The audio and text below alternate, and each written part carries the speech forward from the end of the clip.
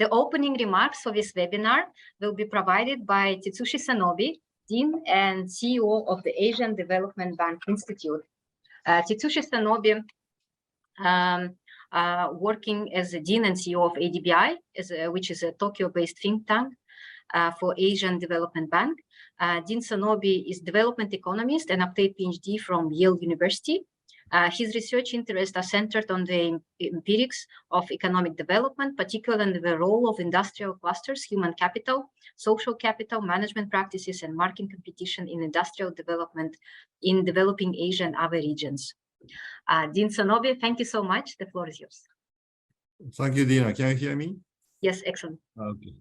So good morning from Tokyo, everyone. Welcome you all to the ADBI virtual workshop on hydrogen in decarbonization strategies in Asia and the Pacific. Thank you for taking the time to join us in this workshop.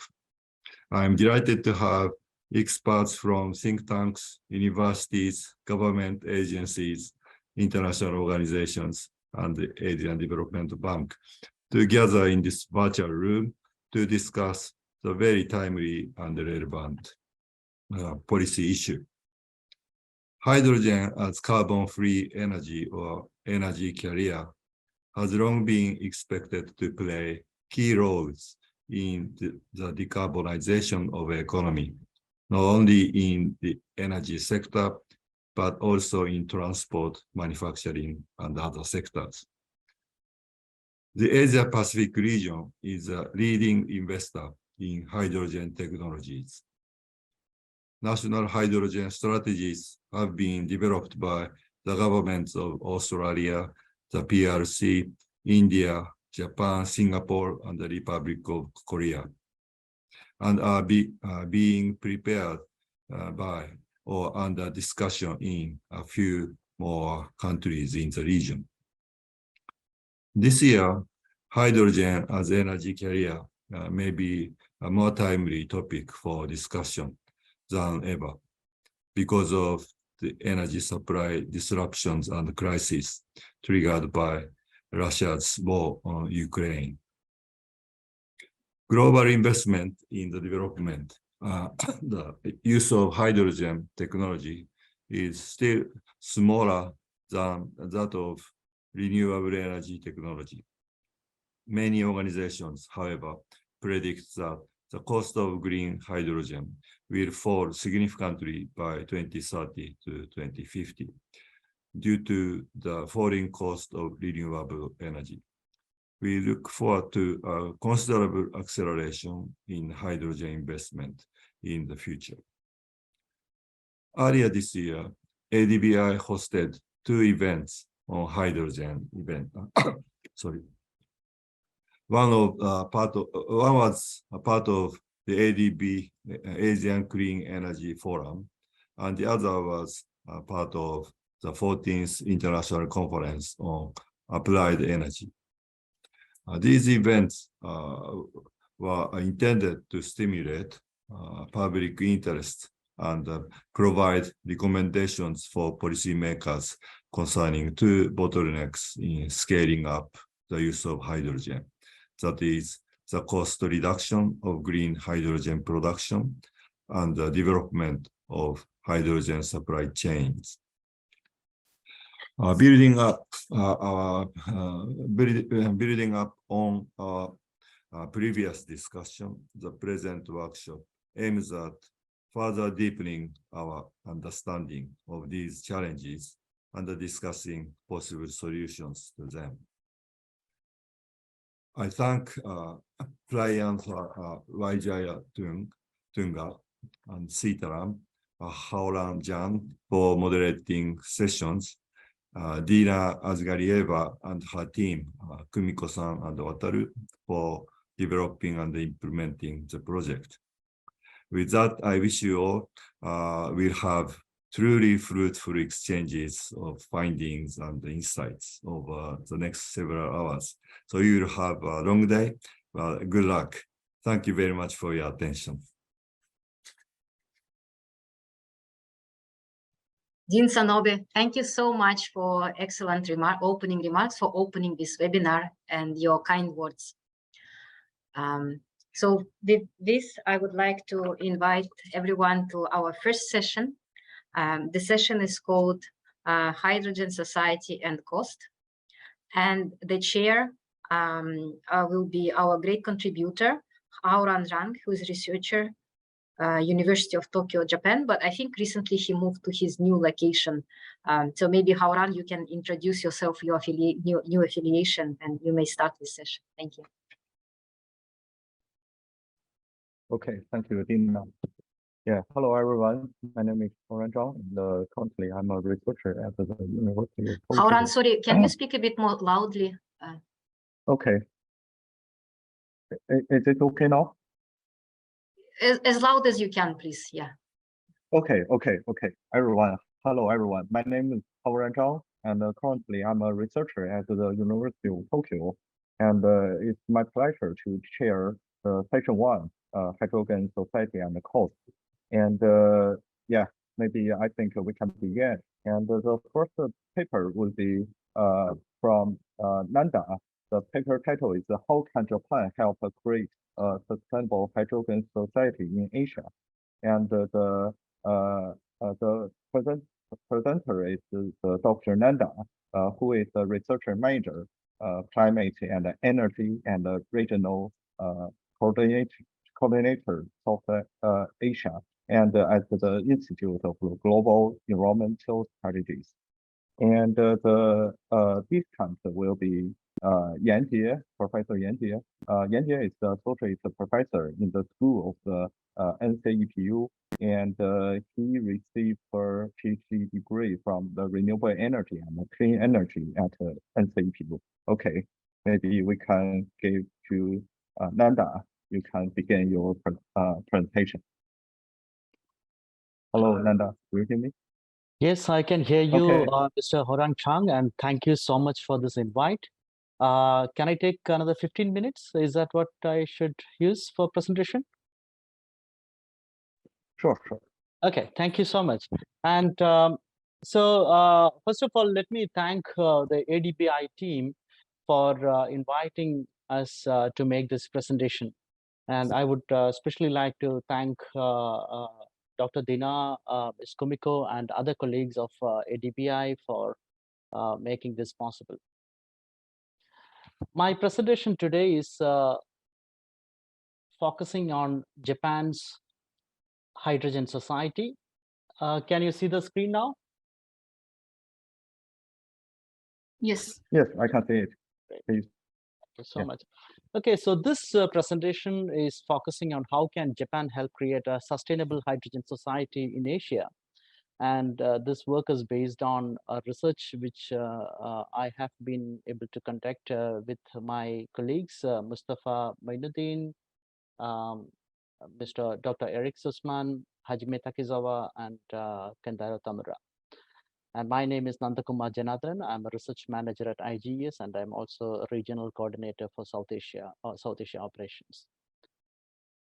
The agenda of this webinar, this presentation, in that I would focus on hydrogen in the net zero context, which is the main discussion nowadays, and hydrogen's potential and barriers, and strategies that are being developed in Asia, and Japan's hydrogen policies and strategies, and certain recommendations. First of all, the most importantly, I would like to say that I have actually used an extensive sources to draw some examples, to draw some figures and information. So you could actually see that these are the sources which I'm using for this presentation, which includes government institutions, international agencies, research institutions, as well as private sector. And most importantly, here I would like to highlight that hydrogen deserves a special importance in the net zero context, especially that clean energy mix has to take lead in achieving the transition towards net zero for across the world. And so this transition to net zero demand not a single source of electricity or not a single source of energy, but a mix of clean fuel sources.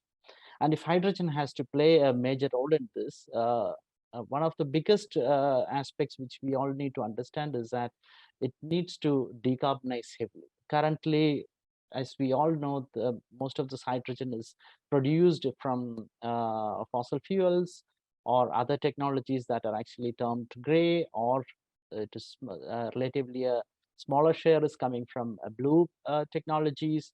But there is a greater need for ensuring that most of this hydrogen that is coming into the global energy mix should be green energy.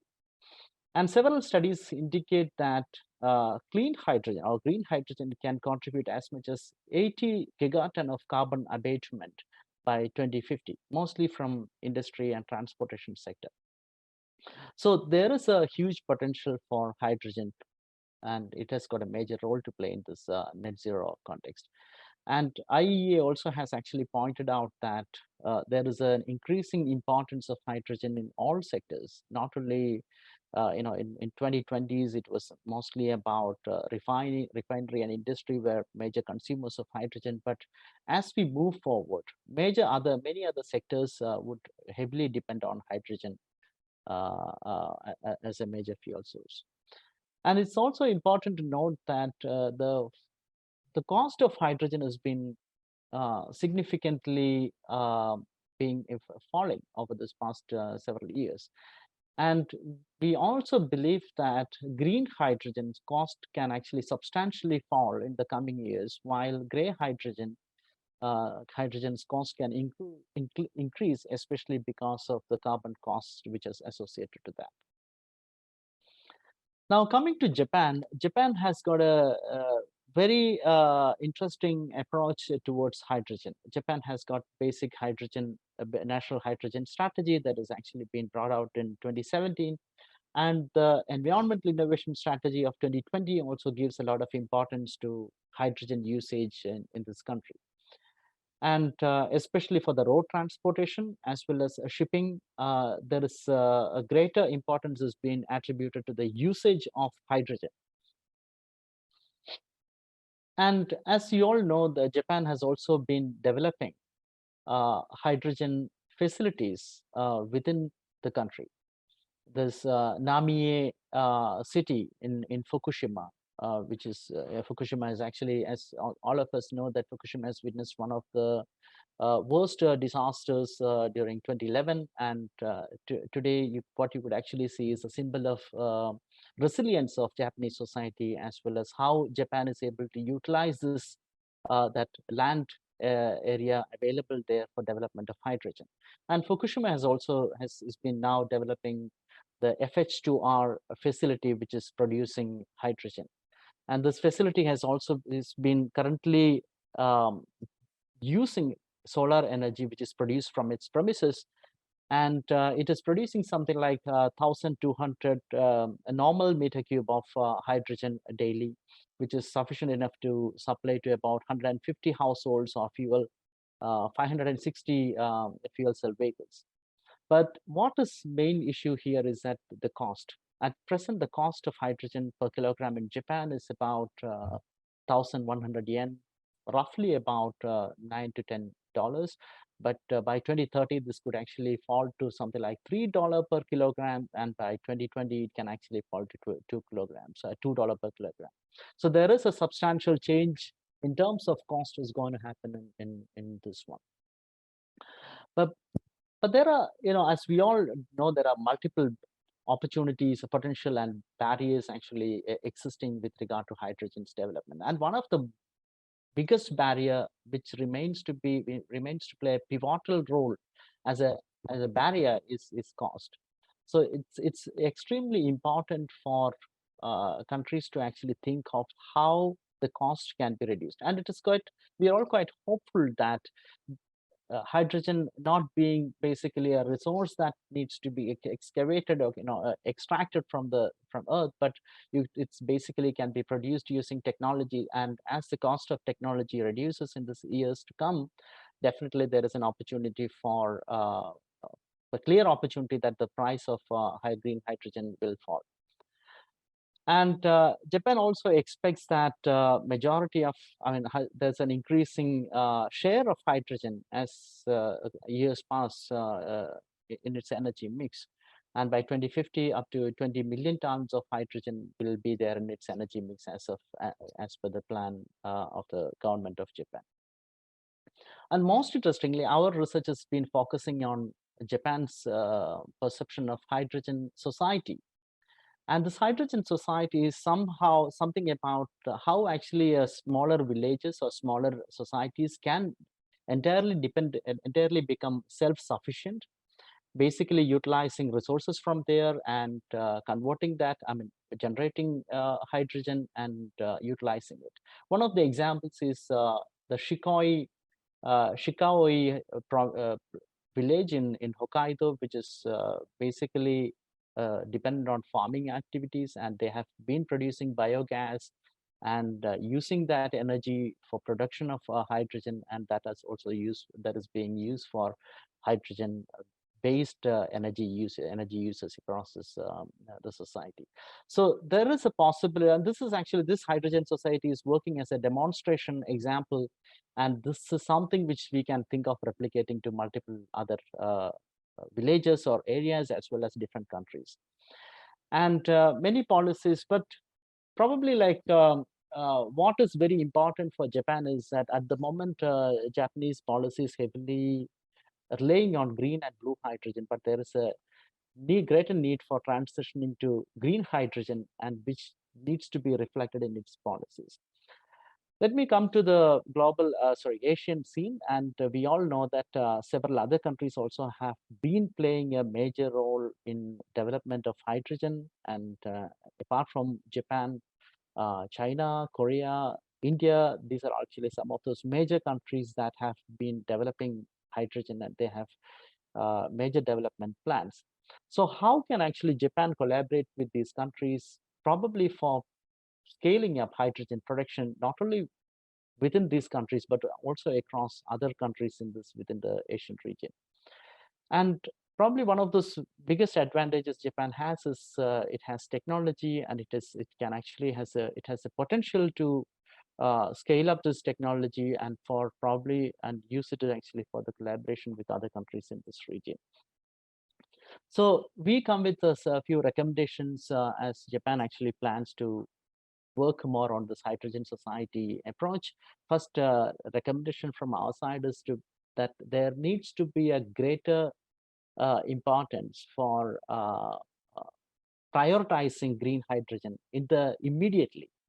As of now, Japan, as I mentioned, Japan has been giving a greater importance for gray and blue hydrogen, but there is definite importance for prioritizing green hydrogen, starting from the short term. And this will also send across a positive message across Asia and across other countries, and there could be avenues for collaboration can be developed. And the second recommendation from our side is that promoting green hydrogen also demand a lot of technology input. And IGS has been working on sort of an approach of technology collaboration, which is called co-innovation, which is against the convention, which is unlike the conventional format of technology transfer among countries. Co-innovation talks about sort of more of an iterative engagement between countries in jointly developing technologies. So Japan can possibly think of jointly developing hydrogen-based hydrogen generation or hydrogen production technologies, which are low cost and that are fit to local context. So here some of the example learnings from Japan's hydrogen society, which is practiced in Shikooi in Hokkaido, can also be introduced, and how co-innovation can actually become better examples for Japan to collaborate with other countries. Especially the multi-level perspective has to be really taken into accounts as Japan moves for collaboration, because there are multiple layers that are niches, regime and landscape are actually very important as countries, technology engagement or technology development is considered. And let me quickly highlight here about this co-innovation, which IGS has been working on. Co-innovation, as I mentioned, is more of a collaborative and iterative approach to jointly innovating, manufacturing, and scaling up technologies. Unlike traditional technology transfer, which is linear technology transfer, which is sold from one country to other at a reduced or subsidized cost, co-innovation facilitates greater engagement, taking into account the local needs or the host country needs and host country's context. So a technology that is developed jointly by the supplier and the recipient will have greater market and will be also adapt in a better way to the local context. So I would definitely be happy to answer all these questions about co-innovation separately. Those who would like to hear about this co-innovation, which I may probably have to go a bit longer to explain that, but those who are interested to hear about this should actually please feel free to contact me separately. And coming back to this Japan's the third recommendation which we have is that Japan's hydrogen policies need to highlight the multiple benefits and especially its close linkages with local revitalization. Local revitalization is extremely important, especially as after this COVID, after this pandemic has actually made huge impacts on several economies. There is a greater need for revitalizing local economy. And the Shikoi example, which I have mentioned earlier, can be used for stressing this aspect of how green hydrogen policies can contribute to local revitalization. And in summary, I would like to stress this point once again. It's extremely important to prioritize green hydrogen in the national policies and promote adoption of green hydrogen across Asia and highlight its core benefits with regard to climate mitigation strategies. And there is a need for strengthening local revitalization, the linkages between green hydrogen policies and local revitalization. And also, last but not least, it is extremely important, as we all know, that the money lies with the private sector and the technology lies with private sector. So there is a greater role the private sector will have to play in development of hydrogen. So with this, I would conclude my presentation. I just want to highlight that this research is based on a team of researchers and experts working from IGES, and we have also collaboration from several other institutions outside IGES. Thank you so much for your patience, and I'll stop here and listen if you have any questions. Thanks, Nanda. Thanks. So wonderful presentation. And yes, Yanjie, you are here. Maybe we can I'm here. have the Hello. discussion. Yeah, you can turn on your camera. And, yeah.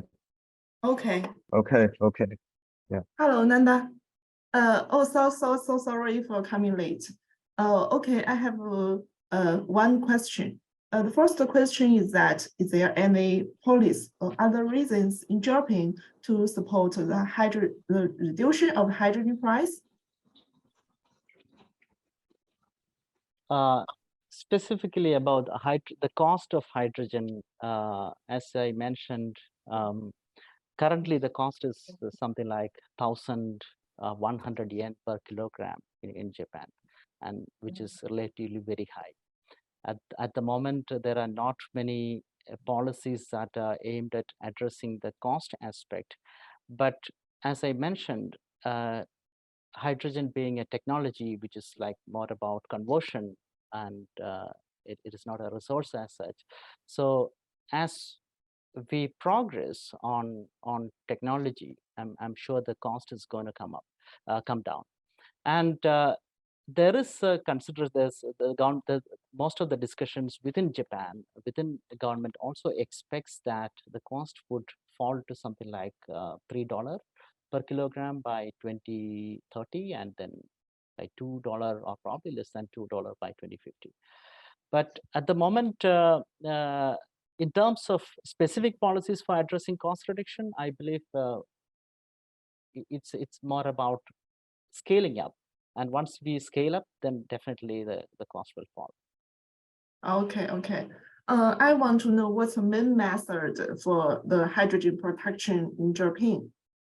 Now, what's the main method? Okay, I am not actually like following that multiple, technological aspects of all this method, but it is what is followed in Fukushima is more of electrolysis and then basically using this solar energy. So this is what actually we have learned from the Fukushima hydrogen facility. But I'm sure there are multiple researches is actually has been going on with Kyushu University and also several other academic institutions, and there are also private companies and institutions have been working in various parts in various prefectures in Japan. So yeah, I would actually, I don't have much of information about all those list of technologies that are actually currently being explored in Japan. Okay, thank you. I have another question. Do you think what's the significance of hydrogen to the security of Japan's energy system? Okay, that brings up, that would need a multiple levels of analysis. First of all, it's important to understand that Japan is one country which has been heavily dependent on external energy supplies. And that not only adds to the energy bill of Japan, but also there are geopolitical considerations that's always there. So all those factors will continue to play in hydrogen context as well. Especially price will continue to play a major factor in deciding Japan's energy security if Japan considers to import hydrogen from outside. Similarly, if any import or supply routes from abroad will also be subjected to geopolitical vulnerabilities, as we see in conventional fossil fuel import. So my point here is that how this also is actually showing the importance of shifting away from gray or blue hydrogen to green hydrogen, which is mostly developed using renewable energy sources. And if Japan can actually expand its plans to generate hydrogen using renewable energy sources and produce hydrogen domestically, then substantially its energy security level can be considered improving. But if Japan is going to depend on external sources, all the traditional security threats related to energy security will continue. So this again, it's a very good question, and I want to thank you for highlighting that. This is from the energy security perspective. Also, Japan should consider prioritizing green hydrogen. Okay, thank you. I saw in your slides that hydrogen production is mainly from wind and solar energy grid. Also, I want to know what's the main advantages in Japan to coupling hydrogen with wind energy? Sorry, what's the main? Okay, what are Japan's advantages in coupling wind energy and hydrogen? See, primarily here, it's all about how we can actually generate green hydrogen. So it's about ensuring that hydrogen is produced using renewable energy sources, irrespective of what kind of sources coming from. As far as it is renewable energy and produced hydrogen is produced, then definitely that that definitely gives weightage to the argument that green hydrogen has to be prioritized. In terms of the facility which we visited, Fukushima facility, which is depending on completely, it can completely depend on solar facility. But what actually one of these points which comes to my mind is that even though solar facility is used for electricity supply for FH2R, we notice that certain days the intermittency of renewable power continues to be a big challenge. If the weather condition is not good, the supply from the grid the facility has to depend on supply from grid. So so it also actually points to the fact that when we talk about green hydrogen, we also need to consider to what extent the intermittency, which can be applied to any of these energy sources, whether it is solar or wind or anything, that also need to be addressed by those who are actually handling this. So, I mean, I believe that all these renewable energy sources actually can, the cost of renewable will decrease in this coming years as we progress, and I believe that there will be greater large-scale production can actually depend on renewable supplies within Japan. Okay. I know that. Thank you. The final question. What's the significance of hydrogen in promoting cooperation among Asian countries? Thank you for asking that question. I mean, I would, energy has always been an element that strengthens cooperation and often lead to coercion between countries. And what we have seen in the conventional fossil fuel history is that oil has always become a factor of element that promoted coercion between countries. What we have seen in the Anglo-Saxon politics or the Middle Eastern region, we have seen that oil has always been the epicenter of energy geopolitics, and it has actually become an element that promoted coercion. But in terms of hydrogen, it's because we are in the middle of a very important period that on one side we all have climate mitigation goals, irrespective of the any country's economy or economic status or social status or political power. Everybody has got a responsibility in addressing climate mitigation. So from the climate mitigation perspective, hydrogen will play a major role. And the fact that technology is not universally, equally distributed across countries, there is a greater need for countries to strengthen their technologies for developing hydrogen. And so technology collaboration for development of hydrogen will be one of the best bridges that could strengthen collaboration among countries. And the second point is that as I mentioned about this point, that co-innovation. So unlike traditional technology transfer, where we have seen finished products were transferred or sold from developed country to developing country, hydrogen technology cannot be considered like that, because the traditional technology transfer is not a sustainable model. And we have always seen that any technology or any equipment that is supplied to another country will not be sustainable, because once it breaks down, it has problem because there is a lack of sufficient know-how in this host country. And also the cost is sometimes unaffordable for host countries. So co-innovation is sort of jointly developing a technology or jointly fine-tuning a technology in a way to fit that technology into the host country, and also for scaling up to multiple geographies. So Japan or those countries that have advanced technology to develop hydrogen can collaborate with other countries within Asian region or support them in developing hydrogen necessary technologies for hydrogen production and storage and usage. So I would actually bring this co-innovation as a center stage of collaboration between Japan and other countries.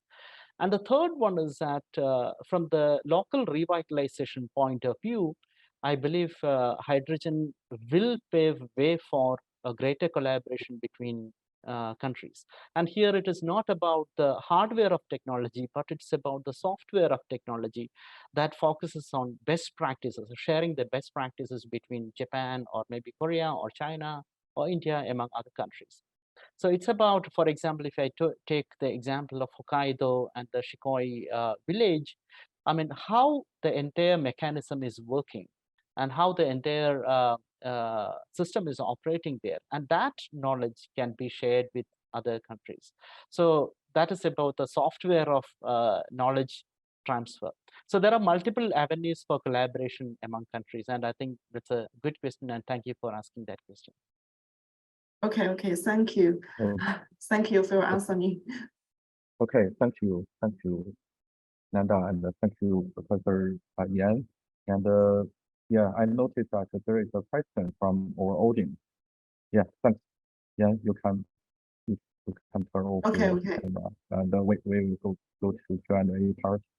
And one question from Axial, local revitalization is a surely welcome idea in energy policy, but looking at the example of Chicago village you mentioned, I wonder what is the regional to convert biogas to hydrogen. And I imagine the green hydrogen should primarily be produced by the renewables. Am I wrong? Yeah. Okay, thank you so much, Mr. Chang. I'm reading this question from Axel. I think that's a very important question, and it also actually questions the concept of local revitalization. Probably there are two important aspects I would consider to answer. One is that this is basically, let us take it as a demonstration example, that how locally available resources which are in excess, and since the community, since the village is sort of a farming village and they have definitely biomass production, and then how do actually they use this excess biomass production? And it also talks about another, I want to actually highlight another concept which is called CES, Circulating and Ecological Sphere, which IGS has been working for the past several years. And I'm sure I'll be happy to share with these examples and this information with maybe those who are interested later. So in that, the CES talks about how resources can be circulated between urban and rural regions. So this is in the Shikoi examples, it is something like that, how biomass which is produced in excess in one place can actually be utilized within this village as well as outside in a way to reduce emission. So probably like excess hydrogen, excess biomass can be utilized for production of electricity, or I know it is a longer method to do that, but at the same time, if the village is able to produce hydrogen, which is always hydrogen as a fuel, which is always advantage, is that it can be carried to another place. Unlike, when you have electricity, that also definitely can be transmitted to other places, provided there are transmission lines.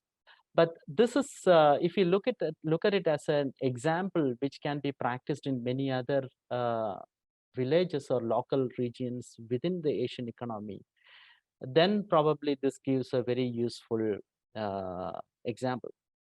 At the same time, I understand, you're not wrong. Actually, you're pointing out a very good question about what is the importance, especially in the Japanese context about converting biogas to hydrogen. Yeah, but as I mentioned, I see it as mostly an example that can be applied to many other economies and can be shared. That knowledge can be shared. Okay, thank you. And actually, I have one question. Because of the nuclear war, and we can see the natural gas price is increased a lot. And I'm now living in Japan, and I also noticed that maybe the natural gas in Japan is also somehow effective. In this case, I wonder if it is a kind of an opportunity for Japan to develop the hydrogen. If you think it is a long-term opportunity or just a short-term event, yeah, for this kind of the energy price increase. Yeah.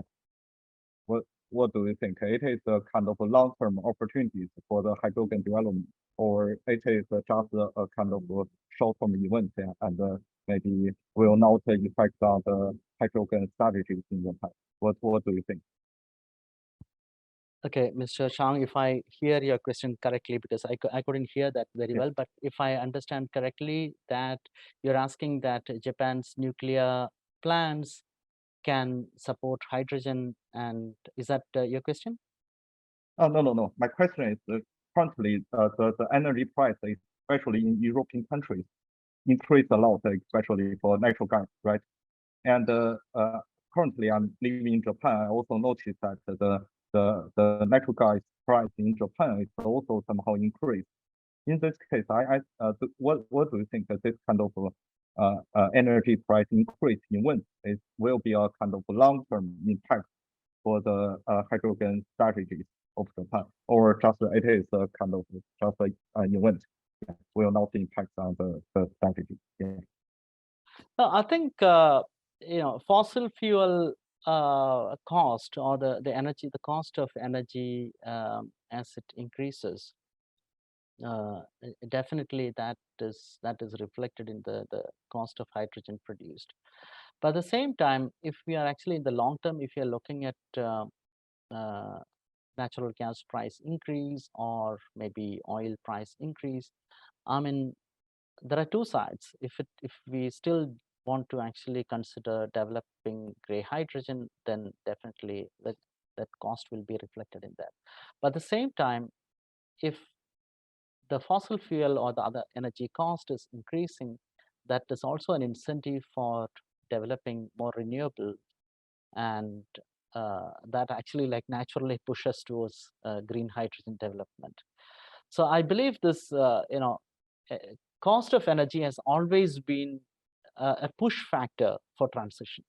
That is actually we have seen in the history, whether it is, I mean, if you look at from centuries back, from availability of fuel wood to coal, from coal to oil, and all these transitions that we have always seen, like mostly discussed in this Canadian expert called Vaclav Smil, who has explained always about this transition and how cost has always played a major role in transition. So I believe this cost can always push transition towards green hydrogen, which is also our one of our ultimate aims for development of green hydrogen. So in my view, the energy cost definitely, in short term, it can actually affect, but in long term, it can definitely bring in some positive advantages for the transition. Okay. Thank you so much. Thank you. Thank you so much, Chang. Yeah, thank you. Yeah. Any questions? Okay. If no, maybe we can move to the next one. Thank you. Thanks. Yeah.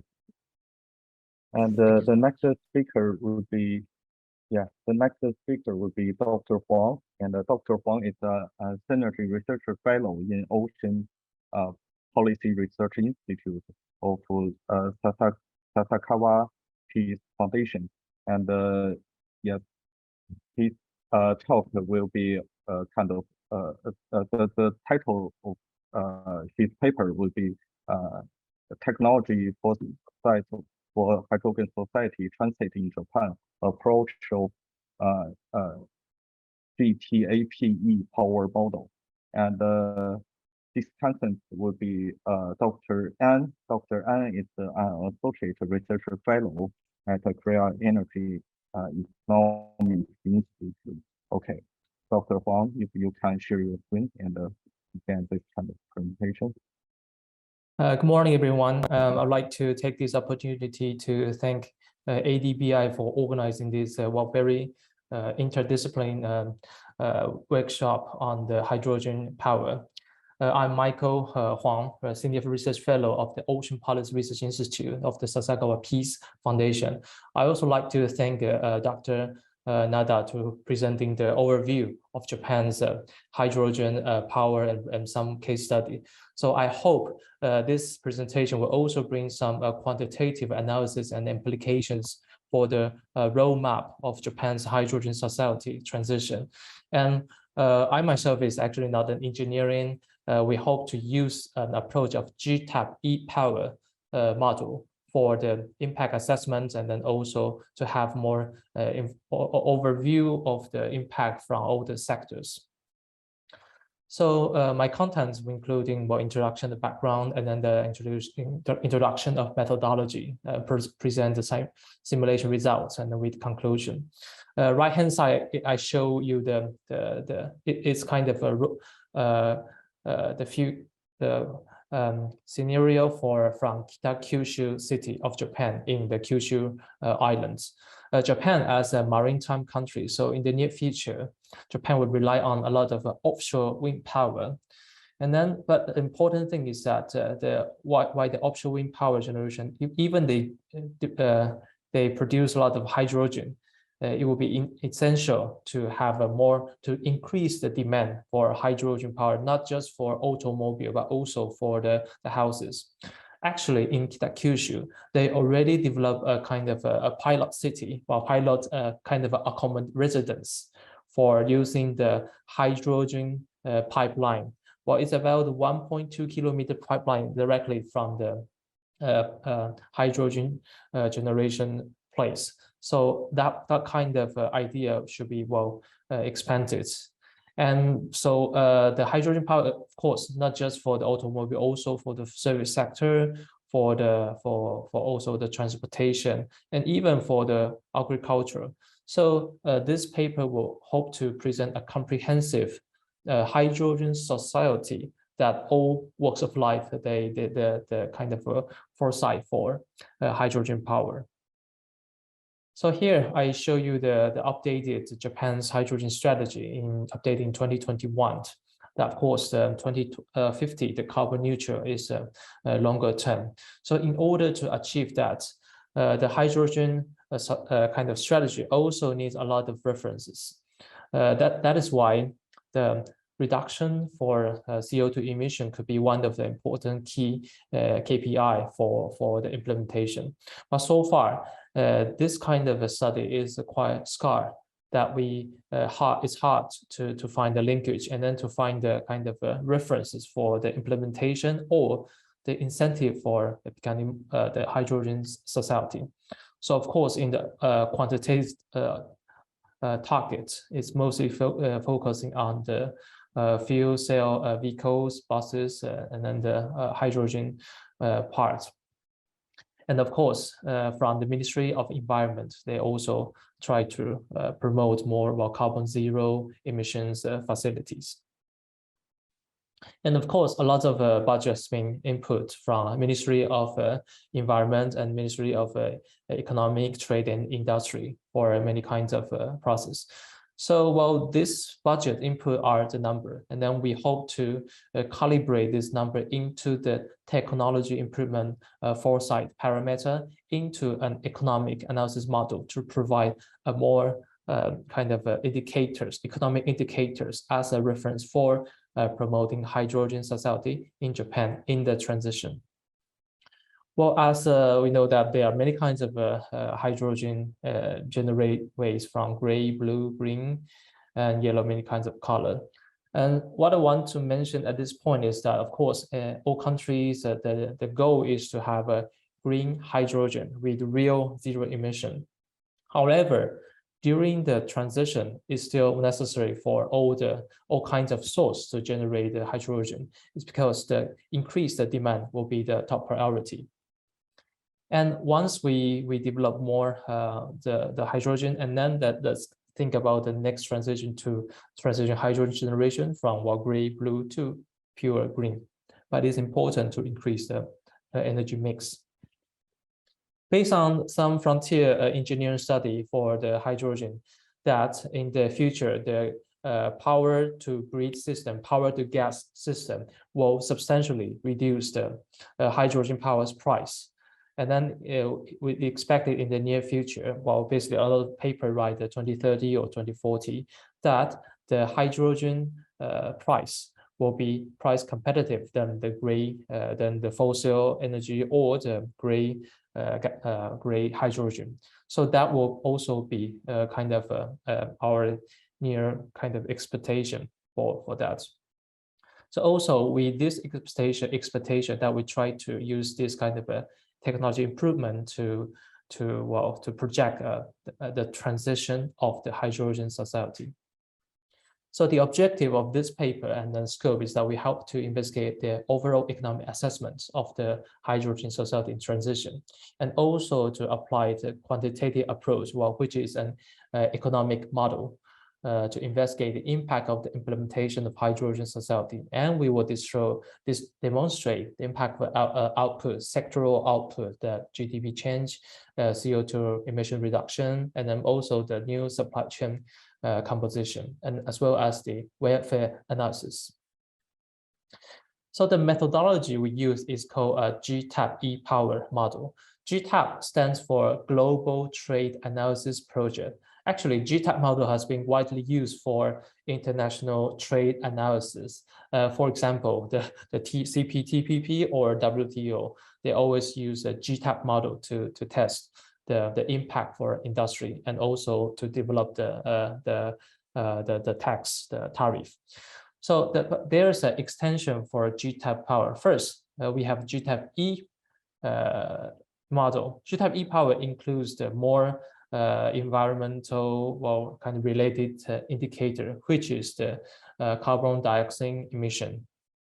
So it link all the carbon dioxide emission to all the sector, to all the country.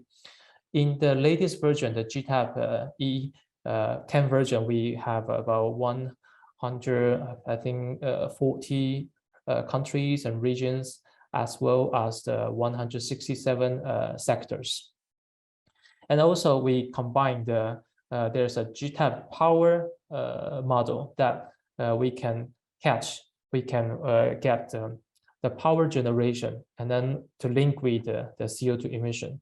So overall, with the GTAP e-Power model, that we can calculate the impact from the power generations transition to be more renewable, to be more green, and then its consequences to the hydrogen society. But what I want to have the disclaimer at the beginning is that so far in the GTAP e-Power model, there is no sector of hydrogen. So in this analysis, we used power generation to the electricity as the transition of the hydrogen application, and then we apply this kind of impact to the society. So this is the model scope of GTAP E. It is based on an input-output analysis from the input-output table from all the country. So that means that all the formation is that they need labor and then capital and then also import exports, and then all the production will link to the production and also link to the export and import, because some country may import to assemble the product for other sector. For example, the manufacturing sector, automobile, and so on. And also the GTAP e-Power's feature is that we disaggregate the nuclear power plant, thermal power, gas, oil, hydropower, wind power, and other power generation, separated into a base load and then the peak load. So because the peak load and base load also affect the energy mix in the different timing. But however, we use the analysis for a longer term, for 1 year or for 10 years. So this peak and low are kind of minor, but they also affect the parameter setting and then the model setting. So this is the concept for the GTAP E model to assemble the product, and then this power can also expand for the power use, and then also the power generation may take some energy goods such as the coal, crude oil, or natural gas, and so on. And then the household welfare is determined by how much goods and how much energy a household can enjoy, and then a country's welfare also is accumulation of all household. So this is the concept about the GTAP e-power, and then how we think that this model could help us to see further about the hydrogen society transition. Another important factor is about the scenario setting about in my title, the technology foresight. So we use a kind of a simulator called SPIRES-E. The full name is CIREX, Policymaking Intelligent Assistance Systems and an Economic Simulator. This model is constructed in the National Graduate Institute for Policy Studies based in Tokyo, Japan. It is a database that collecting Japan's I/O table ever since 1995 to 2011, and then it kind of merged its technology into 93 sectors. And then with every year that Japan has a public R&D expenditure, like the JSPS or JSC or CRDS, and then this kind of a public research fund can reflect into the Japan's technology improvement. So we use the parameter of price index of tangible capital, and then that means the lower the price index, the higher technology it is. So as you can see that due to the demographic change, that Japan's service sector has actually higher price index means the productivity is actually lower. On the other hand, the energy sector for Japan is actually growing. That means in the future that Japan's will have a very high energy efficiency. And also we integrated the power generation technology that it also has a kind of improvement. So in the index that we can see that even for agriculture, maybe with a lot of system, the AI system, IoT system, that Japan's agriculture's productivity can be increased by nearly 5% in between 2025 to 2035. So this is a 10-year parameter. And also that's why we have Japan's energy sector technology improvement is 6.1, and while the power sector is 2.95. So we actually calibrate this technology foresight indicators parameter to our GTAP-E model. So of course the SPIRES-E system is a huge model, and then we do have other references online in the journal paper. So please feel free to search SPIRES-E, and I think there will be a lot of more introduction. So in the scenario we set that we have three scenarios to run simultaneously, that we change the scenario on productivity growth that we mentioned in the foresight R&D technology improvement parameter, and then the capital investment that we improved of the facilities for even the thermal power generation or power for the hydrogen facilities. So now this kind of power generation source can generate have a higher to have facilities for hydrogen generation, and we put more emphasis on renewable energy in the solar power and wind power for that. And actually we also, I think we also, we don't put the nuclear power, or we also put as some investment in the nuclear power as the yellow hydrogen. And finally, we have an assumption for energy efficiency. Energy efficiency means the transition from the power generation into the electricity.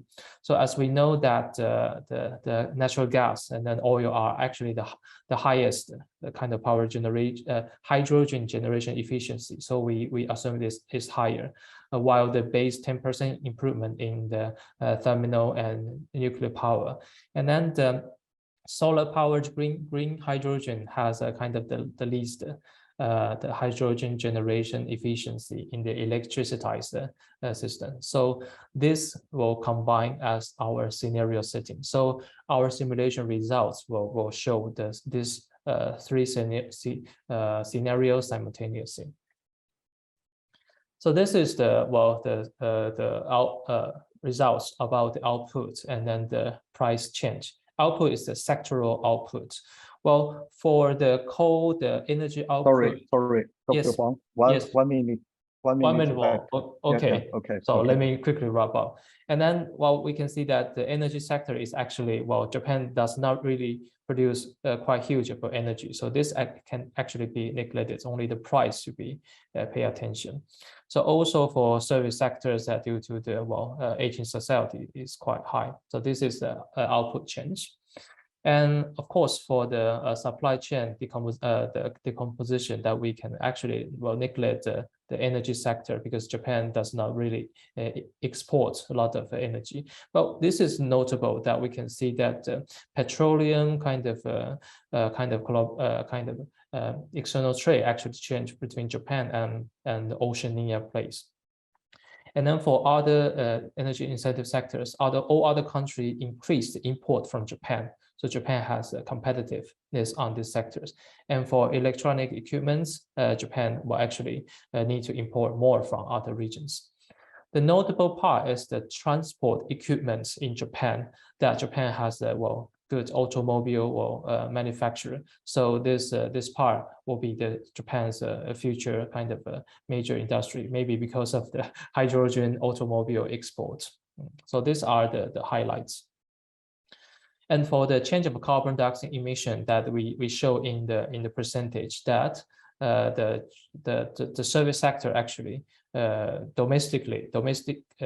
decreased substantially, and then manufacturing as well. Somehow, of course, there are more dioxin due to the import, but we will present the total in the conclusion.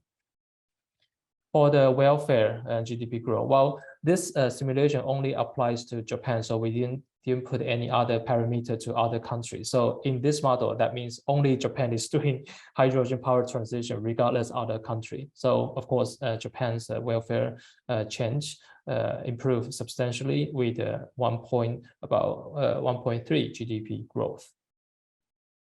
So these are policy implication that the key point is that Japan, through this simulation, that Japan could reduce 19.8 million tons CO2 due to this, thanks to this transition, and also the change for marketing, and then also the supply chain with other regions. Well, of course, the limitation for this research is that maybe oversimplified technology improvement assumption, and then only static model may kind of deprive some insights. In the future, we hope to apply more accurate parameters and develop a dynamic model for that. And also, we also need to employ more parameter for other regional country or the global country to see how the global hydrogen power transition would be. Thank you, and then sorry about the delay. Thank you so much. Yeah. Thank you so much. Okay, we invite Ji Yong'an to join the discussion of the Yong'an. Oh, hello. Okay, yeah, we can hear you. Okay.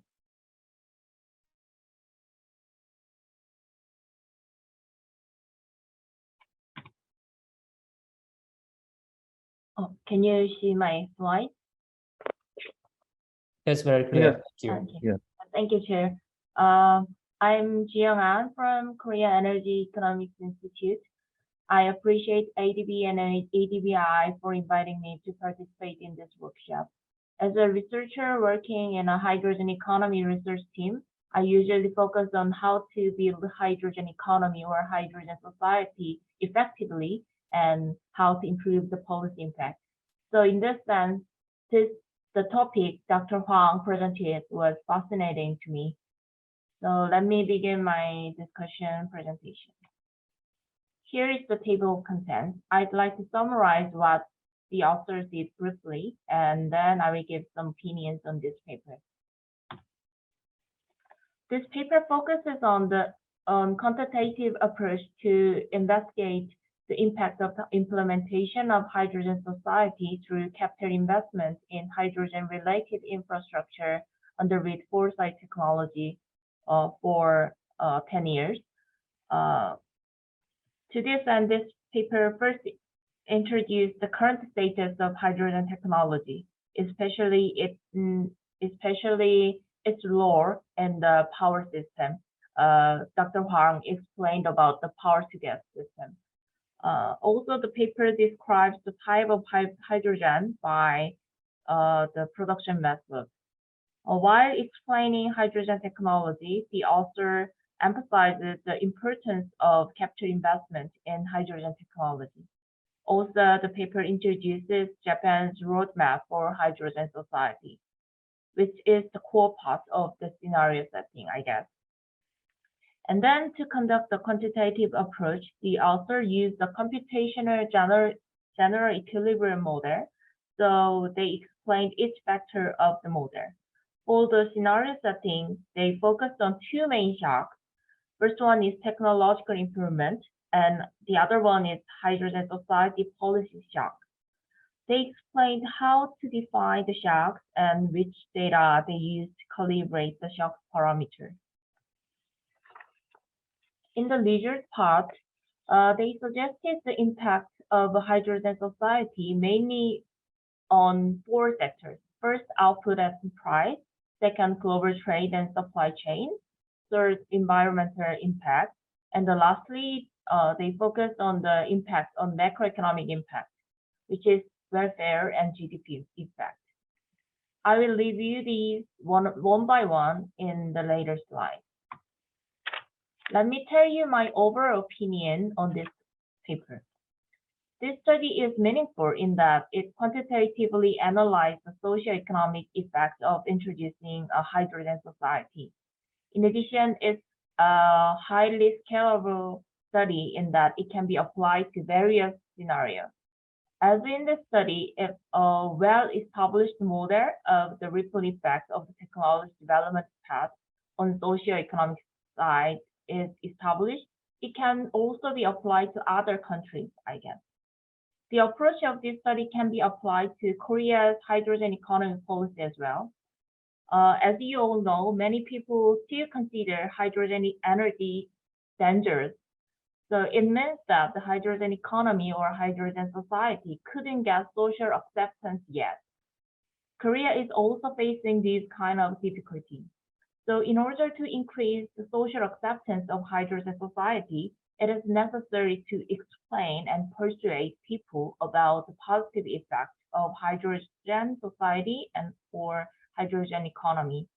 In this sense, these studies have very high policy implications. However, as Dr. Huang also mentioned, there is some limitation. So there's some points I would like to suggest. Since the impact of hydrogen technology on society is very diverse, so it would be good if additional analysis on the ripple effect channel was added. And also it would be good if further explanation of how hydrogen technology advances affect the hydrogen society are included. Well, in the writing, I couldn't get the detailed explanation about the channel. Well, today's presentation gave a lot of thoughts for me, but when I read the writing, I couldn't get well. Okay, let me review some points one by one. As I told you in this paper, computational general equilibrium analysis was performed to analyze energy or power system impact on the economy on a global scale. The model is named GTAP E-Power model. GTAP E-Power model is an electricity detailed economy-wide model that decomposed different power generation from fossil fuels or renewable.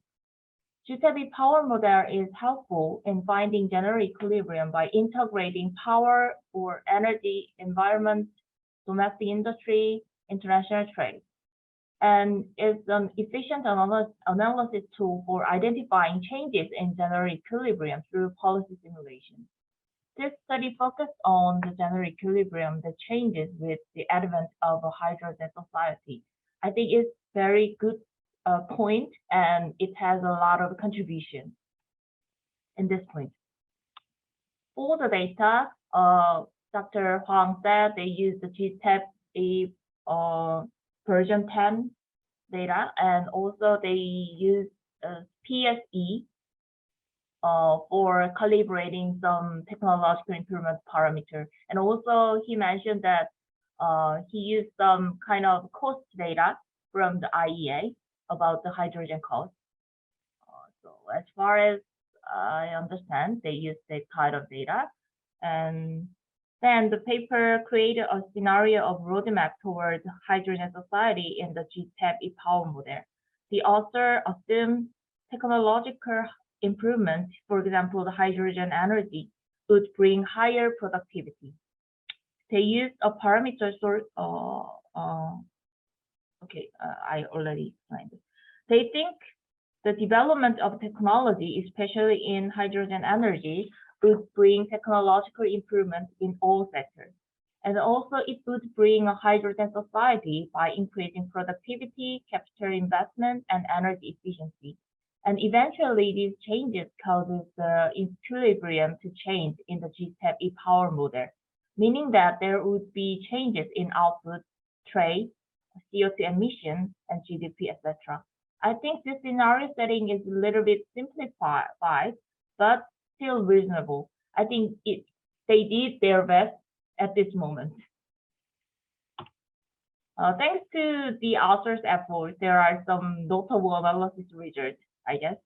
For the output and price, it is convincing results that the energy sector's output increases and prices fall due to the introduction of hydrogen society.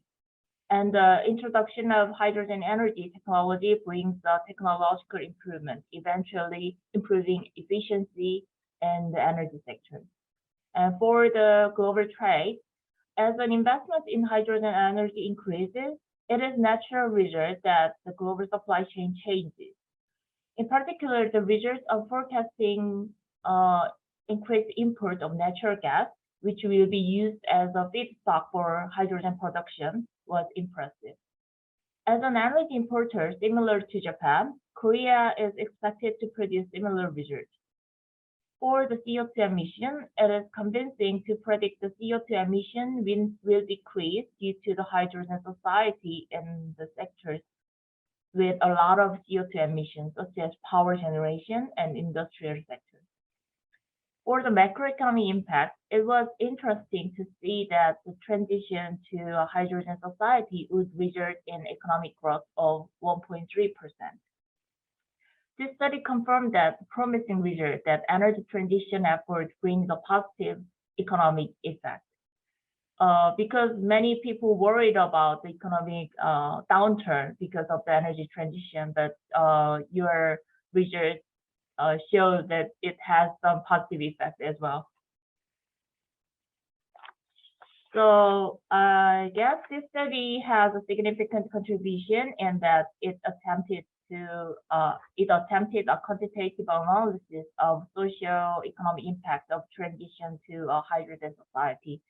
The study is fascinating in that it incorporates the parameter of transition to a hydrogen society to the typical computational general equilibrium model. This study has a high potential for further development by transforming it into various scenarios and models in the future. However, in this paper, scenario analysis of hydrogen energy was performed using an indirect tool called PSE, rather than setting a direct parameter for hydrogen energy into the model. In addition, hydrogen energy can be used in various fields, such as the power generation sector, heating, industrial process, and mobility. Unfortunately, these technologies were not individually reflected in the analysis model of this study, I think. So I'd like to give some suggestions for further research. The ripple effect of GTEP e-power model can only be estimated for existing industries, but when moving to a hydrogen society, new industries that did not exist before can be created, and a new value chain is also formed. So it is recommended to additionally analyze impact on new industries and employment effect due to transition to a hydrogen society. In Korea, when we conduct the ripple effect, we always think about the employment effect. So I think in your paper, you can add some kind of this approach. And also, by adding dynamics analysis is recommended to upgrade the model so that the dynamic changes over the next 10, 20, and 30 years can be observed. This is the end of my presentation. It was great pleasure to discuss about this paper. It was very interesting. Thank you. Thank you, Anne. And Dr. Huang, if you have something want to discuss with Yeah, thank you. Yeah, thank you, Chair, and then thank you, Dr. An, for your really holistic comments, and then you really pick up all the points that mentioned. Well, I would also like to express my great gratefulness for reading through all, and then also the opportunity to add some comments. And then because it has been 2 months since I wrote the paper, so I think more idea will coming to in this presentation. So I think including the real kind of scenario and then map for the real city after my field trip to the Kyushu city as well. Well, I also like to echo that this simulations we are at the moment that while the GTAP database still does not include the hydrogen as a sector, and thereby the implications are also reflect to only what we see now. So I think it's important, as you mentioned, the ripple effect channel to all sectors, and also the how another thing about the CO2 emission is that although some CO2 emission in some energy sectors, and then that will help to I think to bring more hydrogen. Oh, well, let me explain like this way. So it's kind of a substitute effect in the lower cost. If in the near future they found that renewable energy are actually more costly than the traditional, even with the current most economic way is the hybrid car, hybrid automobile, because there's gasoline station everywhere, but not for the hydrogen power. So in the near future, when this grid system has been implemented, there will be more substitute for that. And even at this moment, because if now the hydrogen price is high, so the gray hydrogen, they want to produce more, and then that's why more CO2 emission at this moment is increased in the thermal firepower generation. But in total, that is why there's in total, our simulation results show 19 million reduction in CO2 emission. I think that shows the gradual transition, and hopefully that this kind of information may help the database or every country's IO table to generate a sector for hydrogen society. For example, the GTAP power database also has a solar power in recent 10 years. So I think this will be the really important inspiration for this project to develop.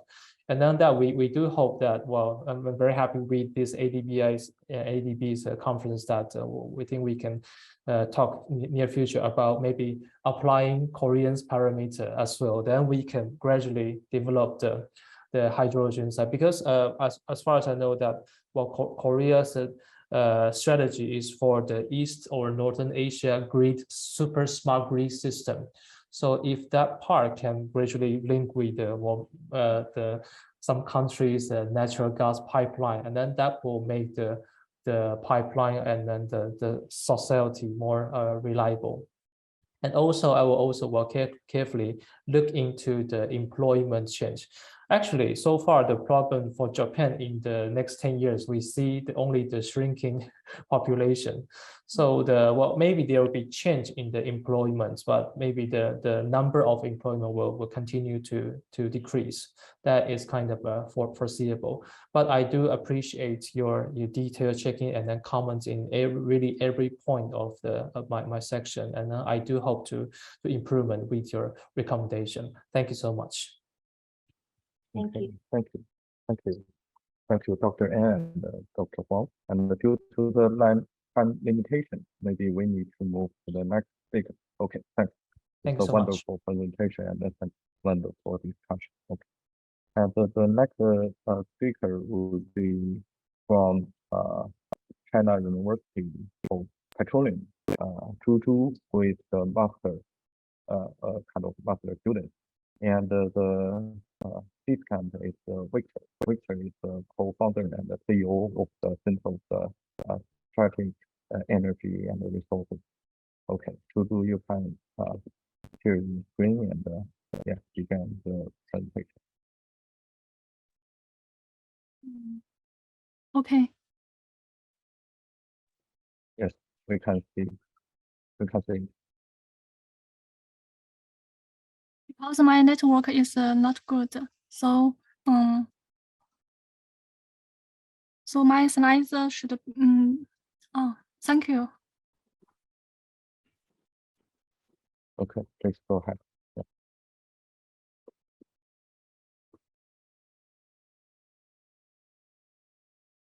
Good morning, everyone. My name is Zhu, a master student from China University of Petroleum, Beijing. It's my honor to be here to make this presentation. The topic of my paper is the techno-economic analysis of long-distance hydrogen pipeline transportation. The next one.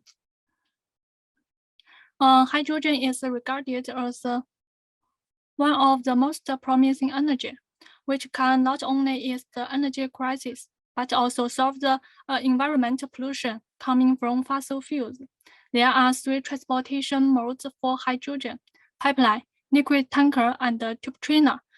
Pipeline has 2 ways. One is to transport hydrogen by pipeline, and the other is to blend hydrogen into the existing natural gas pipeline. For liquid tanker, hydrogen is transported as liquid in superinsulated cryogenic tanker trunks. While for tube trainer, hydrogen is compressed to pressures of 180 bar or higher into non-cylinders that are stacked on a trainer that the truck hauls. Among these 3 transportation ways, pipeline is usually regarded as the best choice. For transporting large quantities of hydrogen over long distance, America and Europe have experience in transporting hydrogen by pipeline. Nowadays, blending hydrogen into natural gas is still the main transportation mode all over the world and has a large number of applications. The pure hydrogen pipeline is still in the beginning period for most of the countries. Hydrogen pipelines and natural gas pipelines show great difference in the technical requirements. For hydrogen pipeline, a techno-economic model is necessary to analyze its feasibility, economy, and investment decisions. Therefore, we propose such a model for pure hydrogen pipeline. The techno-economic model of the hydrogen pipelines includes the technical model and the economic model, as shown below. The technical model consists of the technical parameters along the pipeline and the technical parameters of the hydrogen transmission station, whereas the economic model includes pipeline cost, station cost, crossing cost, operation and maintenance cost, and the other cost. The construction cost and the technical feasibility of a hydrogen pipeline are depended by many factors, such as design throughput, design pressure, the length, diameter, wall thickness, yield strength, heat transfer coefficient, and compressor parameters. After obtaining these design parameters, we need to check if the operational parameters are within the allowable range, including pressure, temperature, and strength. During this process, we can use SPS, a commercial software, to simulate different operation scenarios and optimize the design diameters. Similar to the natural gas pipeline system, the hydrogen pipeline has initial stations, delivery station, and terminal station, as well as several set of valve houses along its line. The figure shows the technological processes of each type of station. The functions of the initial station are filtering, metering, and serving. The delivery station receives the gas from the initial station, filters, and measures it, and then distributes it to the terminal station. The functions of the terminal station are receiving bulk, filtering, and metering. The pipeline inside a station involves inlet pipelines, filter branch pipelines, trunk metering pipelines, metering branch pipelines, and outlet pipelines. We should design these pipelines for each station. The design mentioned is similar to trunk pipeline mentioned before. The investment of a pipeline is determined by engineering cost, route engineering, steel, anti-corrosion, and similar in solution, testing, custodic protection, earthworks, and construction road. Here we show some data about this cost. The station cost includes pipeline cost inside the station, valve chamber, station engineering, and auxiliary project. Pipeline may cross many natural and man-made obstacles, such as rivers, valleys, or regions with complex geological condition. Pipeline crossing projects depends on the type of crossing, soil condition, location, preferred crossing methods, and topography. For simplicity, the crossing cost can be estimated by unit price and crossing length. Apart from investment of pipeline and stations, operating and the maintenance cost occupies the majority of the cost. Without the explicit support of statistical data and risk analysis, the operating and the maintenance cost can be simplified as a percentage, usually 5% of investment of fixed value per unit length range.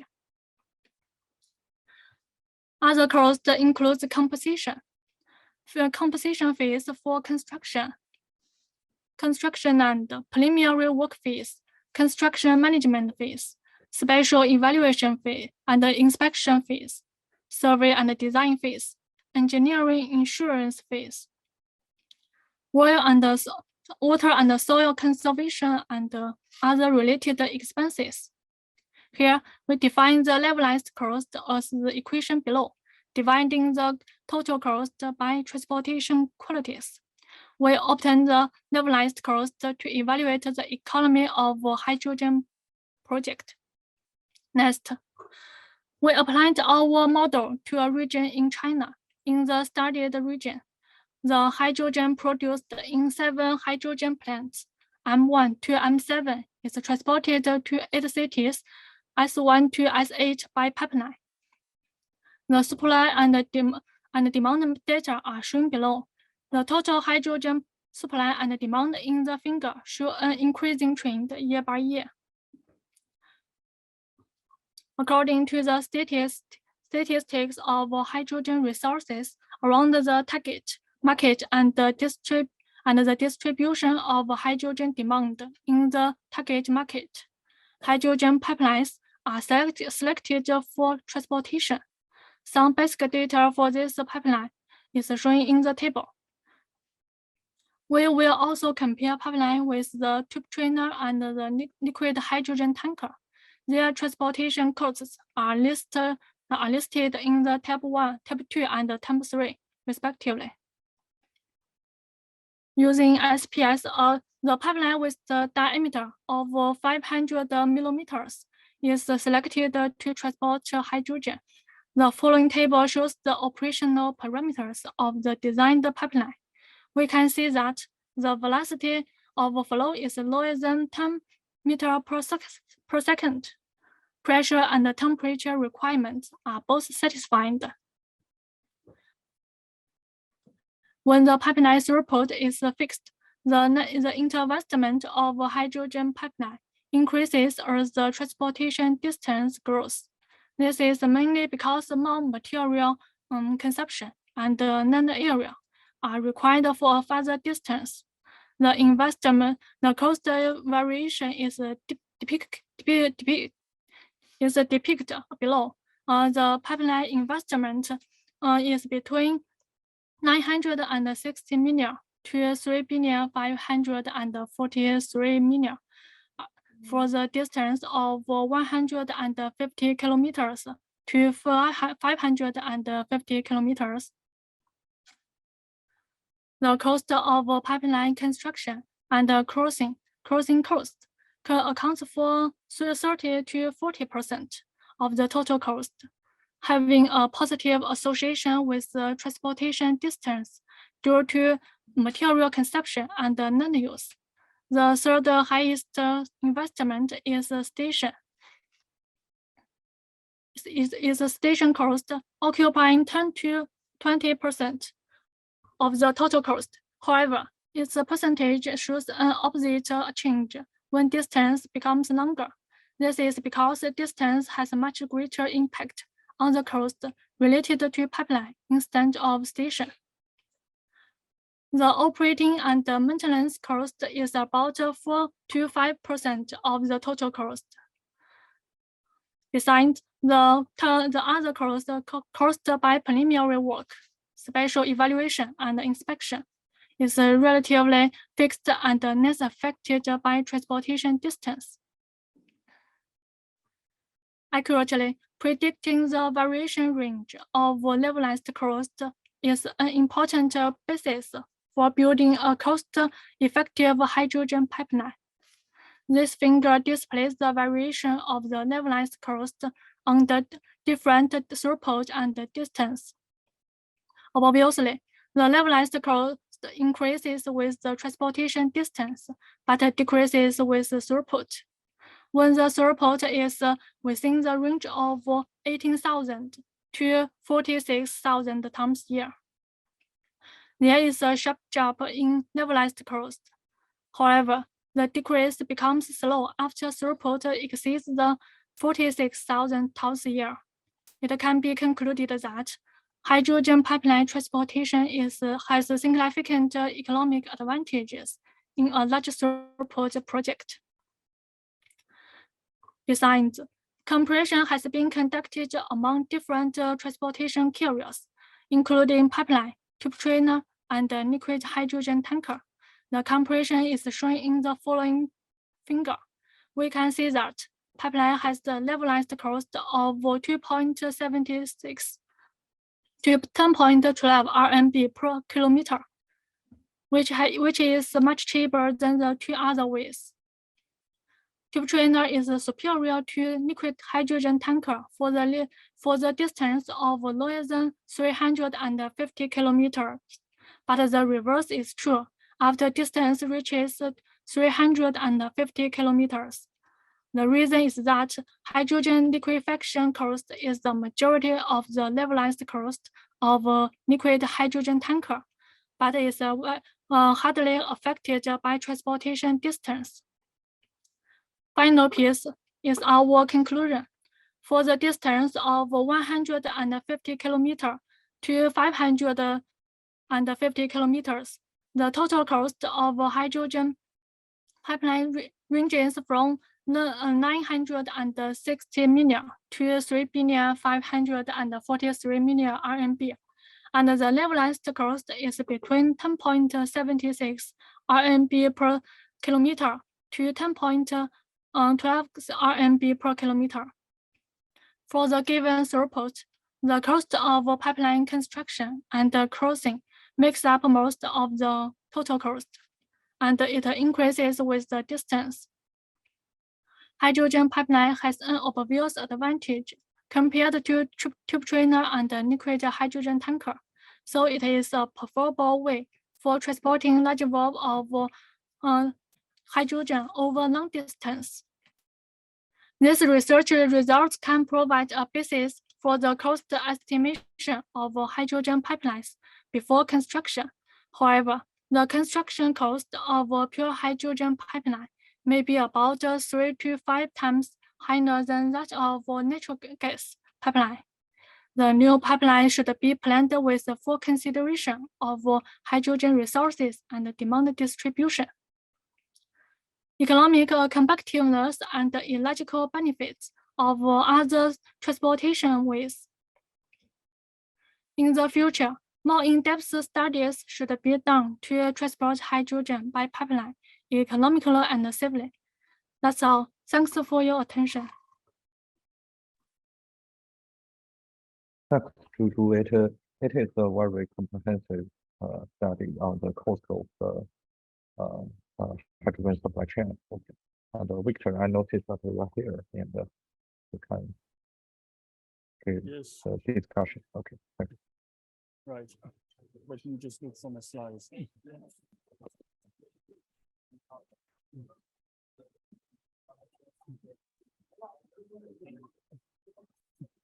Okay. I mean, there's going to be a bit of background noise. Just right now, I'm actually in a cafe in the hospital.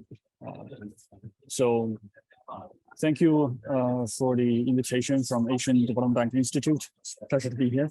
It's a really nice paper that I read from China Petroleum University in Beijing. Good analysis. So I'm from the Center for Strategic Energy and Resources. I'm a co-founder and also the CEO of the think tank. Very independent. We're not part of any university or government organizations. So let's dive straight into it, since we are overrun a little bit. So a brief overview. My overall impression of the paper is it's a good paper. It's very technical. You have presented a number of details in terms of cost, which was not really in the paper itself, but you presented in the slides, which is really good.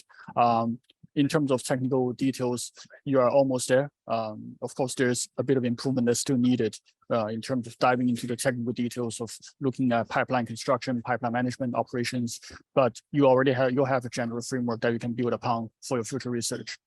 In terms of economic assessment, that is where there may be some issues that we will discuss today, and we will go through them. So in terms of mathematical formulations, modeling, if you like, to me, they look reasonable. That's at least a good starting point of which you build upon a technical economic assessment. And it's really good to see that you're separating the technical analysis from the economic analysis. Usually most technical economic assessment are not exactly done this way because they tend to combine the technical and the economic analysis into one, which tend to lose granularity. But in this case, you have done a good job in separating them, looking at both what is the technical side and also looking at the cost side. But here's one major issue that you might want to look into in your future research is the O&M cost. Right? Operating and maintenance, if you separate those two words, those are actually two things. There is the operating cost. There is also the maintenance cost. Operating cost includes a number of costs. You will have manpower costs, you have monitoring costs, you have compliance costs. You also have one main thing is the energy cost. Okay, so depending on the region, depending on the country, and depending on where you're looking at, the different energy cost may give you a very different operating cost. Same goes with maintenance, right? Because pipelines are multi-year project, right? Depending on the inflation rate, depending on the labor cost, and depending on what other costs that's involved, that has a attached to the other economical cost drivers. They may or may not be the 5% as you assume. So that is where you might want to look into more details. That is good because you already have other detailed data on the other side. So in this case, you don't want to miss out on the O&M cost, in which 5% is too simple an assumption to go with. The next major issue is the levelized cost, right? You might have the assumption, but it's not presented in the paper or in your slides. So whenever we talk about levelized cost, it is usually attached with the discount rate. So discounting the future cash flow into today's currency or today's dollar value, that is what we usually do. So you may have a lump sum investment from day one, but you also have a cash flow over the next few years. Right? So pipelines may run for the next 30, 40, maybe 50 years. So along the way, there will be different costs. Right? If you have a major maintenance cost, or if you have an issue with segment of pipelines, so that is almost like a small investment if you want to replace certain part of it. Or if there's a major maintenance with a compression station, then there will be also additional costs. And because they are future investments, so they are not exactly today's dollar value. Right? So you need what we call a discounting factor or discount rate. So this is what I mean here. You need a discount rate to calculate or convert from a non-discounted cash flow to a discounted cash flow. That will give you the levelized cost. And you will then quickly find out it's interesting that because if you apply a different discount rate, you will have very different levelized cost. And you want that is because the different product carries different risks. And discount rate is also used to reflect sometimes the risks associated with the major infrastructure project. Right? And so that's on the methodology, the mathematical formulation, and the modeling part, which you might want to consider as future enhancement. Specifically, I want to talk about figure 2. Yes, you give some explanations about the technical details. But if it is a natural gas pipeline, then this is not much question asked because it's well understood in terms of the ambient conditions, in terms of the transmission conditions, the pressures, and etc. But in this case, we're dealing with hydrogen. Right? And hydrogen is a very peculiar gas. Depending on the pressure, depending on the transport temperature, what is presented in figure 2 can give you very different results. And also, if you're transporting the pipeline in a short distance, this may not be a major issue. But if you're having a long distance transport, make an assumption, from the northern part of China all the way to the south, you have a constant changing ambient environment, and this will affect hydrogen much more than natural gas. So if you give just an explanation about the technical details in the framework, which is good, but you also need to explain if there's a change in the ambient condition because of geographical changes or location changes. How does that affect for example, operating and maintenance costs, right? And maybe it will also affect your investment costs because at different locations, you might need to do different things to make sure that you will have consistent gas pressure drop across the whole pipeline. So that's the technical part. Another cost issue which I want to raise is the study that you have, and also based on your presentation, you seems to be assuming that this is based on a new build pipelines. But if you read international reports and of course the countries you give an example, there are discussions to repurpose meaning I have an existing pipeline that's transporting town gas or natural gas. Right? So rather than building a new one, I modify it. Maybe apply some coating internally, or maybe having some external installations so that I can then use the existing pipeline for transporting hydrogen. And that is very much practiced these days. A lot of countries are looking at it. I will give you a reference for that. So this is something you might want to consider, because then it also leads to additional policy thinking as to where do you want to place your hydrogen station. And you have a few hydrogen stations assumed in your study.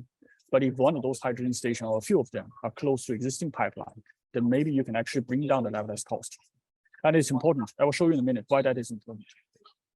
And I have to take the last point back because the data is not in the paper, but you present the data in the slides, right? So those data should also be presented in the paper because these are really good data. Although it is very much looking at China alone, I would love to see that you can convert or contextualize these data in a more international or globalized context. But it's still okay at its present form, to focus on China, but also just note that we also want to look at what is the international benchmark comparison from your study. In terms of results, I would say that it is consistent with what the international studies are in terms of trend, not the actual cost, but in terms of trend. That's correct. The longer the distance, the higher the cost, right? But there are other elements of considerations. I will show you, and you will love that reference, I think. Another part is that you are considering or comparing hydrogen as the only carrier. It is okay if you just want to focus on looking at liquid hydrogen, gas pipeline hydrogen, highly compressed hydrogen. Right? So But that is only a very small part of the whole hydrogen economy discussion that we are seeing today. We're also looking at ammonia, and also LOHC is liquid organic hydrogen carrier. So these are usually benzene-based chemical compound that has hydrogen in them. And we love this particular hydrogen carrier is because the existing industrial facilities or chemical plants are able to manage this LOHC life cycle. So meaning from hydrogenation to dehydrogenation, there are existing facilities that can do that. So it's probably easier. And also we have existing chemical tankers that are able to handle this chemical. And ammonia, of course, we're familiar, right? I mean, ammonia is made from nitrogen and hydrogen. And we also have existing industries that use ammonia. We're also considering to use ammonia as a fuel, so you don't have to convert hydrogen out of ammonia. So in a way that it is a carrier that's much easier to manage. You can carry those carriers from a long distance shipping. So that gives you additional options, possibly reducing the cost of transport. Yeah. So this is what I want to show you. This report is publicly available from IRENA, Global Hydrogen Tree to meet the 1.5 climate goal. And this particular graph, I think, is really where you really want to pay attention to. It's interesting. Let me explain to you. So on one hand, you have the scale of project size, right? Million ton of hydrogen per year produced. So this is the capacity of the project of the plant, if you like. Then you have the transport distance, looking at how far you're transporting this particular hydrogen carrier. And if you're looking at pipeline, you quickly look at, okay, the bigger the project size, the better it is, right? In fact, pipeline can support very large projects. But we may not want to transport hydrogen over a very long distance for good reason, because hydrogen has very peculiar physical properties. It is a leakage issue. Leakage not in the sense that you have leaking valves and pipes. Because the hydrogen molecules are so small, they can actually go through the pipeline itself. I mean, like a sipping out of the pipelines if you don't have a proper coating. And hydrogen also have a metal embrittlement problems. So if you subject metal or stainless steel to hydrogen for a long time, there is a chance that the steel may become brittle. And if the temperature changes, it could cause crack, or even the whole thing may collapse. So you may have problems with the transport with the pipelines. That is why we're not looking at very long distance. The few examples that are doing long distance hydrogen is only for very special purpose. If you look at where hydrogen is being transported and used today, is primarily within the petrochemical and refinery complex, and the pipelines are never that long. Liquid hydrogen, where do you find them? In your university, I believe you find them in your research labs. Really, if you need liquid hydrogen to do some scientific research, some experiment with gasification, whatever, I don't know. But I've seen this in my previous university, liquid hydrogen tanks. But they only meaningful if you're looking at the transport distance about 2 to 3 kilometers at a very large scale. Why? Because you also understand from your study, the lower the temperature, the higher the pressure you go, the more expensive they become. So that's liquid hydrogen. And you see a large chunk of, where the reasonable size, where it becomes reasonable, economically viable, over a large range of project size, and reasonably for a far distance, is looking at repurposed pipelines. You are looking at new pipelines. That's what my impression about your paper is, which is good as a starting point. But you also want to look at existing pipelines. In China, there are quite a number of existing pipelines which you might look at. The last one, which is why I mentioned ammonia, is because ammonia really is the carrier that most of us are talking about. You can't really do ammonia through pipelines, but you can easily put ammonia on ships for long distance transport. You can also do, if you want to focus on China, within China, you also have coastal cities. You can do ammonia shipping, right? And, if you look at future international export, then shipping ammonia is far easier than comparing to shipping liquid hydrogen and other type. The interesting thing is this liquid organic hydrogen carrier. And if you look at, okay, it is sensible over quite a wide range of distance, but it is not really a meaningful thing to do if your project size becomes too big. I will leave it to you to figure out why this is the case. Since you are doing hydrogen research, I'm not going to give you the conclusions, right? But I want to show you two things. This is interesting you want to look at. And this repurposed pipeline may be something interesting we want to look at. And don't forget, this is indeed the complete picture about hydrogen. It's not just about hydrogen gas or liquid hydrogen. There are other hydrogen carriers that will be in competition with the pipelines. And in your study, you'll quickly understand that pipeline is a heavy investment commitment. Once you do it, you want to use it. But if that's not the right investment decision in the long run, then they become sunk investment, and you'll have a problem with managing stranded assets. And that is what policymakers want to avoid.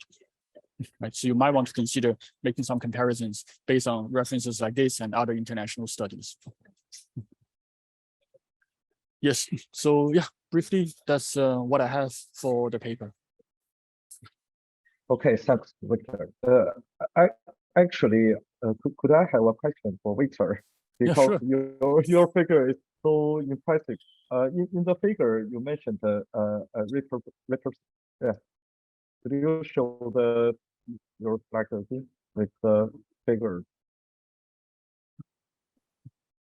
Yes, yes, this one. Yes, yes. Here the repurposed pipeline. Here you mean just the pure hydrogen pipeline, or mix means natural gas mixed with hydrogen. These are pure hydrogen. All of them are pure hydrogen. Pure hydrogen. Pure hydrogen. I Yes. Therefore, I think maybe we could add more item here, which is the mixed transportation. I believe mixed transportation, the cost of mixed transportation would be more effective, yeah, than this. But for this, because I believe Tutu is kind of master it's a master student in the natural gas transportation and storage, and he may know, or we may know that if we want to repurpose the pipeline from the natural gas to hydrogen, maybe there will be some kind of technical challenges. For example, we need to join the pipeline. Maybe the cost will be very much. We need maybe in this case, I don't know how the cost this kind of result come out. Do you have the detailed model, information about this kind of model, cost model? Yeah. Well, because I heard some kind of we know companies in China who focus on more on the pipeline construction. He mentioned that maybe comparing with the repurposed pipeline from the natural gas to the hydrogen, they would prefer to rebuild the pipeline, but not repurpose the pipeline. Yeah, in this case, maybe. Yeah, that's actually a good point. Repurposed pipelines are also applied in a very specific conditions, not everywhere. Right? Repurposed pipelines also depends on the age of the pipeline and also the materials used in the pipeline. Some are transporting natural gas, some are transporting CPG propane gas, depending on the chemical compositions. So if you're looking at the town gas that we use for cooking, you already have hydrogen mixture in it. But these are mostly iron pipes. They're not steel pipes, they're iron pipes. So, and also North of England H21 project, we're also looking at repurposing the iron pipelines. So instead of transporting natural gas for space heating, we're transporting hydrogen. And so that's pure hydrogen. It's not really a mixing. So can mixing be done? Yes, it can definitely be done. But I don't think the cost will change too much because we're dealing with hydrogen nonetheless. It's only a matter of large volume, smaller volume. But this issue about hydrogen embrittlement, this issue about hydrogen volatility, and the stress it causes to metals, this won't change. Because I mean, we're not using the pipeline for like a week or 2 weeks. We're talking about 50 years. Right? So over time, the stress will come and the issues will come. But the big challenge is we don't know what is the impact. And that is something that everybody is doing research. So you say, okay, 20% mixing of hydrogen. How much does the metal start to show stress? 100% hydrogen, when does metal show stress? And they're also subject to the ambient environment and ambient pressure, temperature change, and all that. And I mean, the reason why I was saying, that the geographical location change, from northern part of China, which is very cold in winter, all the way to down south, which is hot and humid, right? So you're actually subjecting hydrogen to, changing conditions, and the pipelines also have a temperature gradient when it goes from north to south. And you have a mixture in it. then the effective chemical compound of the mixing from the beginning to the end will also be different. And also that is why mixing, although it can be done, but usually I think they are only doing the mixing at the last stage. So you transport hydrogen 100%, you transport natural gas 100%. Before you want to burn them in gas plant, then you do the mixing. I think that is what's usually the practice to make sure that everything is safe.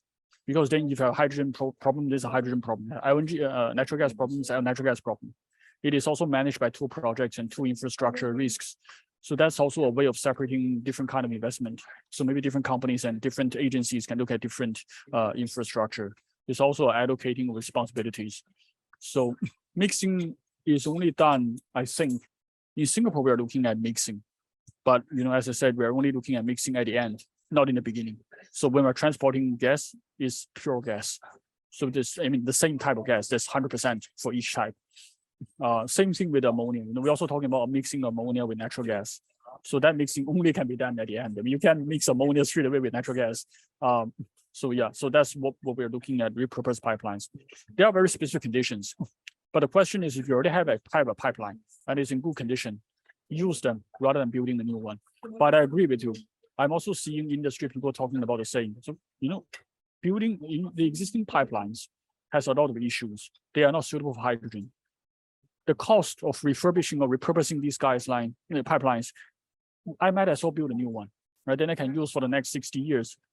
So it's, you know, you have to look at what is there. But it's not something that we should easily rule out, because we also have, you see globally, we have projects that's using existing pipelines, and they seem to be fairly economical. So actually, that was my suggestion. Put that into the model and add additional variables on the maintenance cost and see how the levelized cost eventually would look like for comparison. Okay, thank you, Victor. Yeah, obviously, I think the system cost estimation is a very complicated issue. We can make it more clear. Okay, thanks. Due to the limitation, maybe thanks. Due to the time limitation, maybe we need to conclude the meeting. And but we will going to have a break and resume the session from the 12:10. Okay, thanks everyone, and see you later. Okay, bye. Thanks. All right. I hope everyone had a great break. So let's resume our event. This is, let me remind you, you joined ADBI workshop on hydrogen in the decarbonization strategies in Asia and the Pacific. And this is one-day workshop. We finished session 1, which was hydrogen society and cost, and we had opening remarks. So now we are moving to session 2, which is a joint session with CUE and ADBI, titled Hydrogen Supply Chain and Transportation. So this will be moderated by me. And for this session, we have 3 papers. So let's start with the first paper, assessing the impact of incentive policy on green and blue hydrogen in People's Republic of China, an evolutionary game theory perspective. And I would like to invite speaker Cheng Cheng, Associate Professor, School of Management Science and Engineering from Shaanxi University of Finance and Economics from People's Republic of China. And let me remind you that full agenda and full biography is available on ADBI website, and link is available in the chat box. Professor Cheng, the floor is yours. Thank you very much. Could I share my screen now? So let's resume our event. This is, let me remind you, you joined ADBI workshop on hydrogen in the decarbonization strategies in Asia and the Pacific. And this is one-day workshop. We finished session 1, which was hydrogen society and cost, and we had opening remarks. So now we are moving to session 2, which is a joint session with CUE and ADBI, titled Hydrogen Supply Chain and Transportation. So this will be moderated by me. And for this session, we have 3 papers. So let's start with the first paper, assessing the impact of incentive policy on green and blue hydrogen in People's Republic of China, an evolutionary game theory perspective. And I would like to invite speaker Cheng Cheng, Associate Professor, School of Management Science and Engineering from Shaanxi University of Finance and Economics from People's Republic of China. And let me remind you that full agenda and full biography is available on ADBI website, and link is available in the chat box. Professor Cheng, the floor is yours. Thank you very much. Could I share my screen now? And thank you very much. Hi everyone, my name is Cheng. Today, it's my great honor to share our recent research assessing the impact of incentive policy of blue and green hydrogen in China, an evolutionary game theory perspective to all of you. Today, I will talk about our paper from 4 aspects: the introduction, the model, the case study, and the numerical simulation, and the conclusion and policy recommendations. First, let's look at the research background. As we all know, hydrogen energy is an important secondary energy. It can promote the utilization of fossil. It can promote the utilization of fossil fuels, and it can also solve the curtailment of wind and solar energy. It can contribute to the decarbonization in many sectors. It contributed to the economic development as it has a long supply chain. However, the production of hydrogen is one of the most important bottlenecks that limits the development of hydrogen. As China plans to reduce its carbon emissions, so sustainable hydrogen is encouraged by Chinese government. The development of blue and green hydrogen relies on the government's supporting policies. Firstly, the investment is high.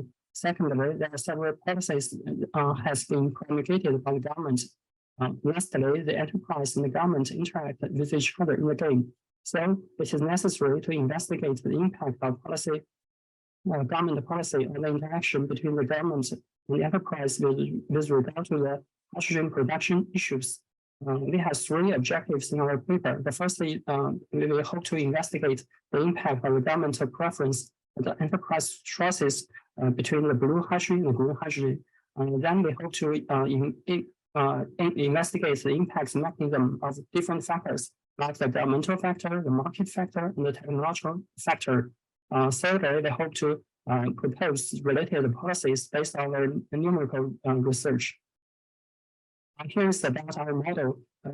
In this model, here's about our assumptions of the model. This is the payoff metric of our for the government and enterprise. For the government, its revenue is represented by R. It is a social revenue caused by developing sustainable hydrogen. It has 2 choices. The first is it can support blue hydrogen. Its cost is represented by C1, and its subsidy is L1. It can also choose to support green hydrogen. The cost of such option is C2, and the subsidy for green hydrogen is represented by L2. For the enterprise, it also has 2 choices. The first one is it can invest in blue hydrogen. Its cost is calculated. Its cost is represented by C3, and is calculated by this equation. It is calculated by the levelized cost of blue hydrogen. It has 2 revenues. The first revenue is the revenue of sales of hydrogen. The second revenue is the sales revenue of carbon quota. For the revenue of hydrogen, it is related to the production and the price of hydrogen. For the revenue of the carbon equation, it is calculated by this equation. The enterprise can also choose to invest in green hydrogen. The cost is also calculated by the levelized cost of green hydrogen. It has 3 revenues. The first revenue is the sales revenue of hydrogen. As we assume that the production capacity of these 2 projects are same. So R1 is also calculated by the same equation in here. And R3 is calculated by this equation. It is the revenue of selling revenue of CCER quota. Alpha represents the revenue of selling electricity. It is calculated by this equation. And F is the loss if the enterprise chooses the wrong development direction. We set up two models in our paper. The first one is a static scenario. In a static scenario, we assume that L1 and L2 does not change with the action of two pairs. The dynamic system and the Jacobian matrix is shown in these two equations. The stability of the equilibrium points is also analyzed here in this table. As we can see, four points are saddle points, and the van is central point. Here is the results of the dynamic scenario. In the dynamic scenario, we assume that the government subsidy is adjusted by the government's action, which is adjusted by this two equation. Here, UL1 represents the upper limit for the green hydrogen, and UL2 represents the upper limit for the green hydrogen. The dynamic system is here, and the equations to calculate the equilibrium point is here. Is in these three equations. In our case study, we use the CO2 hydrogen project with CCS to represent the blue hydrogen. And we use the water electrolysis project powered by onshore wind power station to represent the green hydrogen. And these two figures are the production processes and the sales revenues of these two projects. And this table is the values of the key parameters in the game. This slide is about the comparison about the evolution trajectory in the dynamic and static scenario. As we can see from the dynamic scenario, the curve is like a loop. So it means that the government enterprise circulates around the central point, but it cannot automatically reach the equilibrium point. For the dynamic scenario, the curve is an asymptotic curve towards the equilibrium point. Here's the equilibrium point. So by comparing these two figures, we can conclude that the dynamic scenario is better than the static scenario, as the two pairs can automatically reach the equilibrium in the dynamic scenario. From this slide on, we will talk about the impacts of different factors, including the governmental factor, the market factor, and the technological factor. In this analysis, we assume that one key parameter is changed, and the other factors are unchanged. And then they plot the evolutionary trajectory along this time for each pair. So here we use data to represent the government preference. Data equals to UL1 minus UL2. As I mentioned, that UL1 is the upper limit for the green hydrogen, for the blue hydrogen, and the UL2 is the upper limit for the green hydrogen. So the data, if data is positive, it means that the government prefers to blue hydrogen. If data is negative, it means that the government prefers to the prefer for the green hydrogen. And the higher the absolute value of data is, the more obvious the government preference is. By observing the changes of the blue line and the red line in these two figures, we can conclude that with an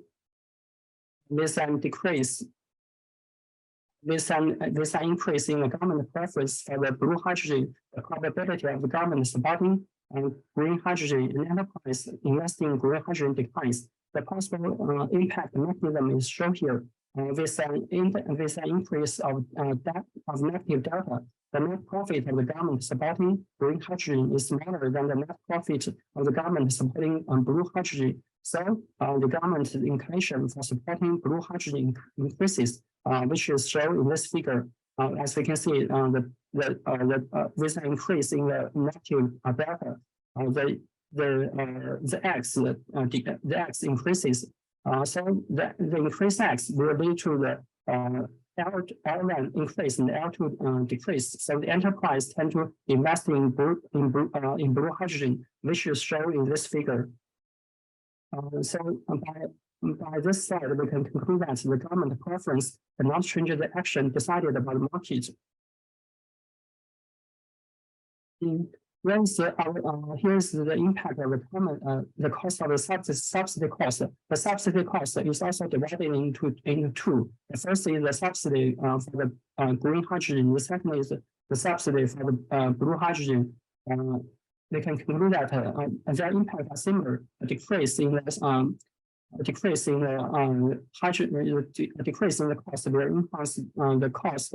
The enhance the probability of the government supporting blue hydrogen and decrease the probability of the government of the enterprise choosing to invest in blue hydrogen. The impact mechanism is shown here. With a decrease of C1, the net profit of the government supporting blue hydrogen increases. So the government inflation for supporting a blue hydrogen increase, which means X increase. The increased X will lead to L1 increase and L2 decrease. So the enterprise tend to increase, tend to invest in blue hydrogen. The carbon quota. Let's look at the impact of the carbon quota for the blue hydrogen. As we can see from this two figure, a decrease in the carbon quota urges the government to provide more support for blue hydrogen. Meanwhile, it restrains the enterprise tendency to invest in blue hydrogen.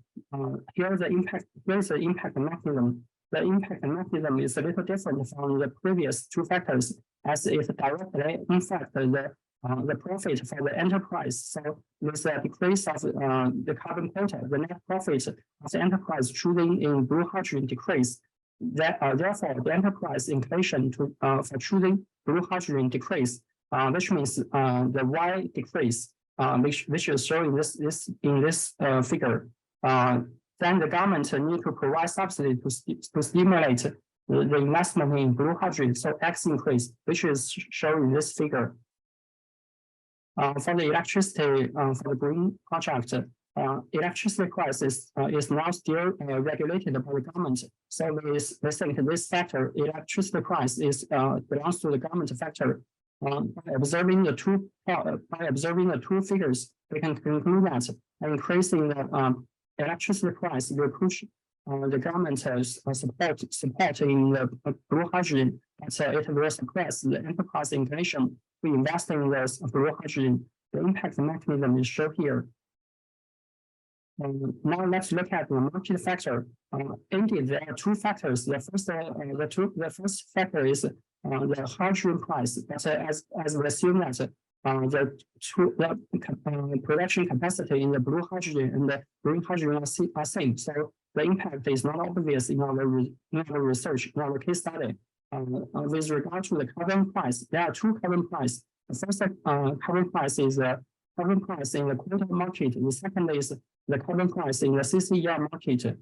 So by observing this Cheng, sorry, 3 minutes left. 3 minutes left. Yeah, okay. Yeah, okay. By observing these four figures, we can conclude that an increase in the carbon price in the CCER market will increase the probability of the government supporting blue hydrogen and reduce the probability of enterprise investing in green hydrogen. Now let's move on to the technological factor. There are two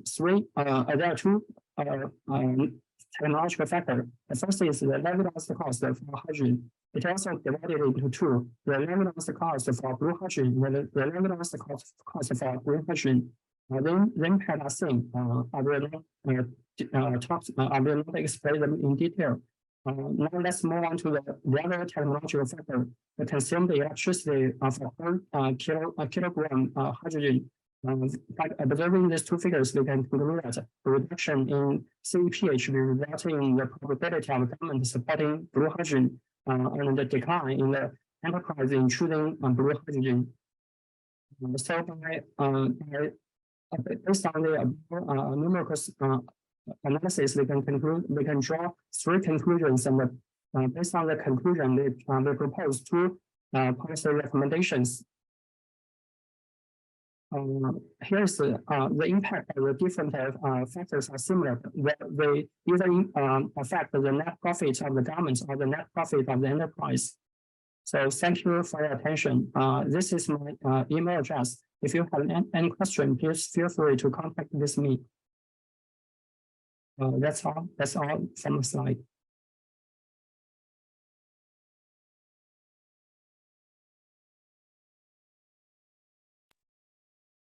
Thank you very much, Cheng. So now we can have questions from the audience. Okay, so do we have any questions from the audience? Please, speakers can just unmute themselves and speak, but attendees can put questions in Q&A box. Okay.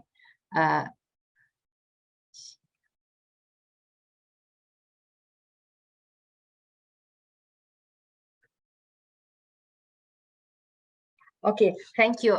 Maybe then I'll use this chance to ask questions myself. So Cheng, your paper is about blue hydrogen in the People's Republic of China, right? Between green and blue hydrogen. So in the morning we had presentation from Nanda from Japan. She's also talked about blue, gray hydrogen and the need to promote green. So yeah, I understand that green hydrogen is still expensive, and that's why many countries using producing green and blue. So what do you think needed in order to promote green hydrogen in developing Asia? So to make green hydrogen cheaper? In my opinion, according to our research, we think there are two policies. There are two recommendations. The first is the government can promote the development of the carbon market. In our case study, the revenue from the carbon market is still low because the carbon price in China is low. It's about 60 yuan per ton. But if the price increases, then the enterprise can rely on the carbon market to obtain more profit. So it can reduce. The increased profit can urgent the enterprise to invest in the blue hydrogen, in green hydrogen. Secondly, the enterprise can also encourage the technological innovation of different hydrogen production.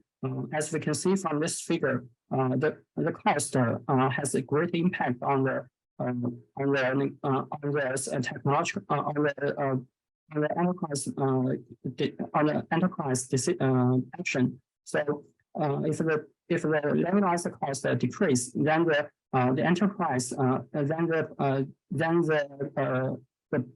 enterprise will choose to invest in the green hydrogen. So I think from one point, from that aspect, the government can stimulate the production, the development of carbon market. Secondly, the government can provide some subsidies to about the technological innovation in the green hydrogen market. Thank you very much. And how about this, the cost of the carbon capture, utilization and storage? Because that also could be used, right, for hydrogen production from fossil fuels. So what do you think about the future of using this carbon capture, utilization and storage? I'm sorry, about your pardon, I didn't. You know, carbon capture and storage, right? Yeah, I know that. It's very expensive. Yeah, it's very expensive. Yeah. So what do you think the future of that, producing hydrogen using carbon capture and storage? Thank you. In our case study, we also the case study is about here. The case study is about the first is about the coal-to hydrogen project with CCS. So, as according to our research, we think it's also the government. What the government should do is similar to promote the green hydrogen. Firstly, as we can see from this figure, the cost of the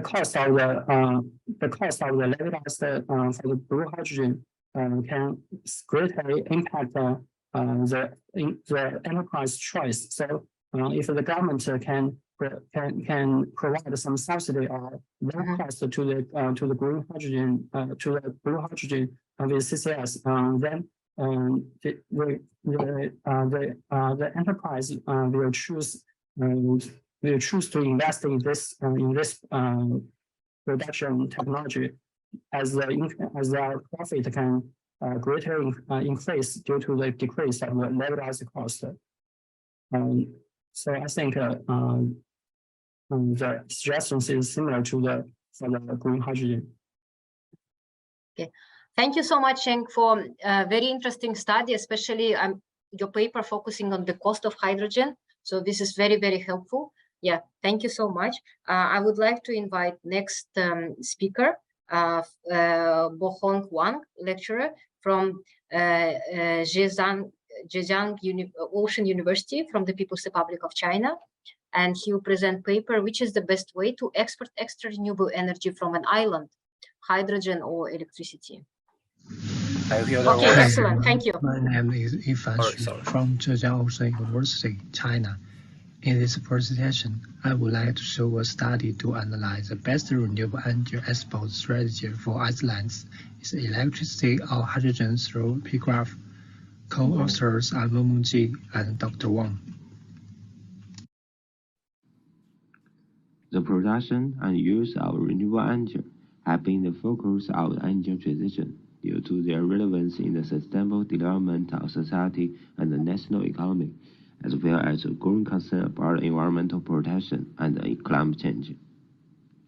Some islands have abundance of renewable energy resources potential, and the supply of energy far exceeds the requirement to satisfy the local energy demand, which leads to a major issue of wind and solar curtailment. This study addressed the problem of how to combine the feature of island resources, build an energy system appropriate for islands, and adopt a realistic solution to transport their excess energy to the mainland to reduce their energy and environmental boundaries.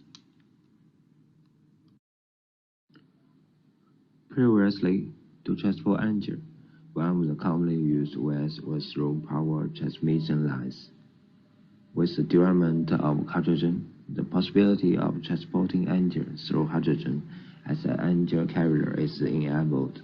The use of hydrogen as an energy carrier can help to address the environmental problems and fossil fuel crisis, and also can contribute to building a more sustainable energy system.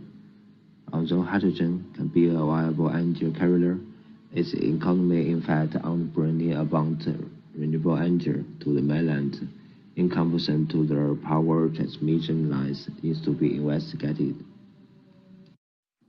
This research is based on the fictional island with relatively large amount of renewable energy, located approximately 200 kilometers from the mainland, with no off-island energy supply and high transport costs.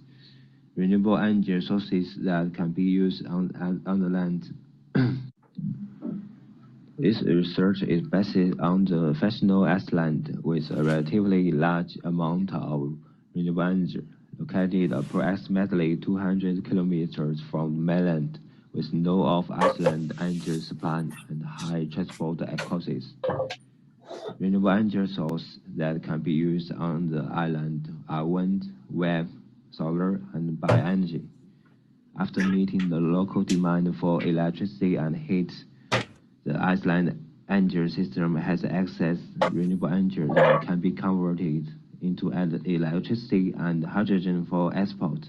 There are two ways of exporting hydrogen from the island to the outside world: pipeline transport and ship transport, both of which need to be considered. To study the application of islands in an integrated renewable energy system as a means of demand, whether it is more economical for islands to export electricity or hydrogen to the outside world. An energy system suitable for islands with access to renewable energy was created. This work emphasizes that the ideal scheme and route for the determined energy transmission, in the contact of energy-rich islands. This is done by development of a anatomical combination model of islands energy system made of various types of renewable energy sources and hydrogen generation devices. The operation strategies of multiple renewable sources are optimized, and the economic ways of transporting abundant energy is explored. Next, we will introduce this method. The P graph is the dichotomous graph that accurately depicts the structure of a process system. P graph optimization and systems are one of the methods for studying Iceland energy systems after all of the valuable tools. The organization of the P graph is the capital of both immediately demanding multiple optimal and nearly optimal solution, and simulating simulations of the graphical representation of the solution structure to discover the optimal structure. DO2 is used for this. P graph is selected as the study method for this work. It will be utilized to examine if an Iceland energy system can export hydrogen or electricity to outside world. Now comes to the case study. In this case study, the P graph for economy analysis is used to discover the best option for a new system on an Iceland with a lot of renewable energy sources. The optimal structures with the two hydrogen transport situation was generated by executing the APP graphs for all the reasons. This section introduces the P graph model for hydrogen pipeline transportation. The image on the right shows the results of the model simulation. When the line is faster, it's the lowest economic cost. The green part represents optimal structure not involving this process. The verification shows that exporting electricity is more cost-effective. This section introduces the P graph model for hydrogen transportation by ship. At this point, it is conceivable to send energy outside this land and meet its own electrical and heat needs. The hydrogen external delivery ally is currently in the green, and the verification shows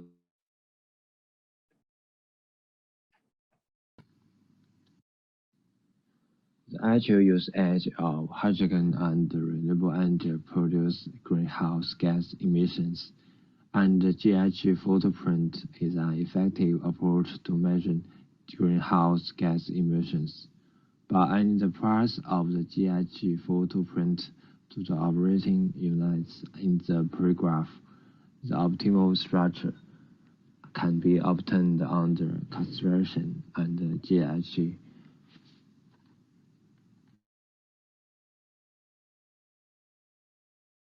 For the local supply of the 400 gigawatt-hours of electricity and 80 gigawatt-hours of heat per year to the Iceland.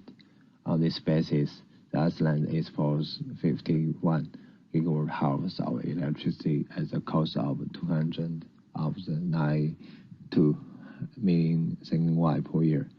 Based on the results of the previous analysis, the consideration and the no consideration of the environmental factors have no impact on the Iceland import policy, and exporting electricity remains the optimal choice. The total cost of Iceland energy system, considering the GHG footprint, rose by 7 million CNY. The inclusion of the environmental costs increased the total costs, showing that the impact of environmental factors cannot be ignored. The case study of the energy system should be how to consider the GHG footprint in its decision-making process to be close to the real cost. The price of electricity and hydrogen is very much related to the location and the source. Fluctuation and either export electricity and hydrogen prices increase economic risk, and export strengthens and fragment with uncertain, making it difficult to judge the reliability and applicability of the conclusion. Sensitivity analysis of electricity prices show that Iceland exposed categories are vulnerable to the vulnerability of exposed electricity prices. When the cost of exposed electricity is decreased by the 20%, exporting energy is no longer the best option. Next, the study investigates how output energy decisions and economies are affected by variations in wind energy. The external power output under ideal structures is zero when wind energy drops by 10%, indicating that the energy system's internal power production is now unprofitable. When the wind energy goes by the 5%, the overall cost drops while the external power output rises. If the wind energy increases further, the external power output comes while the overall cost gradually drops. In conclusion, this research offers a preliminary examination of Iceland's energy system development, renewable energy consumption, incendiary capacity configuration, and energy output. This is more suitable than hydrogen for producing electrical energy at a cheap cost. This Iceland microgrid optimization model graph simulation can find the best operational path and the best economic cost, which not only provides the Iceland with electric and thermal energy and its need, but only converts it into the electric energy to send back to the grid and enhance the grid quality on the power supply. The main idea of this research professional is that energy source devices in the resources-rich microgrid can best manage the charging and discharging power of various energy storage devices to minimize their operation costs, offering a reducible and repeatable demonstration model for renewable energy, hydrogen store, hydrogen multiple component, and effective exploitation of hydrogen. This study only applies to the islands that have supplies of renewable energy, not to islands that have little to no renewable energy. Due to the technology advancement and market changes, the cost elements analyzed in the study are labeled to the change in the real time, and these parameters should be evaluated on the real-time basis. Thanks for the findings come from Zhejiang Ocean University, China. Thank you for your attention. Thank you to authors for preparing video presentation. So I think we cannot have questions, right? Because just student is sharing video, right? We cannot have questions, right?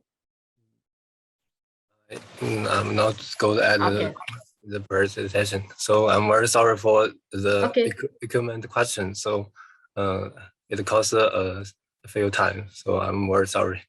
I will.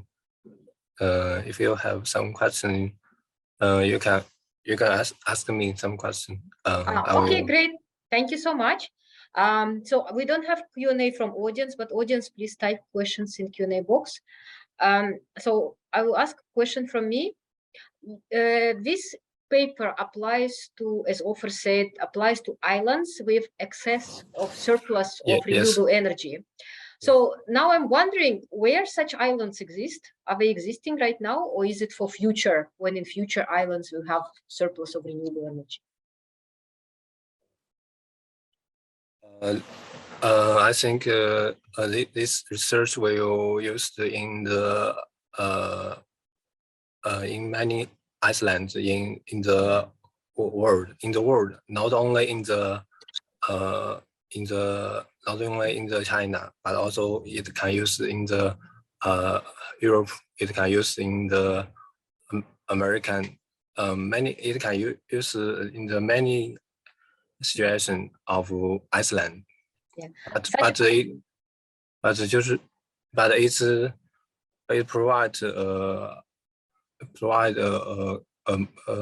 way to think for the question. So I think it's most important to try to think the way of the renewable energy of Iceland connect with the Iceland and the mainland. It not only in the part of the world, but also in the most islands in the world. Okay. Thank you very much. Thank you for answering the question and for presentation sharing. Okay, let's move to the next paper. We have final paper for this session, comprehensive analysis of the impact of hydrogen blending on the economic performance of natural gas pipeline network. So as we know, the gas pipeline network is very important for hydrogen. So the speaker is Bo Zhang. He's PhD candidate from China University of Petroleum from the People's Republic of China. Bo Zhang, the floor. Thank you, Chair. And I'm Zhang Bo, a PhD candidate from China University of Petroleum. And the topic of my presentation is the comprehensive analysis for the impact of hydrogen blending on the economic and environmental performance of natural gas pipeline network. My presentation will include 5 sections, and the first section is about background information. Here, we introduce the hydrogen supply chain as the figure shows, and the hydrogen includes the upstream production, the midstream transportation, and the downstream usage. Among the middle part, the hydrogen can be transported in the liquid state, solid state, or gaseous state in the tank car or by the pipeline. So among them, blending hydrogen into the existing natural gas pipeline is expected to become an effective way for utility scale and long distance application. And however, the physical parameters of hydrogen and natural gas are differ greatly, such as the density, the calorific value, and the compressibility, etc. So the hydrogen blending will have an impact on the original operation plan of the system. We can understand the impact from 2 perspectives, which are the economic and the environmental, respectively. For the first section, we see the operation cost of the NG pipeline system are mainly focused on the energy consumption of the NG compressor. So due to the change of physical parameters, the compressor efficiency and power will change accordingly. So will the operation cost. For the second perspective, we replace partial natural gas with hydrogen. So the carbon emission from gas burning will reduce to some extent, and the carbon emission related to the compressor will change accordingly, whether the compressor is driven by gas turbine or electricity. And so to fill the research gap, we think it is necessary to explore the impact of hydrogen blending on the 2E performance of NG pipeline system. And there are 3 parts in our paper. And the first part is about scenario setting. We have proposed 4 scenarios. And the first scenario is baseline scenario. It's about the pure natural gas. And 3 other scenarios are about hydrogen blended natural gas. And each scenario is represent 1 type of boundary condition. We say the boundary is kept fixed before and after the hydrogen is blended. And the 3 boundaries are flow rate, heat flow rate, and pressure, respectively. And secondly, we propose an energy consumption optimization model. And the model considers the hydraulic flow and the compressor map, etc. Finally, we analyze the influence of hydrogen on the energy system, both from the economic and environmental perspective, and other influences such as the optimal operation plan can be get. And the next part is about methodology. We propose a nonlinear programming model, and the objective function is the minimization of the total compressor power. And one of the constraints is the gas flow governed equation in the pipeline, and it shows the relationship between the gas pressure and the gas flow rate along the pipeline. And another constraint is the continuity equation based on the Kirchhoff's first law. And another type of constraints is about the equation of state of the mixed gas. We use the improved BWR equation of state for the hydrogen mixed gas. And it can be seen from the equation that it has a lot of parameters, and each parameter is related to the hydrogen blending ratio, so it's of higher nonlinearity. So we use the quadratic approximation to reformulate the mixed gas equation of state with lower nonlinearity. The next type of constraint is about the compressor map or the characteristic curve. And there are two types of compressor map. One is about the compression head and another is efficiency. Both of the maps have the relationship between the compressor property with the gas flow rate. So we have to represent the total compressor map by the turbine motion affinity law. And the right part shows the corresponding formulations. And another type of constraints is about the operation cost and the carbon emission. We can see from the operation cost equation that after hydrogen is blended, the heat value of the mixed gas will decrease and the gas consumption will increase accordingly. And as in the same way, we can see from the carbon emission equation that the emission factor will decrease after hydrogen blending. And the next part is case study. We use a gun barrel pipeline in China to demonstrate our study. The left figure shows the annual operation cost in the original operation plan and in the optimized plan in different hydrogen blending ratios. And the right figure shows the annual carbon emission in the system. We can conclude from the figure that the power optimization has great potential in reducing both the operation cost and the annual carbon emission, with an average decrease of 11.48%. And the optimization tag can enlarge the allowable blending ratio compared with the original schema, because we can see the pipeline is infeasible in the original schema when the blending ratio is more than 5%, but is still feasible when in the optimized plan when the blending ratio is more than 5%. And also we can get some conclusions from different scenarios. Recall that we have proposed 4 scenarios, and the flow rate controlled scenario means we keep the flow rate unchanged before and after hydrogen is blended. So in the flow rate controlled scenario, we can see for every 1% of hydrogen added, the annual operation cost is reduced by about 3%, and the annual carbon emission is also reduced by about 3%. And however, when the hydrogen blending ratio is more than 8%, the contrary trend is occurred, which means when more hydrogen is added, the cost and the carbon emission will increase accordingly. And that is because when the blending ratio is relatively small, the operation point of the compressor will move downside from point A to point B. However, when the blending ratio is more than 80%, the operation point will move along the upper boundary of the curve from point B to point C. So the compression head will increase, and the compressor power and the operation cost will increase accordingly.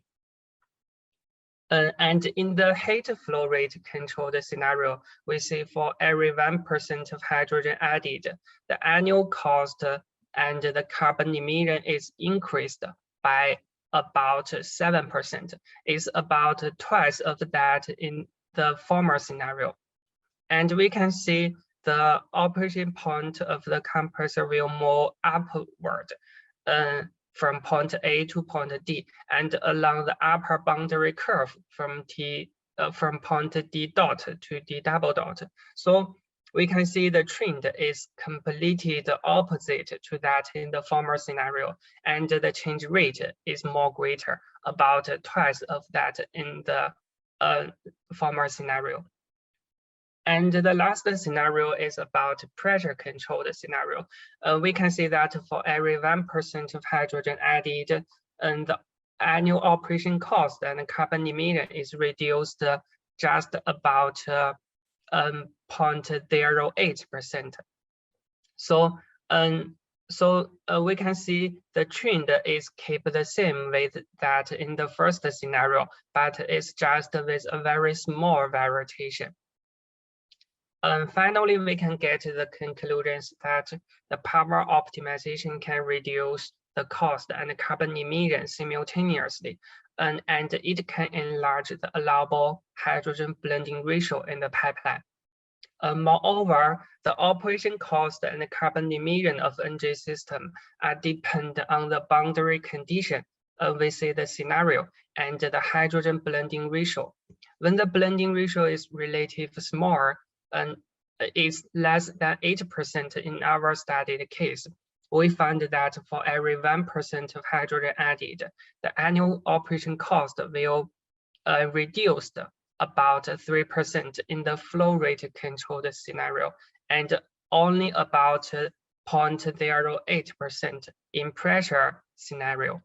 And however, it will increase by about 7.5% in the heat flow rate controlled scenario. And when the blending ratio is relatively large, we say it's more than 8% in our study case, the contrary trend may occur. And we propose the general model, and it's applicable for other pipelines. And it also can help analyze the 2E benefits of hydrogen blending in the NG pipeline. So this is all my presentation. Okay, so many thanks for sharing your presentation about use of gas pipeline and about blending hydrogen. Yeah, so that's very helpful. So you think that existing pipelines can be used for, is it for any distance, like long distance, short distance, or there is no issues with distance for transportation? So how this the distance of transportations affect your research?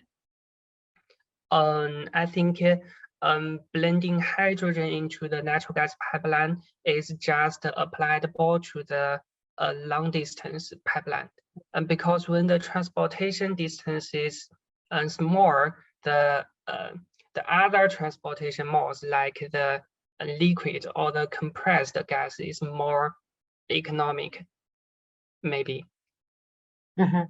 So the longer distance, the more will be justified with blending, yeah?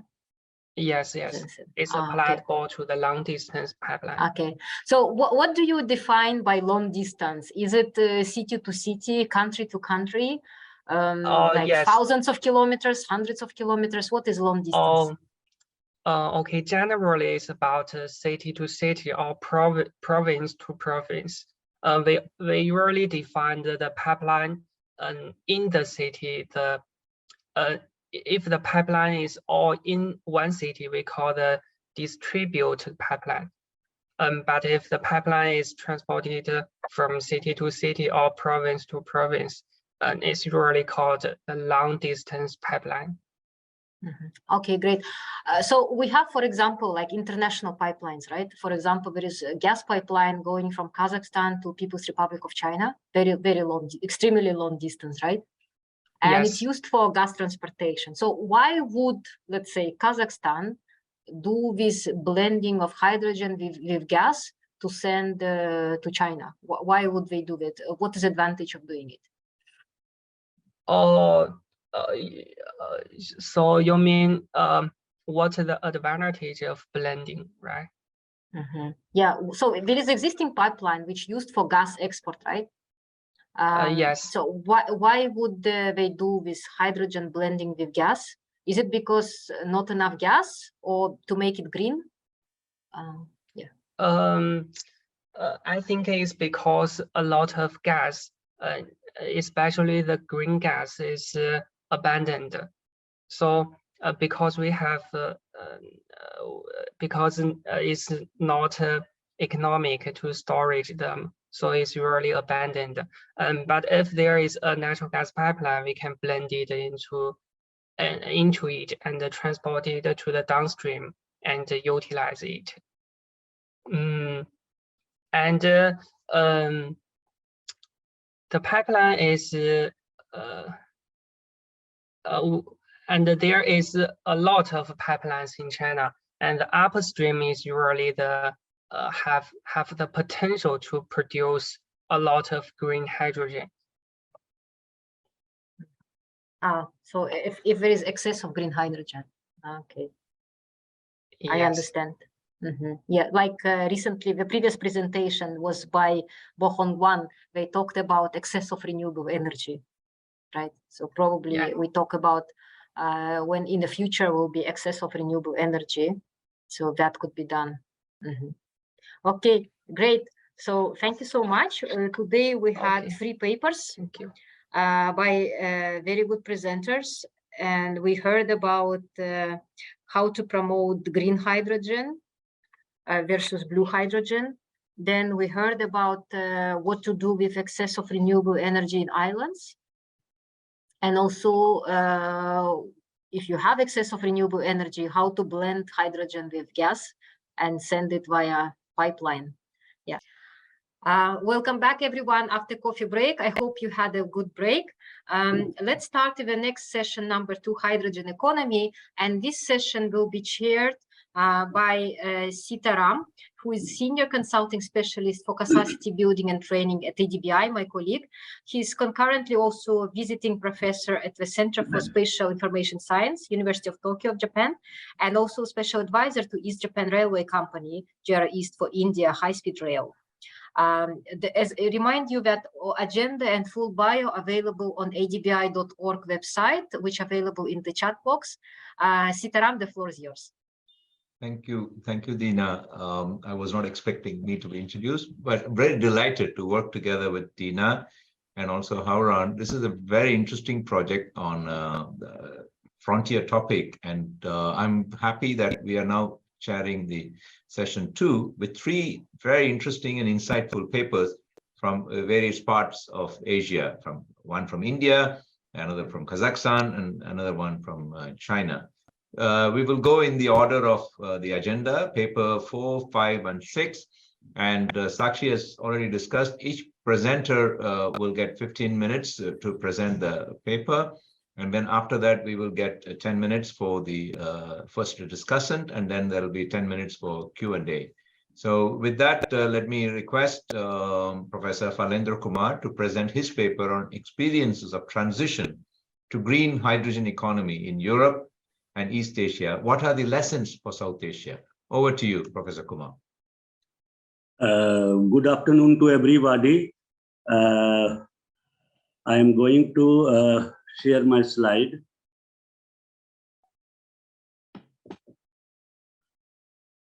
Yeah, is it visible to all? My presentation is visible? Yes, yes, yes. Okay.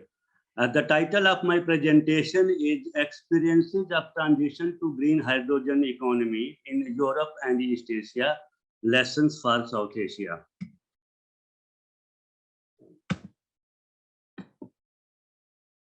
This is the outline of my presentation. The first is introduction, followed by review of literature, then objectives and methodology, hydrogen taxonomy and value chain, global hydrogen potential, hydrogen potential in Europe and East Asia, then hydrogen strategy in Europe and East Asia, barriers to green hydrogen development in South Asia, drivers of hydrogen economy in South Asia, and lastly, policy to leverage green hydrogen economy in South Asia. Introduction. Hydrogen economy targets generation of green hydrogen from renewable energy by replacing fossil fuel energy in transport, industry, residential, and commercial sectors. Hydrogen economy potentially creates substantial advantages to global environment, energy security, food security, environmental sustainability, and final consumers in hydrogen value chain. Transition to hydrogen economy is receiving increasing attention in recent years. Novel plans and policies are being operationalized to invite substantial investment in hydrogen production and technologies by public agencies and private players. Recent initiatives for advancement of a hydrogen economy certainly play a role to achieve low carbon economy. Green hydrogen can be a potential path to reach a 100% use of renewable energy resources and thus a hydrogen economy. There has been an agreement on substantial potential of green hydrogen to reach zero carbon emissions in industrial use, clean mobility, and other possible uses. However, techno-economic viability is necessary for reaching green hydrogen pathway. In recent past, governments worldwide had planned to invest substantially in development of hydrogen economy. For instance, the European Union targets to attain a status of hydrogen economy by 2050 and expects to achieve more than 1/3 of automobile to be run by zero carbon hydrogen by 2040. In East Asia, Japan has posed its basic hydrogen strategy to become a hydrogen society through application of cost-efficient technologies across different economic sectors. Similarly, the Republic of Korea envisages interpret goals for hydrogen application in 30% of aggregate energy used by 2040. Likewise, the People's Republic of China also targets to become a key player in hydrogen production and consumption in near future. Against this backdrop, this paper intends to analyze the experiences of Europe and East Asia in transition to green hydrogen economy and draw lessons for South Asia. This slide shows the studies on hydrogen, green hydrogen generation technologies. The next slide shows the studies on hydrogen value chains.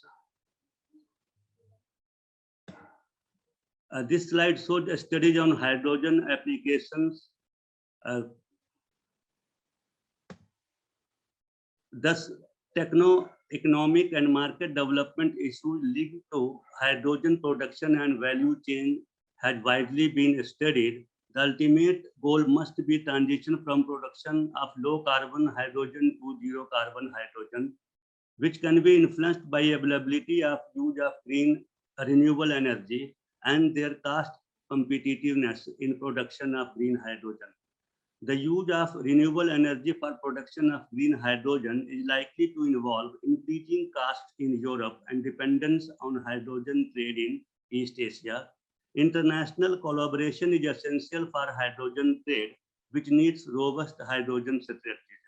Compared to the existing literature, this paper intends to analyze the experiences of Europe and East Asia in transition to green hydrogen economy and draw lessons for South Asia. Objectives and methodology. Objectives has already been mentioned. Ducks approach research has been used to review the relevant extant literature and scientific reports of various national and international organizations. The review of literature and scientific studies helped in identifying the problem statement, finding out the research gaps, and to develop the goals and the hydrogen taxonomy and value chain. Figure 1 shows hydrogen taxonomy, which includes green hydrogen, blue hydrogen, gray hydrogen, brown hydrogen, turquoise hydrogen, and pink hydrogen. Figure 2 shows a hydrogen supply chain, which includes production, storage, distribution, and final consumers. Figure 3 shows the global hydrogen market size in 2021 and 2030. Figure 4 shows global hydrogen demand in 2021, 2030, and 2050. One can see the increasing trends here. The cumulative investment in hydrogen projects in 2021, 2030, and 2050 is shown in figure 5. Figure 6 shows production cost of hydrogen, including gray hydrogen, blue hydrogen, and green hydrogen. Green hydrogen production capacity and demand in Europe in 2020 and 2030 is shown in figure 7. Figure 8 shows a hydrogen production capacity in Germany and Netherlands in 2020. Figure 9 shows hydrogen production in Germany and Netherlands in 2020 and 2030. Figure 10 shows hydrogen production potential in Japan, the People's Republic of China, and the Republic of Korea. Now, the hydrogen strategy in Europe and East Asia. Figure 11 shows European Union hydrogen strategy and transition stages, which covers 3 stages. The first stage covers the period of 2020 to 2024. The second stage covers 2025 to 2030, and the third stage from 2030 onwards.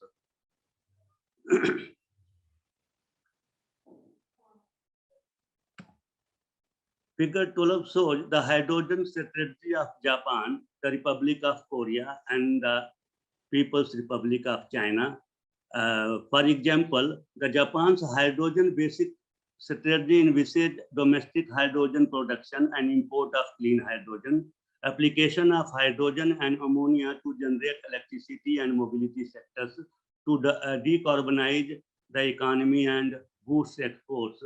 Then Japan's green growth strategy entails a dynamic hydrogen economy dependent on import and international supply chain and strong regional cooperation to guarantee sufficient stocks to meet the needs of the energy market.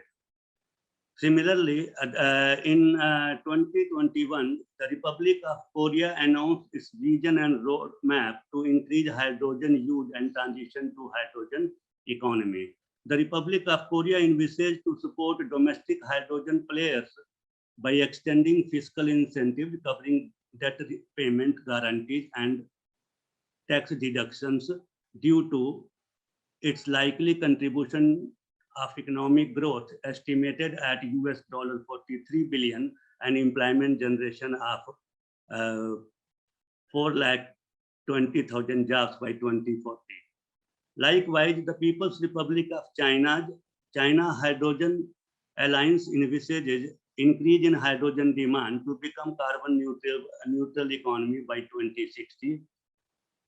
PRC aims to achieve 80% of green hydrogen from renewable energy by 2060, with significant application of electrolysis technology, and aims to promote low carbon transportation using clean energy by 2030. Besides the initiative of the national government, the Chinese local governments also encourage transition to hydrogen economy. Now, the barriers to green hydrogen development in South Asia. The main barriers include the value chain barriers, losses of energy, and other barriers. The drivers of hydrogen economy in South Asia is presented in figure 14, which includes profitable hydrogen value chain and investment, prolonged storage of green hydrogen, energy security and resilience, use of novel technologies for scaling up of green hydrogen, significant decline in electrolysis cost, and so on.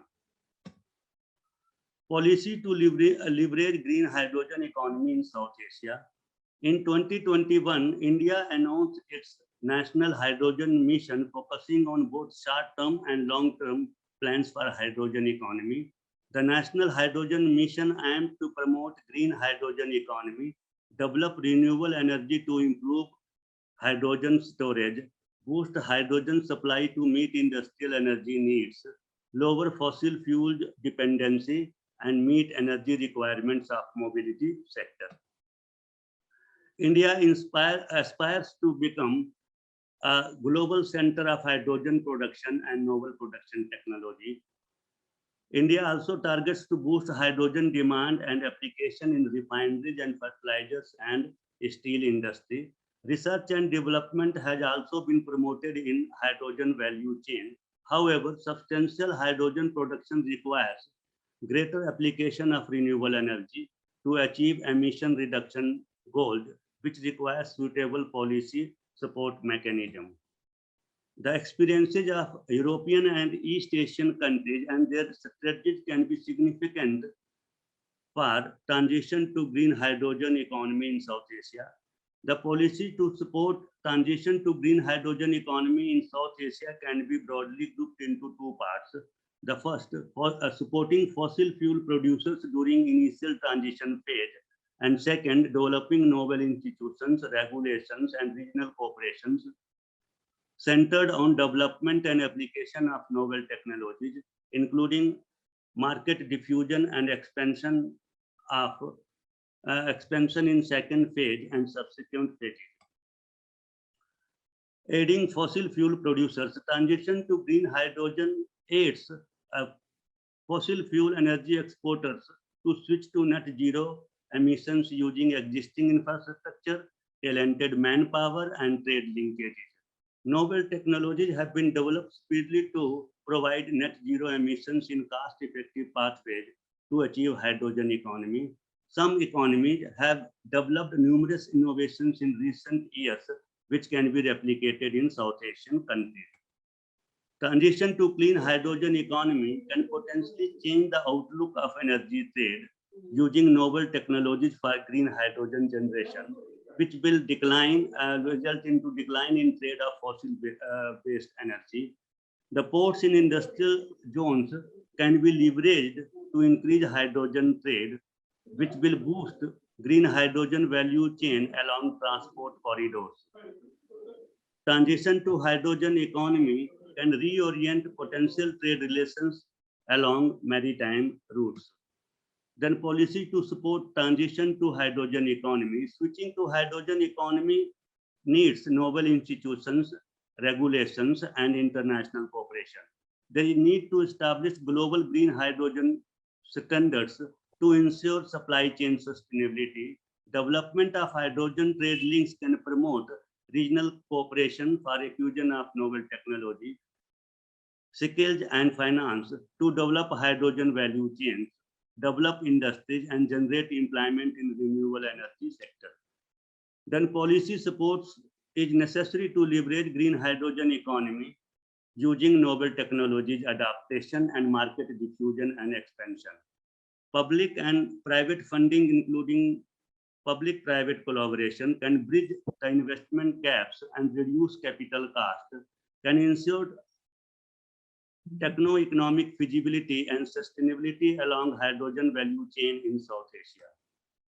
Market diffusion of novel technologies can help reap economies of scale, lower costs, and increase profitability of green hydrogen production and its commercialization. Hydrogen corridors should be bolstered in South Asian countries, blessed with low-cost renewable energy and developing industrial clusters near ports and end users. Existing natural gas pipeline infrastructure should be tapped for development of hydrogen trade. Market expansion is essential to utilize the full capacity of the hydrogen value chain. Private players should complement public agencies to leverage green hydrogen economy for reaching net zero carbon emissions in South Asia in near future. Private and institutional investors should be given lasting public assurance to attract their dedication towards long-term resilience for transition to hydrogen economy. Regional collaboration and cooperation should be bolstered to leverage research and development in novel technologies and develop compatible infrastructure to reduce cost for robust hydrogen value chain and ensure energy security. Regional collaboration and cooperation is also one more minute, sir. To institute strong safety and standards. Then need to collect hydrogen data and information in energy databases in South Asia, which can cover all phases of hydrogen value chain. This can cover data and information on hydrogen flows, hydrogen demand, cost, prices, and trade. Regional cooperation is necessary to develop sound methodology and guarantee shared knowledge and application. Regional collaboration and cooperation in hydrogen research and innovation is also essential to find out technological gaps. Public-private collaboration in developing novel technologies is not overemphasized to develop robust hydrogen value chain and transit to sustainable hydrogen economy. Thank you very much. Thank you for keeping the time and finishing on time. Now let's request Professor Yuntian Chen to discuss the paper. You can share your screen. Okay, can you guys see my screen now? Yeah. Is it in the full screen? Yeah. Okay, cool. Thank you. Okay, thank you guys. My name is Yuntian Chen, assistant professor from Eastern Institute for Advanced Study, and it's my great honor to participate in the workshop on hydrogen decarbonization strategies in Asia and the Pacific. I'm going to talk about the paper written by Professor Kumar, which is called the Experience of Transition to Green Hydrogen Economy in Europe and East Asia, Lessons for South Asia. And it's a quite interesting topic. And of course, first of all, this is the disclaimer for presentations. My discussion includes 4 parts, which are the overall summary, the major contributions, the comments and suggestions, and finally the conclusion. First of all, on the overall summary, I think the advantage of this paper is that it has a global perspective and the content is very comprehensive. Professor Kumar firstly introduced the global hydrogen decarbonization strategies, which include 2 aspects, the hydrogen taxonomy and the value chain, and the global hydrogen potential. This part clearly shows the background of the green hydrogen.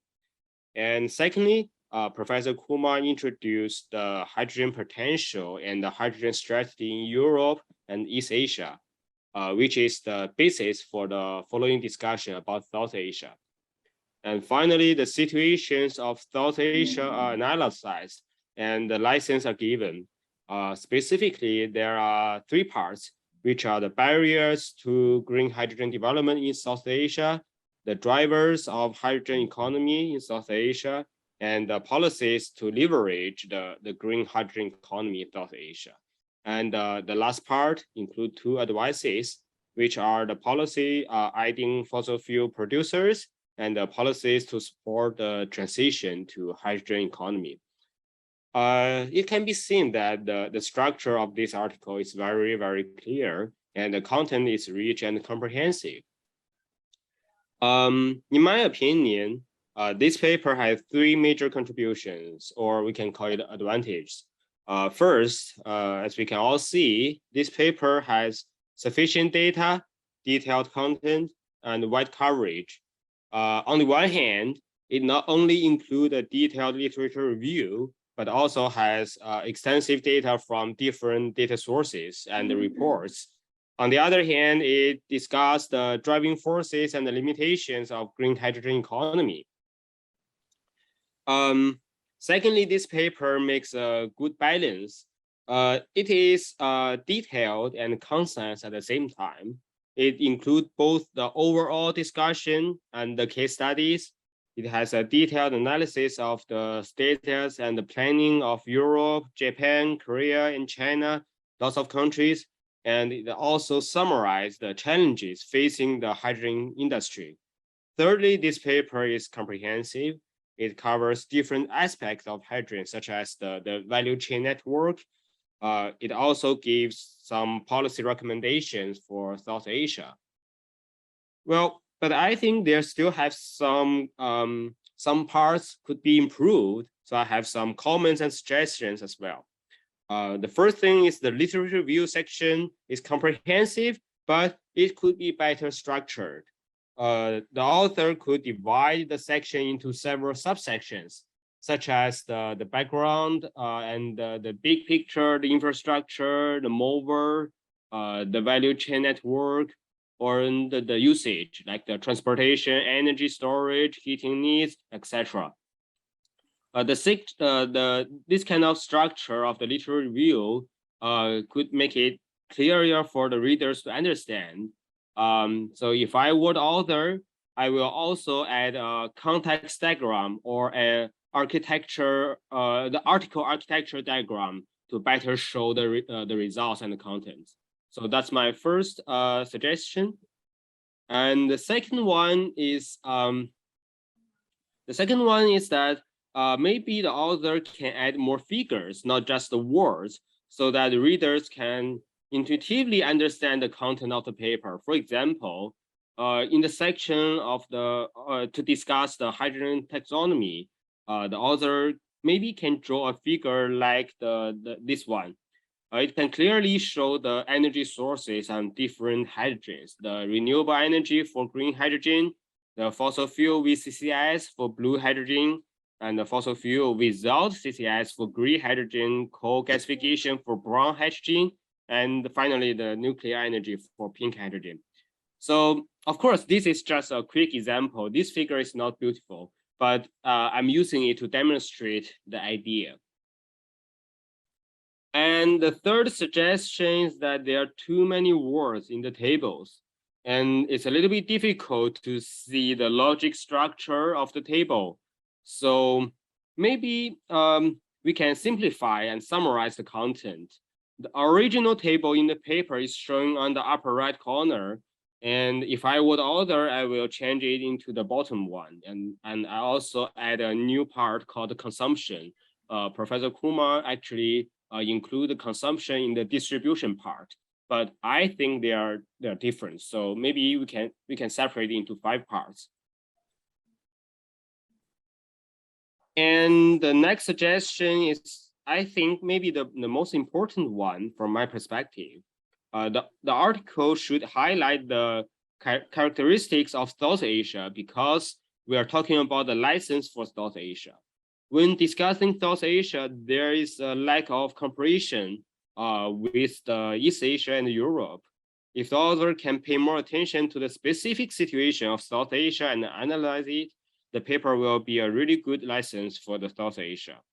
For example, like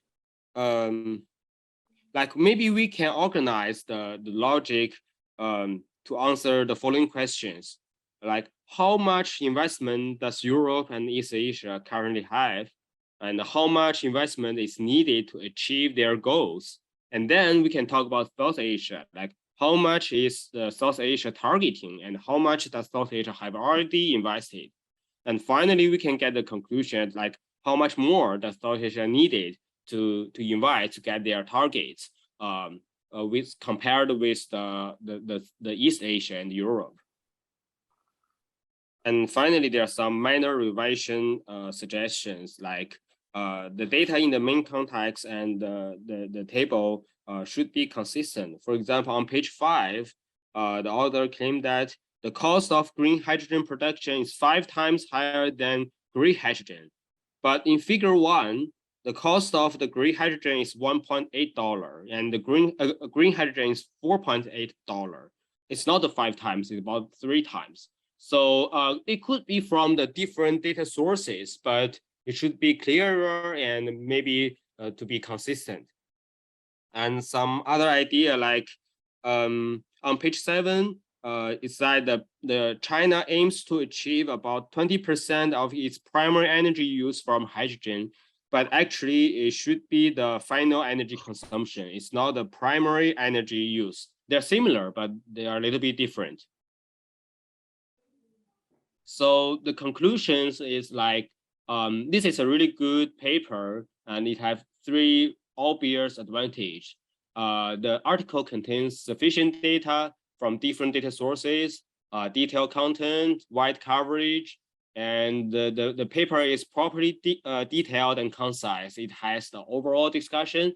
It also has a lot of case studies, and it's very comprehensive and include different aspects of the hydrogen industry. So these are all the obvious advantages of this paper. But it could be also have some potential improvements, like maybe we can have more figures and tables to improve the readability of the paper.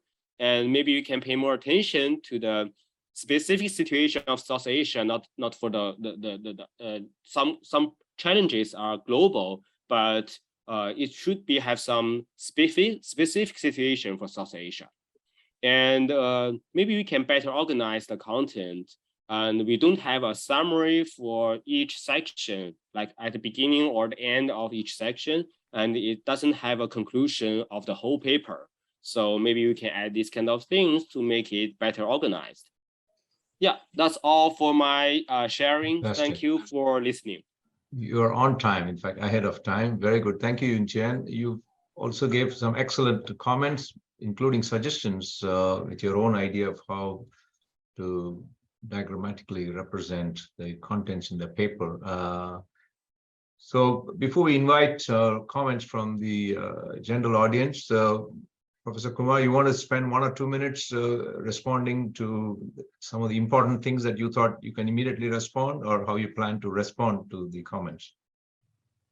I would like to thank the discussion for very elaborative and very detailed suggestions and comments. Some data has already been improved also, but the limitations which he had suggested, they will surely be improved upon in the revision part of this paper. I am highly thankful to him. I have already modified while making this presentation. I have added some new data, new tables, new figures also. But these suggestions are highly welcome, and surely I will incorporate the comments and suggestions. Thank you very much. Thank you. Are there comments from the participants, panelists, other authors, and the general attendees for Professor Kumar or his paper?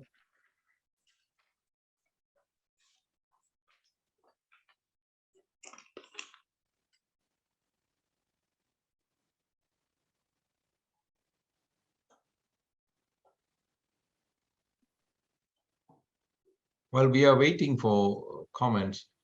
So I wanted to ask a question as the moderator for the session, Professor Kumar. You have grouped South Asia. Was there some reason? The individual countries may have different potential, but you've grouped it as South Asia.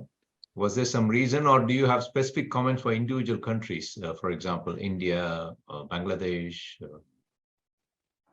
Among the countries, are they different in their ability to?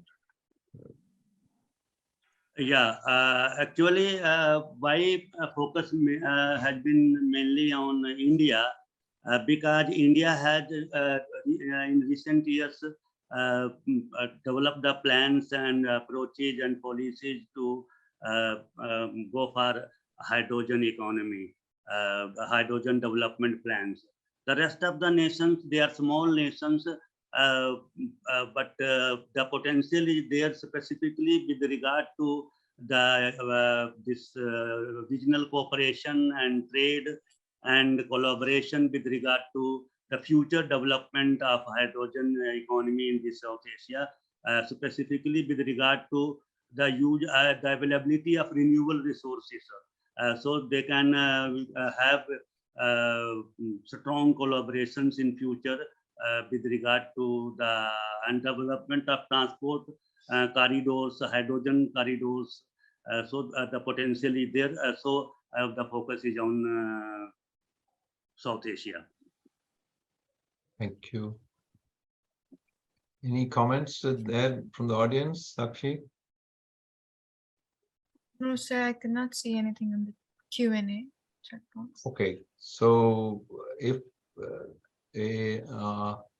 no specific comments, then with the permission of Professor Kumar, let's maybe move on to the second paper. We can save time. And we can come back at the end, maybe a general discussion on other papers. So let's welcome Saule Zoldanyakova from the Hydrogen Energy Competence Center in Kazakhstan. Are you able to share your screen now, or would you like Sakshi to share the screen? Saule. I would like to ask to share the screen. Sakshi, please share screen, and so you will have 15 minutes, please present. And is Ranjita there already for the discussant?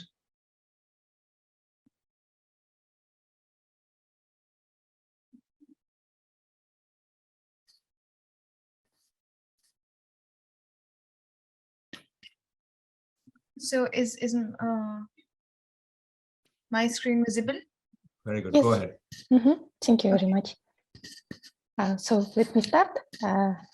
Good morning, good afternoon, dear ladies and gentlemen. Thank you very much for this. Okay. Can you hear me? Yes, we can see you. Go ahead, please. Okay. So good morning, good afternoon, dear ladies and gentlemen. Thank you very much for this opportunity to share our work about possibilities of hydrogen energy in Kazakhstan. So I'm representing Hydrogen Energy Competence Center from Kazakhstan. We are the first hydrogen center in Kazakhstan in Central Asia, and it is the first work about possibilities of hydrogen here in Central Asian countries, especially in Kazakhstan. So today it will be some information about energy transition in Kazakhstan, about our center, and the main question, why does Kazakhstan need hydrogen? And we will try also to answer about establishing hydrogen technologies in Kazakhstan and share our recommendations. Next slide. So Kazakhstan is a Central Asian country. It is located between Europe and Asia, 9th largest country in the world. Also, Kazakhstan is a major fossil energy exporter, 9th largest coal exporter, 9th largest crude oil exporter, and 12th largest natural gas exporter. Kazakhstan is a major fossil energy consumer also. For example, almost 60% of installed power capacity, it is coal. So it is fossil fuel dominated energy generation. And our economy is driven by energy intensive extracting and processing of natural resources. However, Kazakhstan now trying to recognize the importance of the climate change, about decarbonization. That's why the power capacity of renewable energy sources is increasing year by year. Right now it is about 4%. However, renewable energy sources is not solution to all emission sectors. That's why we would like to try to think about possibilities of hydrogen and CCS, CCUS technologies. Next slide.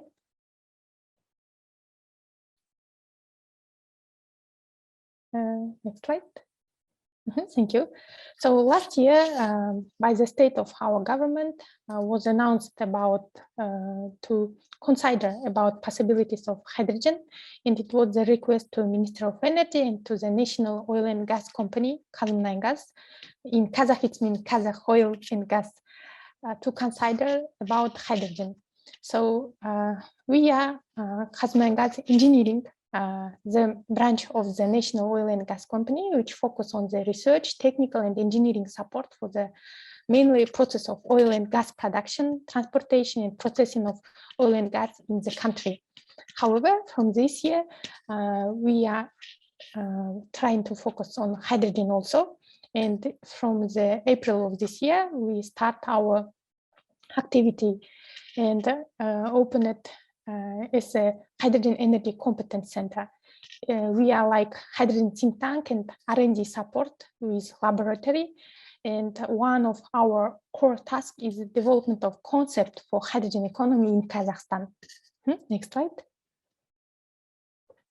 Now we faces with a lot of problems. The main problem it is lack of specialists, experts, and also development of domestic technologies and training for local specialists. That's why we want to be a research center which will be bridge between industry and university, academic world. So now we are focusing on the comprehensive analysis of hydrogen technology in the implementation of the hydrogen energy system. Also, we are collaborate with scientific and research institutes, universities. We are working on the hydrogen storage research because in the Atrau city, it is the west part of Kazakhstan, we established our laboratory. And also we are as a consultant for the pilot projects of National Energy Company on implementation of hydrogen energy. Next slide.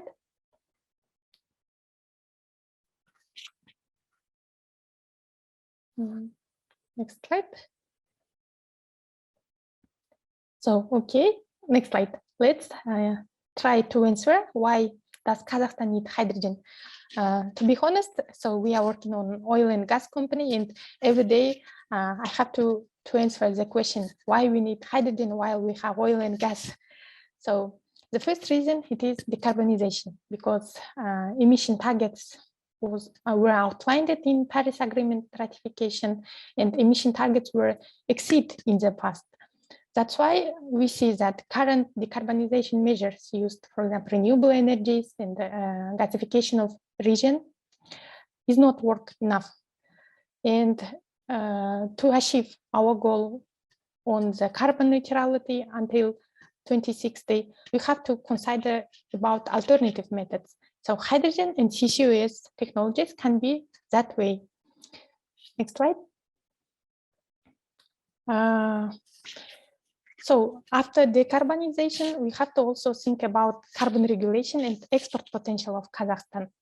For example, both internal and external carbon regulation can drive hydrogen adoption, because Kazakhstani ETS system, similar with European Union ETS system, is used in emission sectors, but right now the prices is not so high.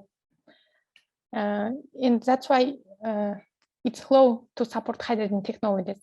However, foreign carbon regulation, such as CBAM, can provide good strong for Kazakhstan exporters, because Kazakhstan's economy mainly driven by export of natural resources. If we will export our natural resources, we have to think about the carbon footprint. And another reason, it is export potential. Here is you can see the graph that until 2050, the hydrogen will be increased, and mainly hydrogen market will be established on the European countries and in China. Kazakhstan, it is located between Europe and China. That's why Kazakhstan have a chance to export hydrogen to Europe and China. Next slide.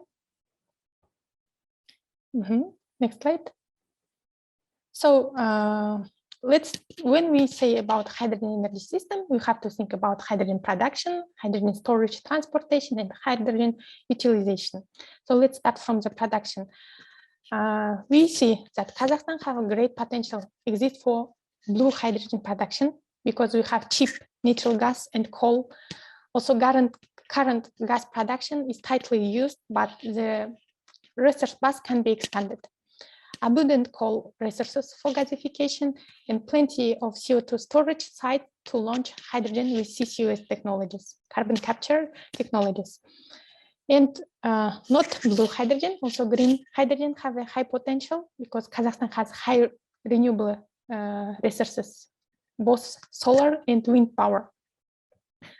Installed renewable energy source capacity is tightly used for power generation, and green hydrogen projects should be rely on the off-grid renewable power supply. Maybe you already heard about the mega project by Swedish and German company Suewind. They are planning to produce 2 million of ton hydrogen in Kazakhstan. So, however, we have to think about the potential of limitation, because Kazakhstan might experience water scarcity in the future. Kazakhstan not have enough water resources. We faces with water shortage problem. Also, about 45% of water resources are transboundary. Both blue and green hydrogen require water resources, and we have to at first to detailedly analyze the availability of water resources for low carbon hydrogen. We should be so it should be investigated carefully. Next slide.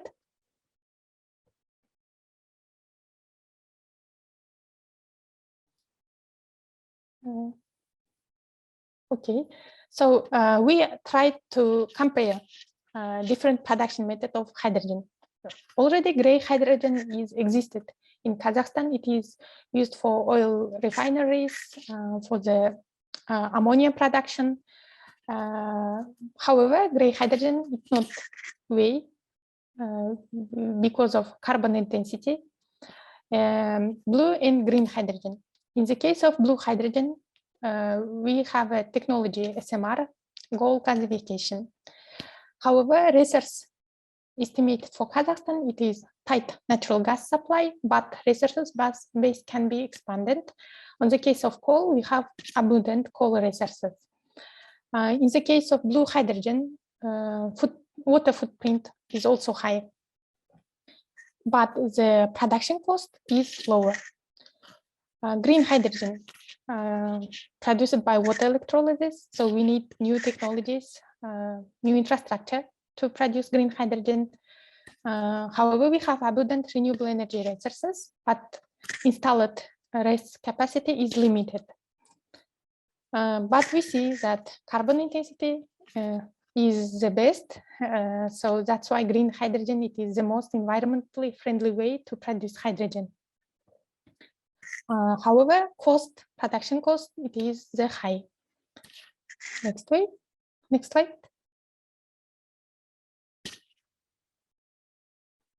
So, as I mentioned before, Kazakhstan, it is Central Asian country, it is land-located country. And for the transportation and storage of hydrogen, we have to think for long distance pipeline or railways. For short distance, all transportation methods. Shipping is available on the export transit countries via Caspian Sea, Azerbaijan or Iran. Hydrogen transportation infrastructure can be developed with the joint effort of interested stakeholders, green and blue hydrogen developers, transit countries, and hydrogen importers. Also, similar infrastructures exist for the crude oil export, like Caspian Pipeline Consortium. Next slide.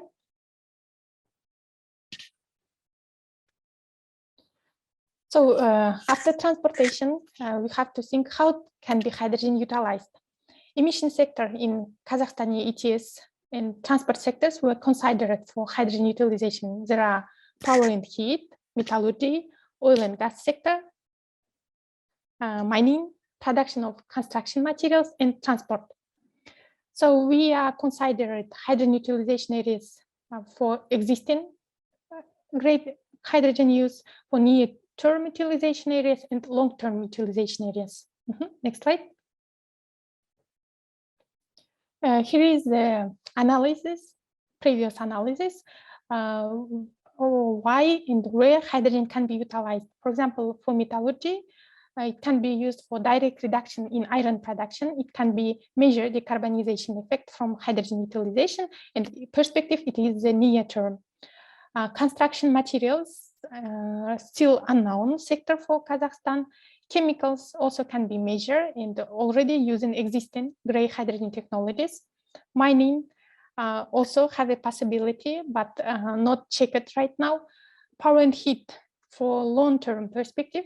Seasonal power storage can be by hydrogen. Residential industrial heating also can be by hydrogen. Oil and gas sector, it is also existing gray hydrogen, already using in oil refining for hydrotreating. In transport system, especially for heavy transport, also possible in the long-term perspectives. Next slide. Next slide. So conclusion, I guess already it is 1 minute. So the role of hydrogen, we have to clarify and define the long-term energy and decarbonization strategy, because right now we don't have a strategy from the government. We don't have a roadmap. Identify target utilization sectors, steels, chemicals, oil and gas, transport for the coming decades, and quantify the amount of hydrogen. How many hydrogen will be necessary, the cost of hydrogen, necessary investment. Also, carbon regulation, we have to think about CBAM. It can be main force for Kazakh exporters. So potential of export, the two largest hydrogen markets, the present and opportunity to develop hydrogen export with purify for low carbon hydrogen. Hydrogen production, we have to consider about blue hydrogen, green hydrogen, but don't forget about the effects of hydrogen export on the water security. Hydrogen storage and transportation can be available by a pipeline and railways because we are a landlocked country.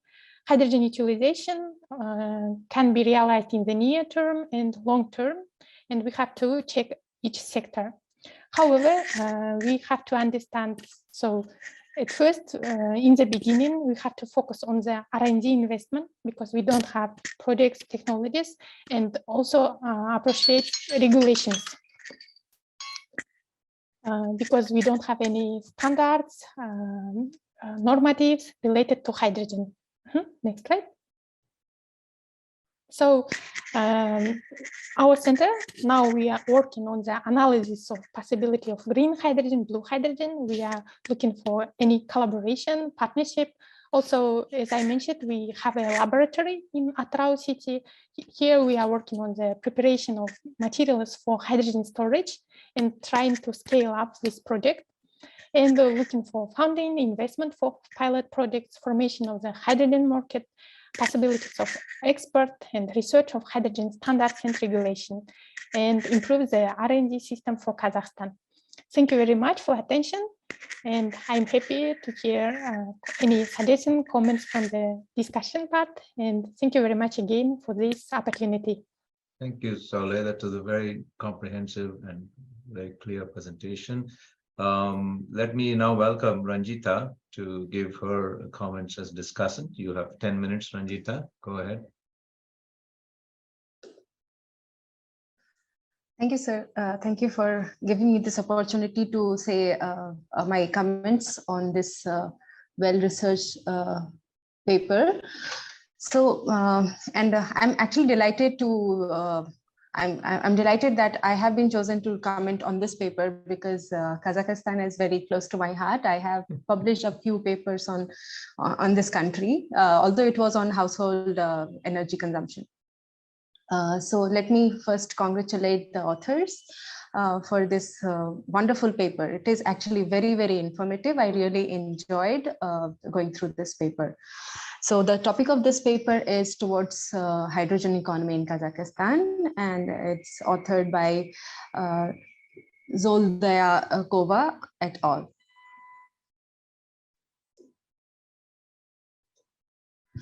So let me take you to the summary of this paper. The objective of this paper is to present an assessment of hydrogen technology in Kazakhstan by focusing on policy, technology, and economic aspects. Kazakhstan, while coping with the financial risk of launching a hydrogen country, the economy can, they have found that the economy can benefit from export of potential and low carbon hydrogen in near terms, which is also because of its strategic location because of this nearby big hydrogen market. So data and methodology, talking about data and methodology, it was mostly based on review of literature and policy documents. So my general comment would be, this topic is very, very interesting, and it is very, very timely. And because of the strategic position of the country, strategic position in terms of location, because it is situated between two, big global players, European Union and China, and also in terms of its strategic position in terms of the endowment of energy the country has. It has like very vast resource of crude oil, natural gas, and useless to mention coal. So it's one of the major player in exporting these energy resources.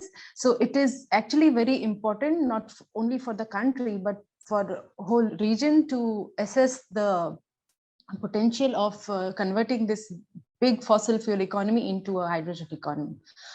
So yeah, but I feel that this topic is, the title is very broad. Also because it's the technology itself is at very, very initial stage, and we do not have many papers. We do not have many exhaustive literature on the issue. So to start with, this is an excellent work. So looking at the policy insight, it is very, they have given very practical recommendations. The scientific soundness is satisfactory, because they are like, I understand that there are not so many literature which can support, it's very nascent stage, the technology itself, it's very nascent stage. The language is well written and very appropriate. The readability is very good, because I went through the paper and it was like very, very informative, and I enjoyed reading it. So, I had to look for the scope where I can give suggestions, and also I found out that the structure doesn't follow any follow the classical structure of academic paper. But I'm not insisting on this this comment, because it's actually a review paper, so they cannot be very specific methodology, because it is very obvious. Okay, so there were two objectives. One is to identify the main drivers which can stimulate the adoption of hydrogen economy in Kazakhstan. So for this, what actually I saw in your presentation, that you have moved forward from what draft I have got. So you have improved a lot. So maybe the draft I got was very, very initial draft. So I see most of the comments which I'm going to tell you is already, you have already covered many of them. So, but for this objective, since you do not have many information about the hydrogen economy, maybe it's a good idea to start your analysis drawing on the renewable energy resources you have already. So somehow, I think you can map your, you can visualize your already available renewable energy resources somewhere in the paper, and the second objective was to discuss stakeholders in Kazakhstan who could be involved in hydrogen supply chain. So for this, I would like to see the role of private sector in R&D and capital formation. For example, in India, the major player for electricity production and distribution, they are private. Private companies. So somehow, if you can, reflect that in your paper, that what is the role of private sector in distribution and consumption at the present stage. So, we can have some idea about the role of government and private sector and their share in distribution and production. So, and further, you can also explore the role of private sector in, capital formation and their role in generating infrastructure for production and distribution both. That is, I find that this is one of the main challenges for developing a hydrogen economy.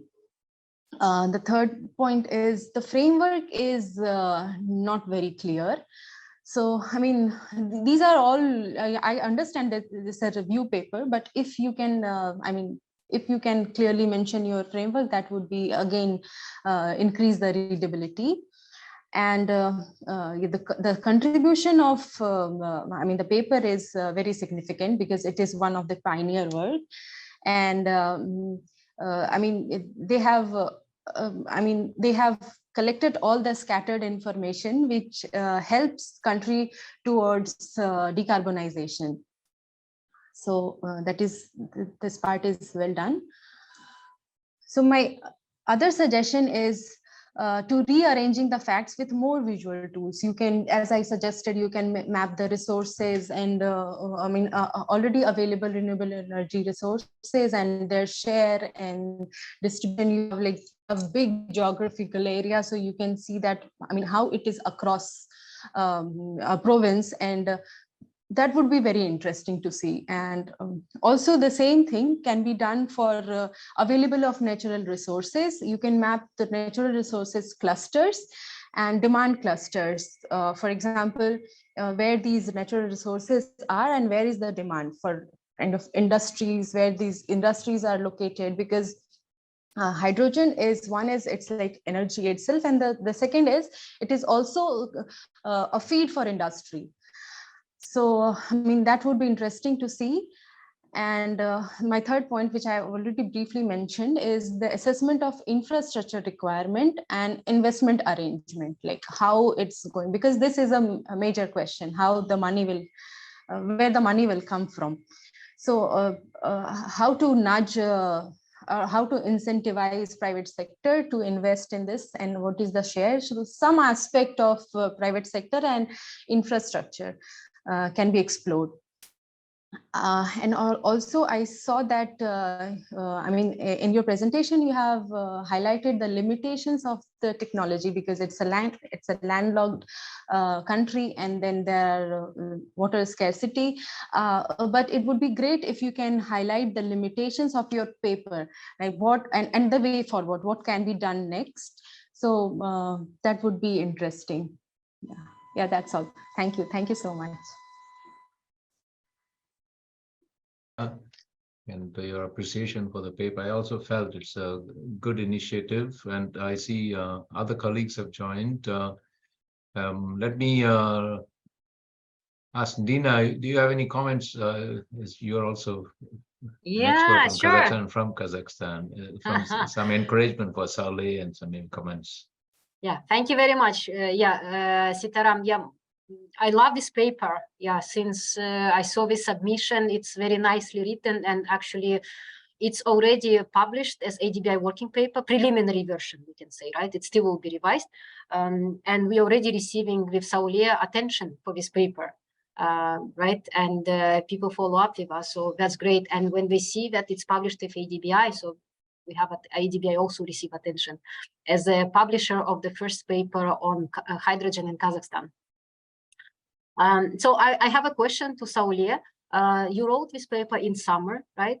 And many governments actually writing now national hydrogen strategies. Some countries are planning, some countries already discussion written. For example, I'm checking the database from Bloomberg New Energy Finance. They have a list of all the countries who are preparing or in discussion. Kazakhstan is not in there.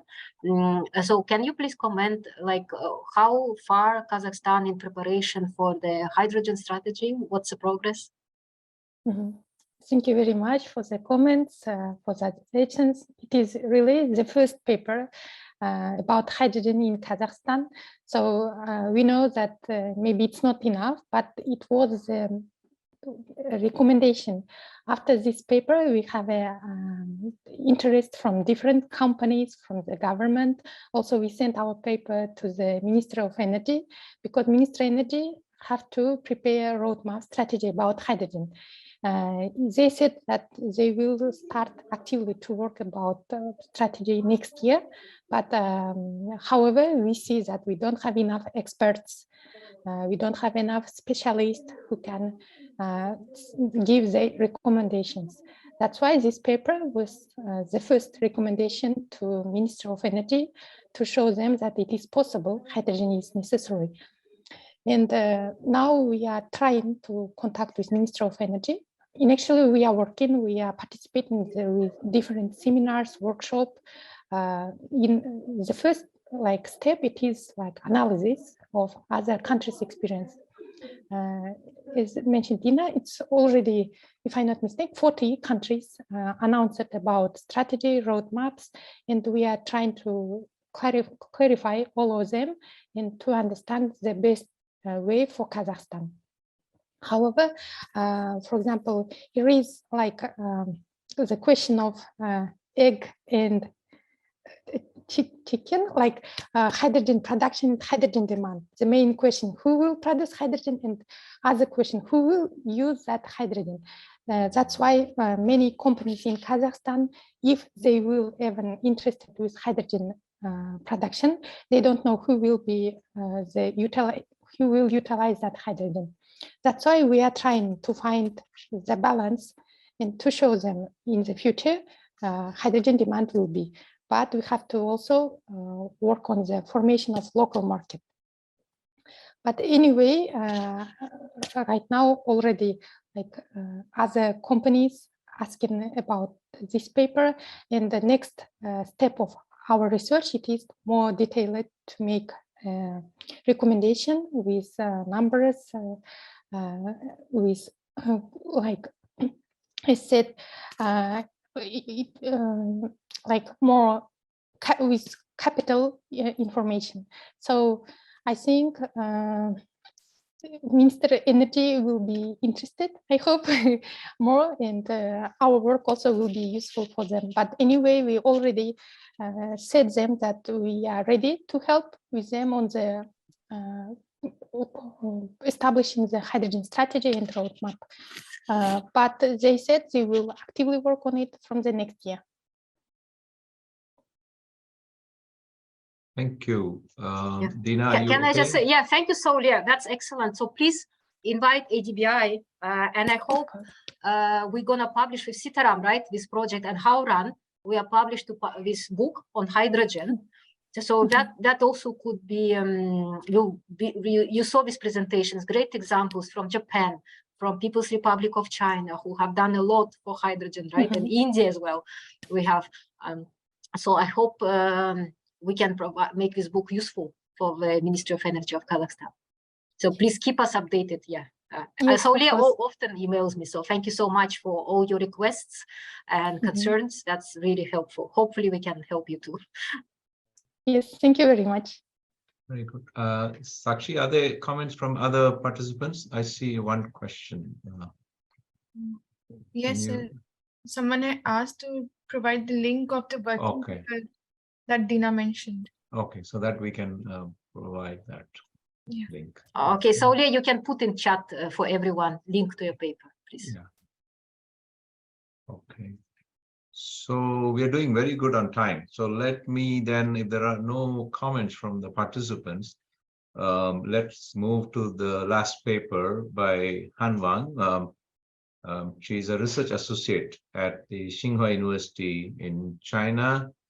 Han Wang, you have 15 minutes to present your paper on role and development pathways on hydrogen in the renewable dominated energy system. Go ahead, Han Wang. You can share your screen.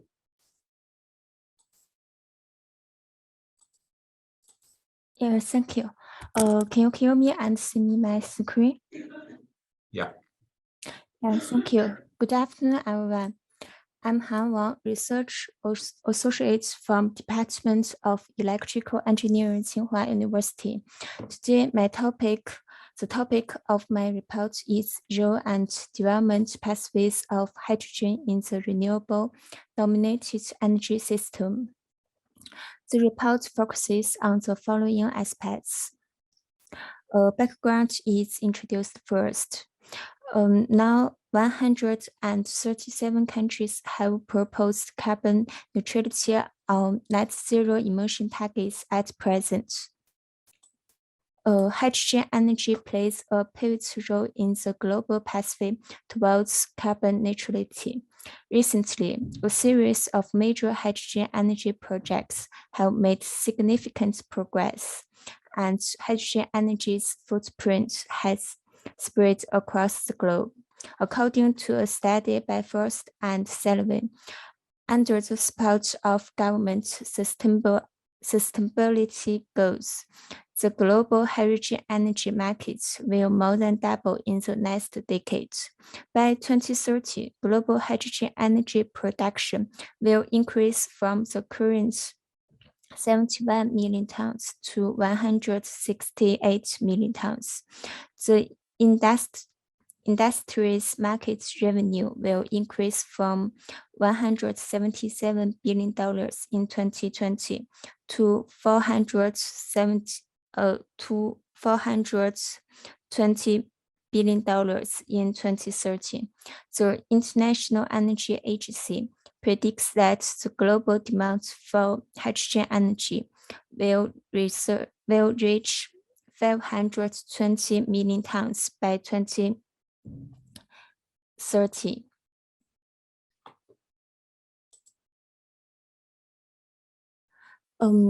There is almost no single hydrogen in nature, according to whether there is carbon emission in the process of hydrogen production.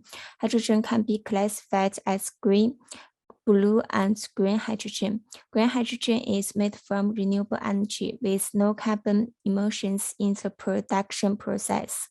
It will be the dominated trend in hydrogen energy development. At present, more than 40 countries and regions has released hydrogen energy development strategies, taking hydrogen energy as an important part of promoting the new climate and energy policy. Major economies worldwide, such as European Union, the United States, China, Russia, Japan, South Korea, and Australia, are actively laying out the hydrogen energy industry. The policies and related documents of hydrogen energy development in these countries and regions are listed in the table. Then the production technologies of green hydrogen are focused next. Water electrolysis is the most commonly used technology of green hydrogen. It can be divided into 3 categories: alkaline, proton exchange membrane, and solid oxide, according to the electrolyte material. Green hydrogen production by alkaline water electrolysis is a major technology and is the most economical way to produce hydrogen by water electrolysis. The electrolytic efficiency is about 60% to 75%. As for the cost of hydrogen production by water electrolysis from renewable energy includes the energy generation cost, water electrolysis equipment cost, raw material cost like water, and other operation and maintenance costs. The cost of renewable energy generation is the most critical factor affecting the cost of green hydrogen, and for every 10 cents per kilowatt hour reduction in generation cost, the cost of hydrogen can be reduced by $5.5 per kilogram. For future costs of green hydrogen production in global and several regions are shown in the red figure. The global cost of green hydrogen production is decreasing yearly from $4.2 per kilogram in 2020 to $1 per kilogram in 2050. It will be lower than the cost of hydrogen production from methane, almost the same as the cost from natural gas in 2030, and lower than the cost from terminal power in 2040. The cost of green hydrogen production is highest in Europe and lowest in the Middle East and North Africa by region. Also, difference in electricity cost directly contributes to the regional disparity in green hydrogen costs. The role and applications of green hydrogen are introduced next. On the one hand, green hydrogen can reasonably cooperate with renewable energy, which with the characteristics of randomness and volatility. The hydrogen can be used as long-term energy storage to improve the utilization rate of renewable energy and grid reliability. On the other hand, green hydrogen energy can help industries that are difficult to achieve deep decarbonization through electrification, such as logistics and industries, supporting the goal of carbon neutrality. The main factors of national support for green hydrogen energy development include reducing emissions, diversifying energy supply, fostering economic growth, supporting national technology development, integrating renewables, and exporting, as shown in the red figure.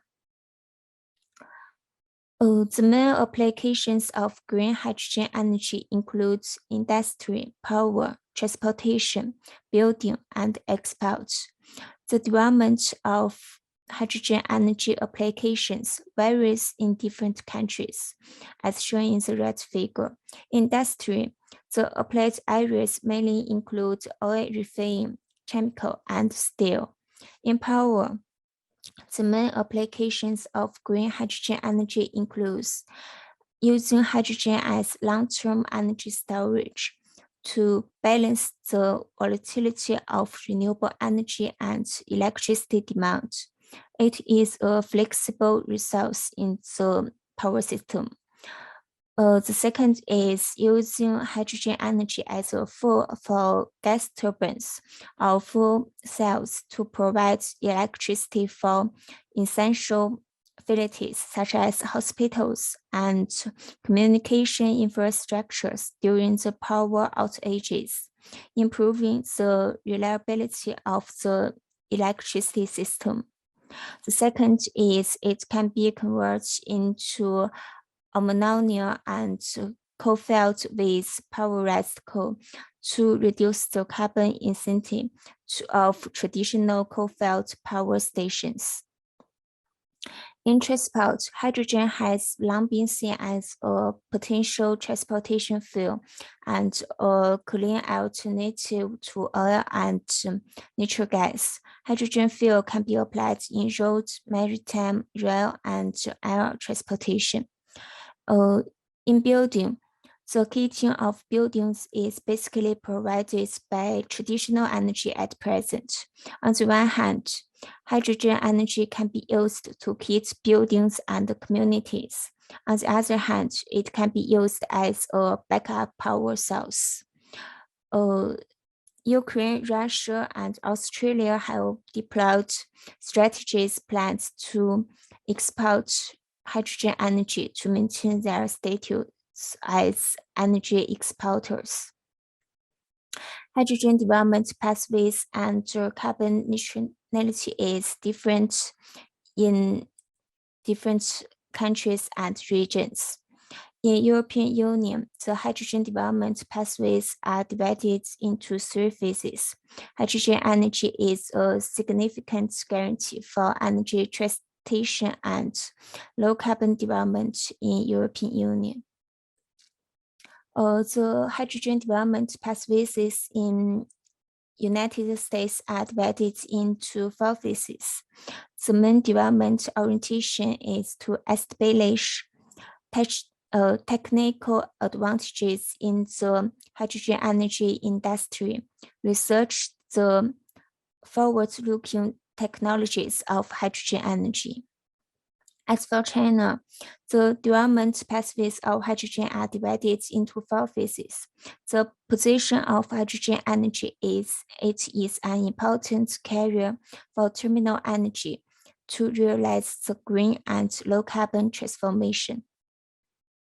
The hydrogen development pathways in Japan are divided into 3 phases. Japan aims to construct a hydrogen society. Russia is a major exporter of energy, and the strategic development of hydrogen energy in Russia mainly focus on export. Different with Russia, South Korea mainly focuses on the import. Development goals of hydrogen energy in different countries and regions are concludes. Then I will summarize the report. Hydrogen plays a pivotal role in the world's energy transformation, especially green hydrogen energy, which with no carbon emissions. In the future renewable dominated energy system, on the one hand, green hydrogen can be used as long-term energy storage to cooperate with renewable energy, which with the characteristics of randomness and volatility, to improve the utilization rate of renewable energy and the reliability of the power grid. On the other hand, green hydrogen energy can help reduce carbon emissions in industries that are difficult to achieve deep decarbonization through electrification. More than 14 countries and regions have released strategies for hydrogen energy development, taking hydrogen energy as an important part of promoting the new climate and energy policy. As for the formulation of hydrogen development pathways under carbon neutrality, the formulation should be based on the actual conditions, and the targets should be set in stage. The first phase is suggested to provide an institutional and policy environment for the hydrogen energy industrial development and to bring relatively mature hydrogen applications to market. The second phase is suggested to transmission policy incentives from early direct support to scalable market machines and closely linked hydrogen to the power grid and renewable energy. The third phase is suggested to form a hydrogen energy industry and build a diversified hydrogen energy applications covering transportation, energy storage, industry, and so on. The final phase is just to aim at realize a large circle application of hydrogen energy in areas that are difficult to achieve deep decarbonization through electrification to help achieve the goal of carbon neutrality. That's all. Thanks for your attention. Thank you, Hanwang. It's now my pleasure to welcome a colleague from IGES, Dr. Eric Sussman, for discussing this paper. I understand you'll just be speaking from the screen. Go ahead, Eric. Yeah, thank you very much, Dr. Ram, and thanks so much, Hanwang, for this very interesting, very clear, and very illuminating discussion of the potential for hydrogen and its complementarities with renewable energy. I'd like to highlight a few strengths of the paper and then offer some suggestions for areas for improvement. I didn't prepare like a critique, a set of slides, but I might show an image towards the end of the presentation just to give Dr. Han some sense of some ideas to elaborate. So, but let me start by just verbally elaborating upon some of the key strengths of the analysis. So, I mean, I think the paper does a very nice job of highlighting the huge technical potential for hydrogen and how that plays into net zero transitions.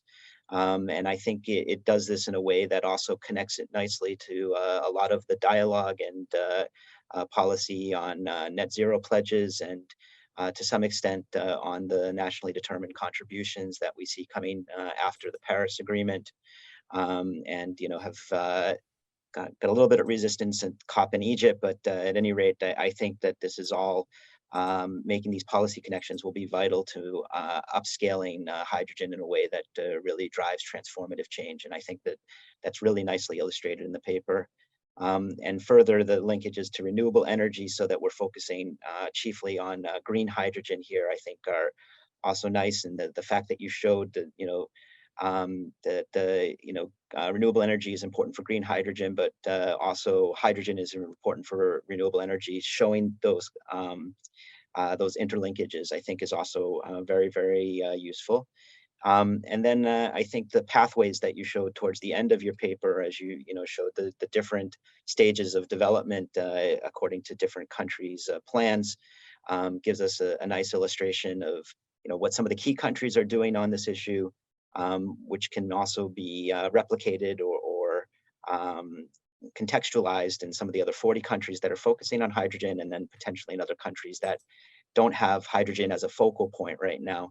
And I think this moves us from sort of just a technical analysis of potential to also some of the policy applications. So I think that was really great, and I applaud you in that connection. So those are some of the things I think are really strong about the analysis, and I really enjoyed that. And then I have a few suggestions as you develop this further and move forward. And I have to say, I'm speaking about these issues from the perspective of a social scientist. So I'm trained as a political scientist. I've worked a lot in Asia and China specifically. So that's sort of my angle. And I want to highlight a few things that I think from a social science perspective, I think will make your paper even stronger. So the first thing that I want to suggest is, and I think this is not just unique to Dr. Han's paper, but I think in this space more generally, there's still a very strong emphasis on the technical feasibility of hydrogen, which I think is important. Of course, we need to know the technical feasibility. There's also strong emphasis on the economic feasibility. I note that you put a lot of emphasis on the reductions in costs over time. But I think what we're seeing in especially social science world, and if you look in IPCC from the 1.5 degree report moving forward, and now in the 6th assessment report, there's an emphasis on other dimensions of feasibility besides technical and economic. So to some extent, the social dimensions of feasibility, and also I would say the institutional and political dimensions of feasibility. And I think those, especially the institutional and to some extent the political dimensions of feasibility, are really important when we start to think about whether or not we're going to move down a pathway that's focusing primarily on blue and gray hydrogen, or we're going to think more about green hydrogen. And so I would suggest looking up some of this work on multi-dimensional feasibility assessments, and thinking about how we can look at whether or not there's a political economy argument for focusing more on green hydrogen, and what might be some of the political economy barriers. So for instance, there might be some industrial ministries, there might be some industries that want us to stay more focused on the gray hydrogen or blue hydrogen, that might not allow us to move towards a more green hydrogen approach. So multidimensional feasibility, I think, is really important. The second point I want to highlight, and we see this a lot in discussions on, you mentioned briefly these Sustainable Development Goals, but I think also in terms of thinking about a pathway that's focused primarily on green hydrogen, is to think about sort of a synergies and trade-offs argument. What are some of the synergies between green hydrogen and other development goals? So, are we talking about air pollution reduction? Are we talking about prevention of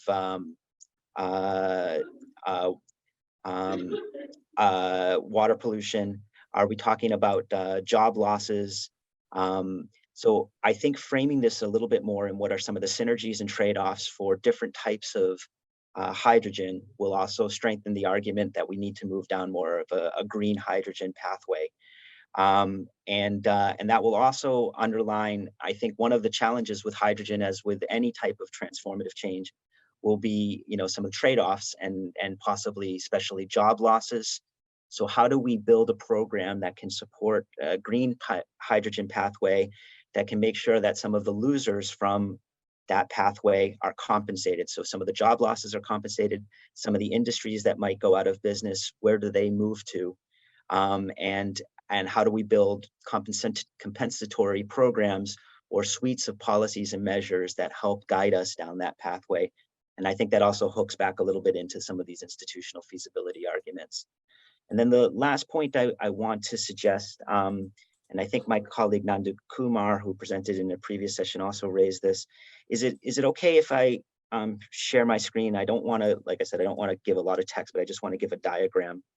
Is that okay? Yeah, let's see if I can do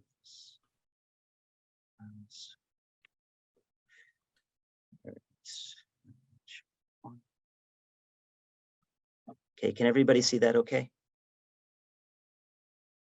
All right, so I'm not familiar, I'm not sure how many people have seen diagrams like this before, but this is from a paper from Frank Giels that was developed about 20 years ago on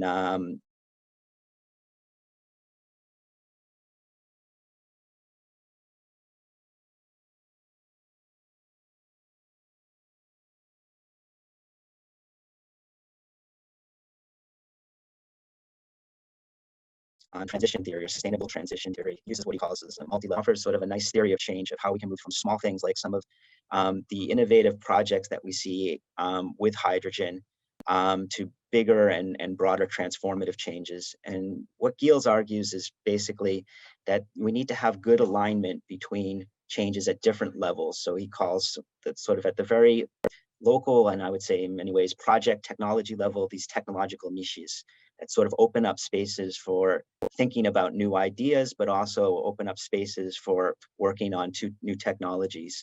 And he says that these need to interact and be supported by what he calls socio-technical regimes. If you're asking me, that's a little bit of fancy language for policies and institutional changes, although he does fit in some cultural and symbolic meaning. But basically supporting policies and institutions that will help drive forward some of these technological changes in ways that help scale them up. And he says that there also needs to be good synergies with what he calls landscape developments. And things at the landscape level can be big changes in markets. They can be external shocks to the system like COVID or the Ukraine war. They can also be big changes in sort of science or norms that happen on very much on a global scale. And this can create windows of opportunity for these big changes or these sort of small changes that get magnified or amplified by things at the regime level to catch on, you know, and gain even more fire and move faster and drive bigger changes. And Giels shows how this type of theory of change applies to many different technological innovations, not just in the sustainability space, but, you know, more generally with the Industrial Revolution.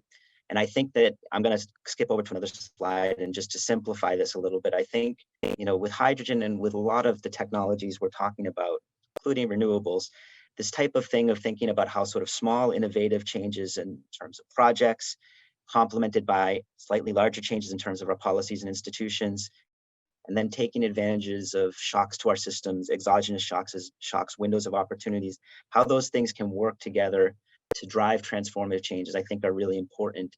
And I think, go back to your paper, Han Wang, and many of the papers I've seen today with hydrogen, I think that type of theory of change would help give a stronger logic and for how we can move from, you know, sort of one-off projects here and there to the type of big things that you're projecting, you know, when we think about, you know, 2050, 2070.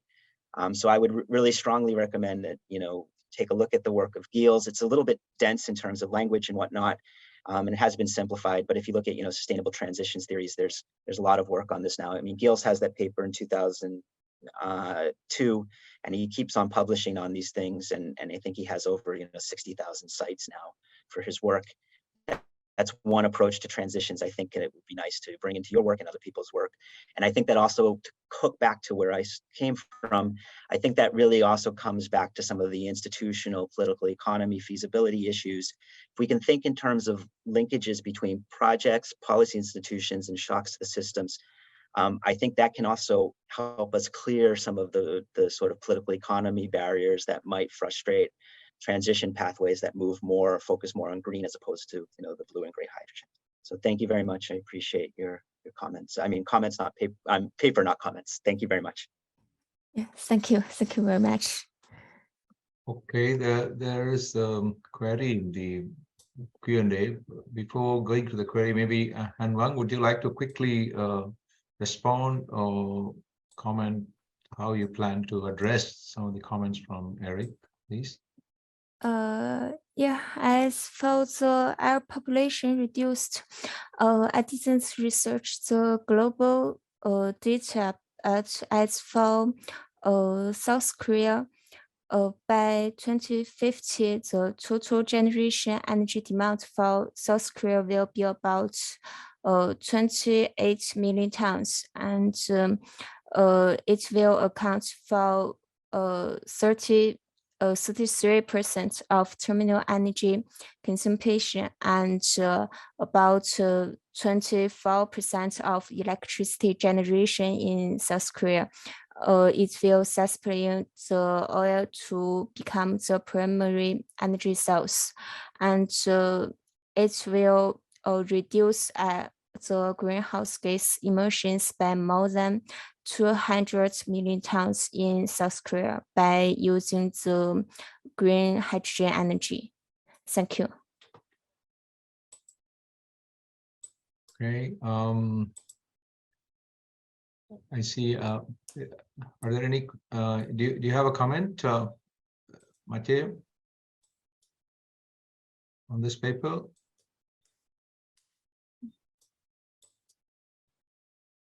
Anybody else has any comments? Any of the participants or panelists on Han Wang's paper? Okay, if there are no specific comments on this paper, there are 3 papers that we discussed. We started with the paper by Falendra Kumar in India, and then we moved on to the paper on Kazakhstan, and this last paper by Han Wang on China. So are there any overall general comments or questions to any of the, this was on hydrogen economy. If there are no comments, yes, we can also have a nice coffee break. So there is a question in Q&A. Yes, there is a question to Han Wang. Yes, sorry, I missed it. So they're asking, let me read it for you. Is there any data on how much air pollution is reduced due to green hydrogen? This maybe any of the authors can respond. Han Wang, maybe you can try. Yeah, I researched the greenhouse gas emission reduction for South Korea. As for South Korea, by 2050, the total green energy demand will be 28 million tons, and it will reduce the greenhouse gas emissions by more than 200 million tons in South Korea by 2050. Thank you. Okay.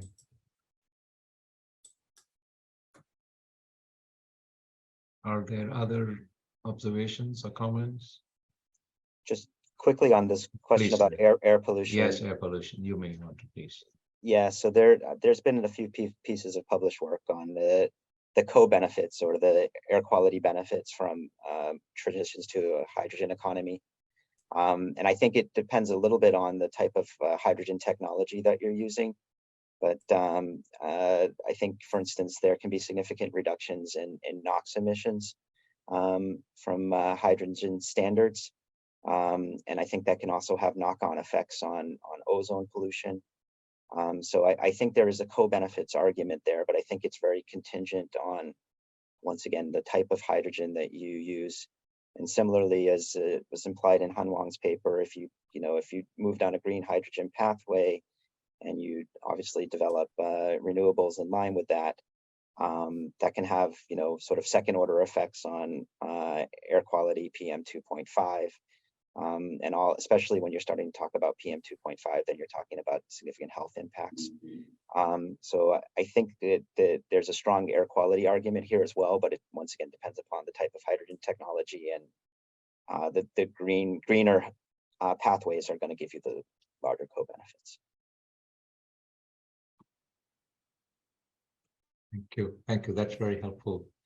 There is a lot of interest in the hydrogen as a substitute or as an enabler for both addressing the energy demand as well as for getting a cleaner environment and cleaner fuel. But there are some issues to grapple with. I think this session has covered that there are some hurdles for late enterers, as well as countries which are still developing and still importers of energy. So they have challenges.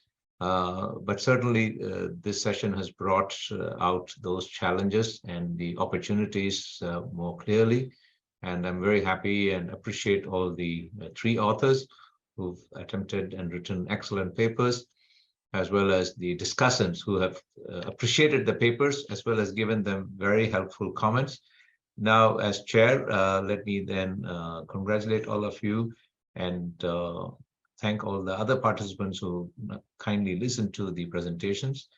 Although we didn't have many floor questions, I hope you will have questions in the future sessions. Now let us break. Thank you very much for coming back after a coffee break. So let's start session 3, hydrogen in industry and transport sector. And this session will be chaired by our very good friend, and he supports always our events, Priyanta, who is Chief of Energy Sector Group of the Sustainable Development and Climate Change Department of ADB in the Philippines. Priyanta is also Director of South Asia Energy Division of ADB. He was founder Director General of the Public Utilities Commission of Sri Lanka and Senior Professor of Electrical Engineering at University in Sri Lanka. He also holds a doctorate in Power Systems Economics from the Imperial College. So Priyanta, thank you so much for supporting this event. The screen is yours. Thank you. Thank you very much, Dina, for that very generous introduction. And welcome to all of you as the chair, on this hydrogen in industry and transport sectors. As you know, naturally, hydrogen is the topic of the day in the energy sector, particularly in energy transition. Hydrogen will have to play a major role as something which can bring in, locational and time shifting of particularly renewable energy in terms of green hydrogen. As all of us know, of course, renewable energy has the inherent issue of being intermittent and not being available when we want to use it always, all the time. And at the same time, the renewable energy, intermittent renewable energy may not be available where we want to have it. And so both time shifting and locational shifting are the key aspects of hydrogen in that sense, in terms of using intermittent renewable energy as much as possible in the system. And also it will play an important role in hard to abate sectors, particularly in the transport sector and other heavy industries and so on. So we have an eminent panel of speakers, from representing various industries and trying to share, their thoughts on the subject. And we have 3 speakers, 3 discussants, and 3 papers, of course, and lined up. So with this short introduction, and let me first invite the first paper, the presenter is Ranjita Mishra, the economist from Reserve Bank of India, and also the discussant, Harun Shang, researcher from the University of Tokyo, Japan. So with that, let me hand over to Ranjita, please. Thank you. Over to you.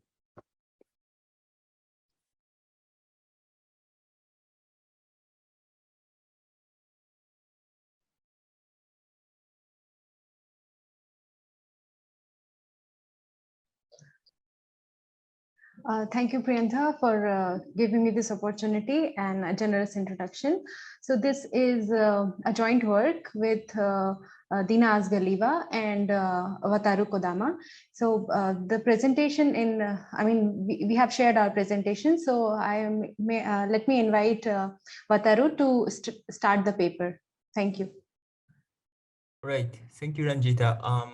So I'm just like briefly introduce our study. And then Dina is going to discuss the background of our paper. And then Ranjita talk about the India's hydrogen policy and also hydrogen attributes. Next slide, please. So we start with a very general introduction. So why hydrogen? And I think, as you know, like hydrogen is like there's high expectations on hydrogen because it is a free energy carrier, meaning that it can be like produced from like many energy sources, and then it can be utilized in many sectors. And then also it also contributes to the efficient use of renewable energy by storing energy to adjust variable output. So this is like a very general introduction. Next slide, please. And if we think about the Indian energy sector in particular, according to the government of India, by 2030, nearly 50% of India's power generation will depend on like coal, in spite of the exponential growth in renewable energy. This is because of the increasing trend in the energy demand. And by 2040, the power sector will be responsible for nearly like 80% of the India's total carbon emission. So it is critically very much important for India, but also for the world, given the India's like importance in the world, to encourage countries' energy mix through utilizing hydrogen. And this paper carries out a critical analysis of the opportunity and challenges in India from global perspectives. Next slide, please. So just as a brief overview, there are many countries who now adopted the national hydrogen strategy. So far, as of August 16, there are now 31 countries who adopted like any kind of hydrogen strategy, which was like doubled compared to 2021. And as for the Asia and the Pacific, there are so 6 countries as shown in the table. And then now New Zealand is the preparation. I mean, at least like at the August 16, New Zealand was in preparation for the hydrogen strategy. And there are lots of like countries in Europe who has like this strategy, but also like Americas, Africa, and Middle Eastern countries. So and then like if Asian Pacific region are important because there are like 3 different type of countries, including the energy importer, but also like technology exporters like Japan. And also they are potentially energy exporter due to ideal setting for hydrogen production. And Indian could be like one of the like a third type of the country. Next slide, please. Yeah, from here. Thank you. Thank you, Wataru. Yeah, I'll continue about investments in hydrogen. Actually, over recent years, you probably noticed that interest in hydrogen is actually growing. So does investments in hydrogen. It grew substantially. However, although it's if you look at the trends, how it grows, like it was, the growth rate is very fast and very good, but still, if we look at the amount, it's very small. It's only 0.5% of comparing, let's say, like renewable energy investments. So even comparing to just renewable energy investments, it's very, very small, and mainly by a few countries it's done. Asia Pacific is the major investor. It's like 2/3 of all investments come from Asia Pacific region, mainly Japan, Korea, People's Republic of China. India, I think we've recently launched this year, we launched the National Hydrogen Strategy. So we think that it's probably will sharply increase also investments in hydrogen. Actually, for this slide, we have very detailed investments in hydrogen data, but because of the copyright, we asked for permission from Bloomberg New Energy Finance to present in these presentation slides. But I haven't received permission by the time of presenting this one. But I hope we get permission by the time we publish paper. So we have very rich investment data, and we hope to include it in the paper. But we don't include it here only because we haven't got a permission from the owner. Okay. So also, if you look at across selected countries like China, US, Europe, India, investments in the hydropower, solar PV, nuclear, fossil fuels, encouraging investments, hydrogen investments is necessary for meeting sustainable development scenario. This is according to International Energy Agency. India also needs to increase their annual investments from 4 billion to 14 billion by 2030. Okay, so one of the challenges with hydrogen, why we still see not so much investments, it's the high cost. The cost is still high for the hydrogen production, particularly green. But like mentioned in previous presentations, as cost of renewable energy will go down, or in countries where renewable energy cost particularly lower, many organizations predict that cost will fall down, particularly by 2030 and 2050, and even green hydrogen could become competitive. So it will competitiveness significantly improve by 2030 and will become even more competitive by 2050. So the production cost of hydrogen is expected to be competitive, and even with price less than $1 per kilogram of hydrogen. Okay, Ranjita, please. Thank you, Dina. As we have seen in our presentation and earlier presentation, that hydrogen is the game changer. It is the only energy which is not resource based, but it's a source of energy which is technology based.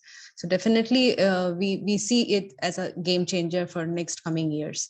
Okay, so now the question is, why India? Why India's energy choice matters?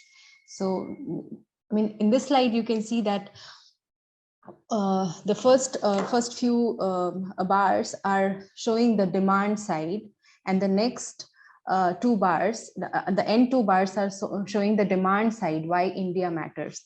So we see that not only in terms of population, but energy demand, coal demand, oil demand, gas demand, everything shows the outlook shows an increase in India's demand, and this is the world share. So India is going to have a very high impact of on the world through their share in energy demand. So, and because India is a fast growing country, and then because of the estimation of the energy requirement for maintaining its 8% of annual growth of GDP, these are the projections which by 2040 India will be claiming a major share of energy demand for its maintenance and going forward. So, but the good picture is that India is also going to share around 20% of solar PV capacity. So this and also around more than 30% of battery capacity. That is a very good picture to look forward. So that's why in India's energy choice is very important for this global for decarbonization of the globe. Next slide, please. So why? So in this slide, we have seen that the per capita CO2 emission has doubled over the 30 years, and it's. I would also highlight that this since it's in per capita, we can see that, yeah, India's emission has increased, although it is not that high compared to other developed countries, but it has increased double-folded. And we should not forget that this is per capita, and also because, the net has increased so much, but since it is divided by number of population, and you can see India it's one of the largest populous country. So the emission is a concern.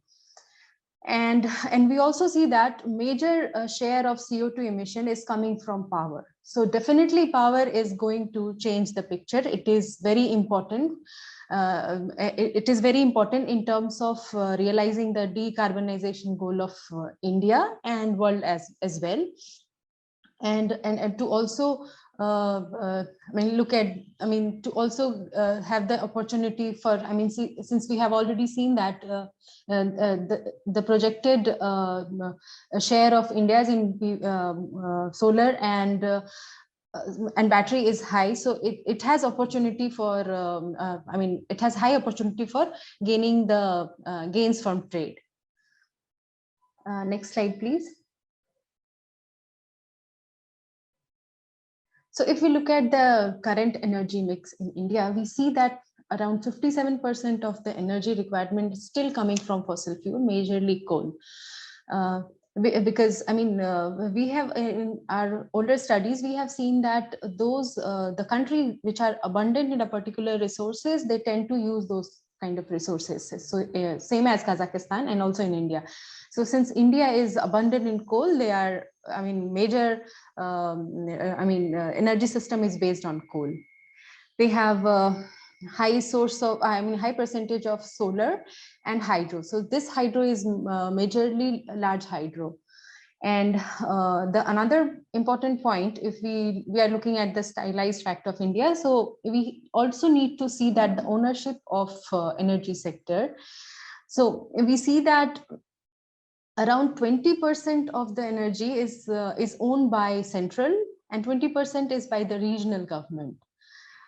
But the major player, 50%, around 50% of the energy is owned by private sector. And out of those 50%, there are three major players. One is Tata, Adani, and Adani Group, and Reliance Industries. They are the very big players, and we'll see later that they are contributing a very significant share. They have promised that they are coming up with in high investment in hydrogen. Yeah, next slide, please. Thank you. So now this slide shows the energy security position in India. So we see that this energy, the energy demand, this shows the peak hour deficit. Deficit in demand and supply. So we see that this peak hour demand is, peak hour deficit is very high, though this this installed capacity in India has increased around two-folded in last 10-12 years, but the energy security, especially during peak hours, still remains a big question. And next slide, please. So now we come to the India's National Green Hydrogen Mission, which was around last year, which announced last year. So this has several components. I have highlighted a few. First is India's climate action announced during COP26 last year.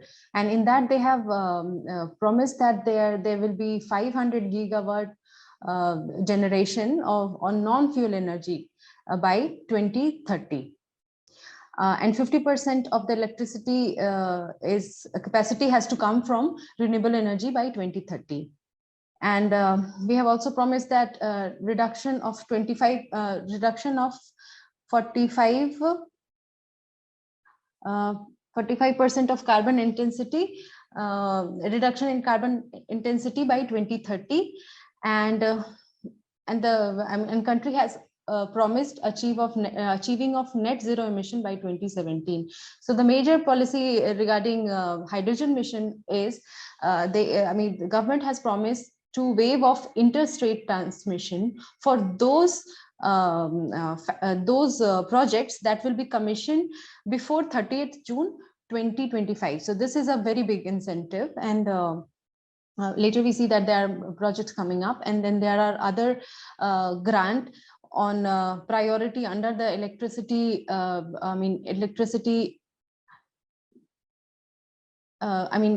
electricity development and recovery interstate transmission charges.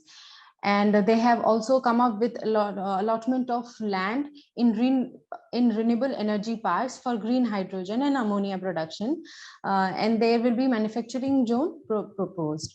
Dina, can you please next slide? Yeah, so the two major projects that I talked earlier is Reliance Industries has promised a 10 billion USD project for green hydrogen, and they have proposed a very big electrolyzers manufacturing firm in India. And the other one is Adani Group. They have promised investment of 70 billion USD also in hydrogen. Next, please. So the policy, when talking about policy recommendation, that is, since our paper is a very a review paper, it is more like a discussion paper. So we have proposed certain policy recommendation, not purely based on our findings, but a general view is reduction of cost of generation, and India specific is GIS mapping of identification of green hydrogen cluster, and mapping it with the clusters for demand and cluster for production, like where these will be produced in rich resource, and then where these industrial cluster it will be supplied. So that needs to be done. And there should be public funding for R&D and call for demonstration for projects that support competitiveness of green hydrogen, and production link incentives and financial benefits for high efficiency and durable electrolysis system. And we need to have extended investment in hydrogen transport with mostly pipelines. Yeah. Next slide. Thank you. Thank you. Thank you very much, Ranjita, and of course, Dina and the team who did a fantastic presentation. Let me now invite the discussant of the paper, Dr. Haoran Zhang, the researcher from the University of Tokyo, Japan. Haoran, it's over to you. Yes, thank you very much. This paper is a very comprehensive policy discussion paper. Next, please.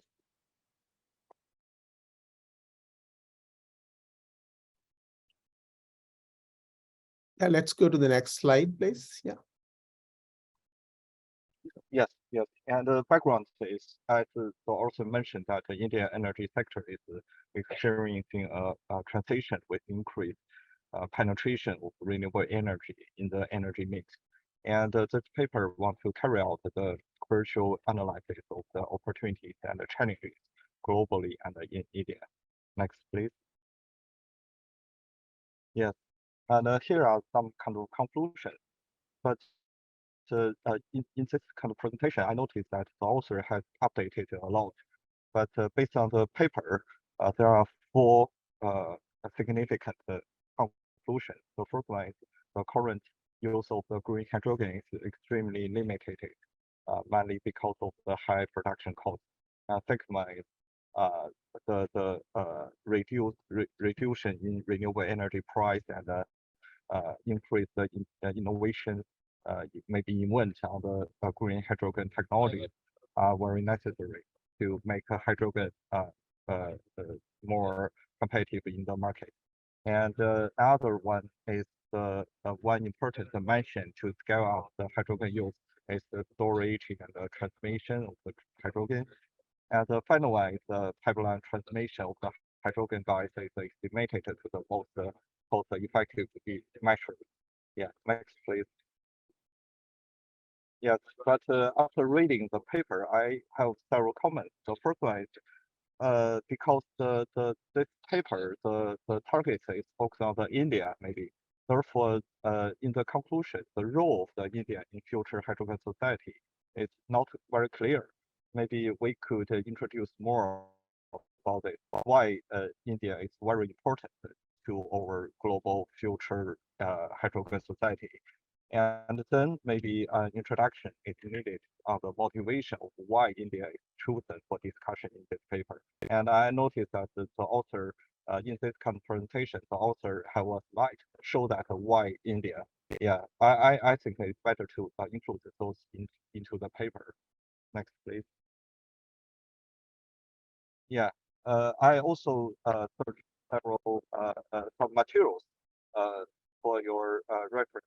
For example, like from IRENA and IEA, they have a lot of reports to focus on the India hydrogen strategy.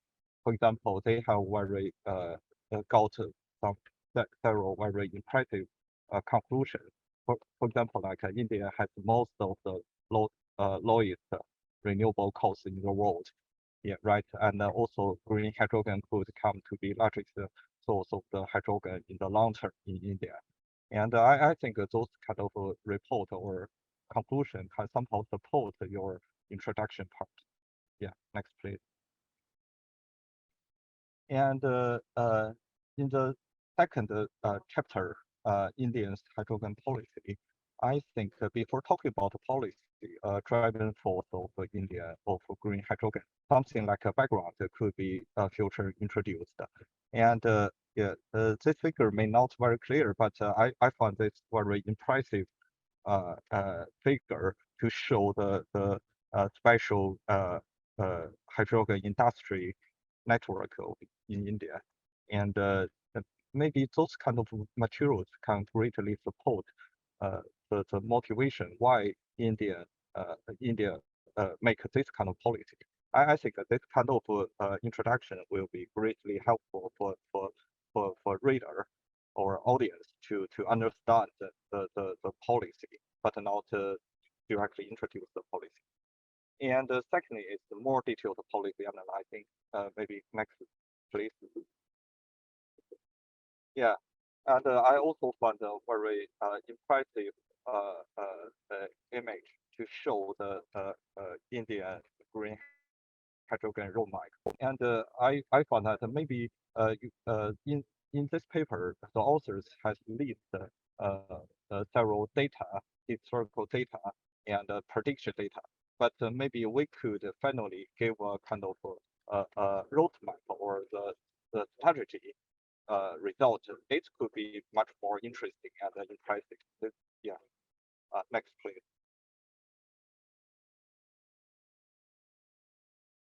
Finally, it's about the progress and the challenges. And I remember in the paper, authors raised two challenges from two aspects. One is hydrogen production, and the other one is the hydrogen price. But I read several internal papers and some kind of reports, and they also list several very quite interesting challenges and opportunities of India.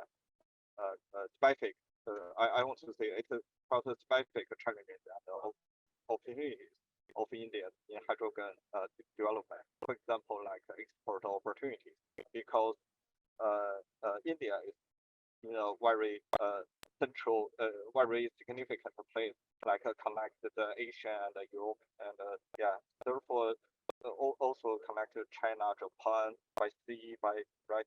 In this case, export opportunities would be extremely huge for or significant for India, and also supply chain construction. India is a big country, and how to construct the whole supply chain of this kind of hydrogen industry. It could be also a challenge.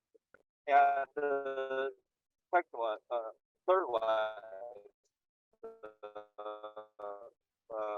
priority mitigation and also some kind of quality issues. Yes, I mentioned this. Yeah, it's maybe you can, in your paper you can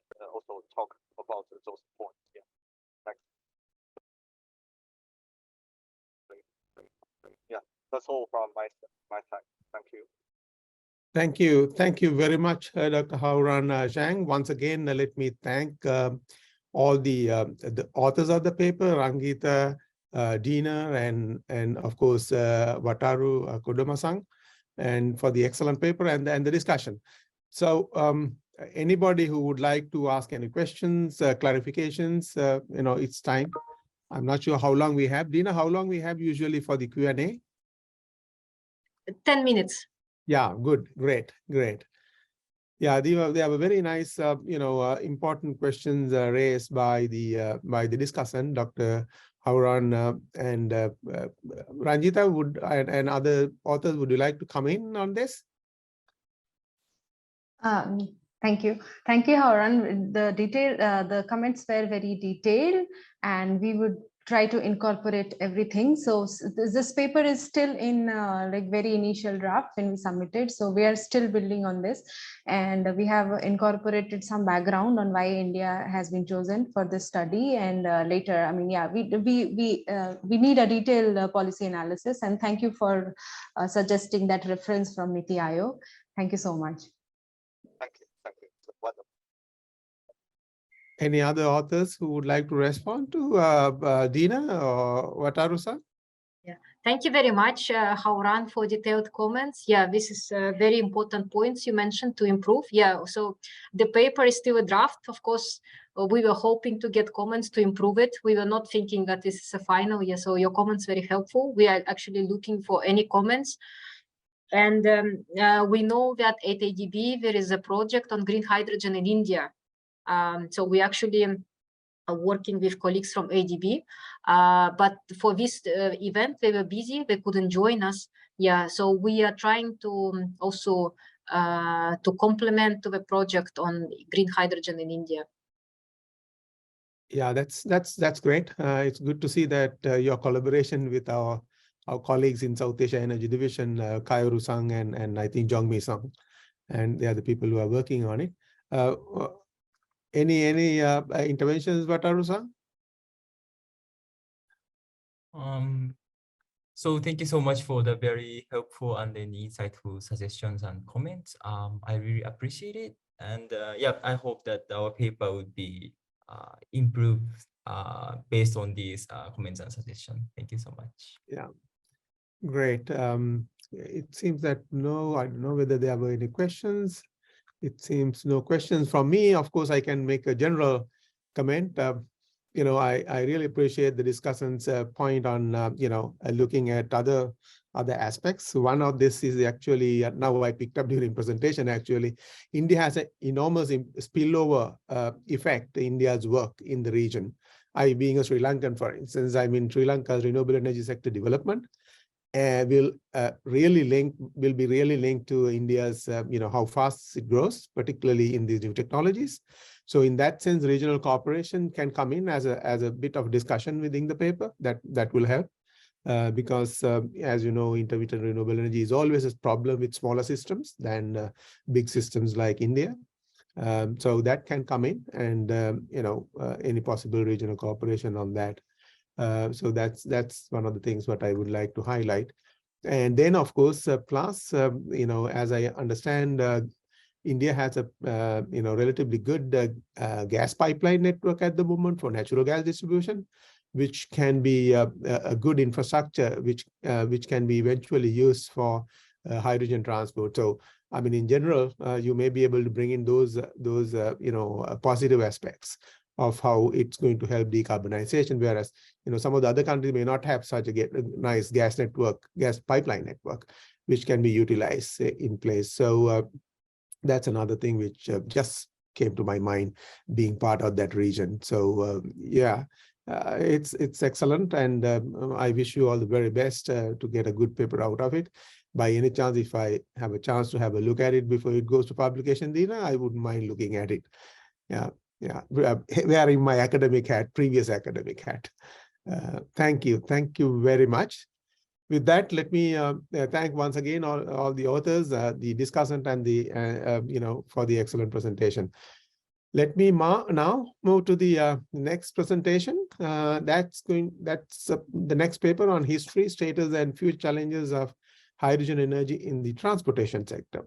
It will be presented by Dr. Weng Long Shang, Honorary Senior Research Fellow of Imperial College London, and also an Assistant Professor of Beijing University of Technology, PRC. Interestingly, Dr. Shang is coming from my previous place, and I used to be one of the frequent visitors to Imperial, not in recent times, of course, some time ago. So over to you, Doctor, please go ahead. Okay. Good afternoon, everyone. So shall I share my my slides, or some people will share the slides? Yeah, someone hopefully will share the slides. Okay. Yeah. Thank you. Yeah. Thank you. Good afternoon, everyone. It's really my great honor to share some viewpoints related to hydrogen energy. The topic is that I'm going to present today is history, standards, and the future challenges of hydrogen energy in transportation sector. Okay.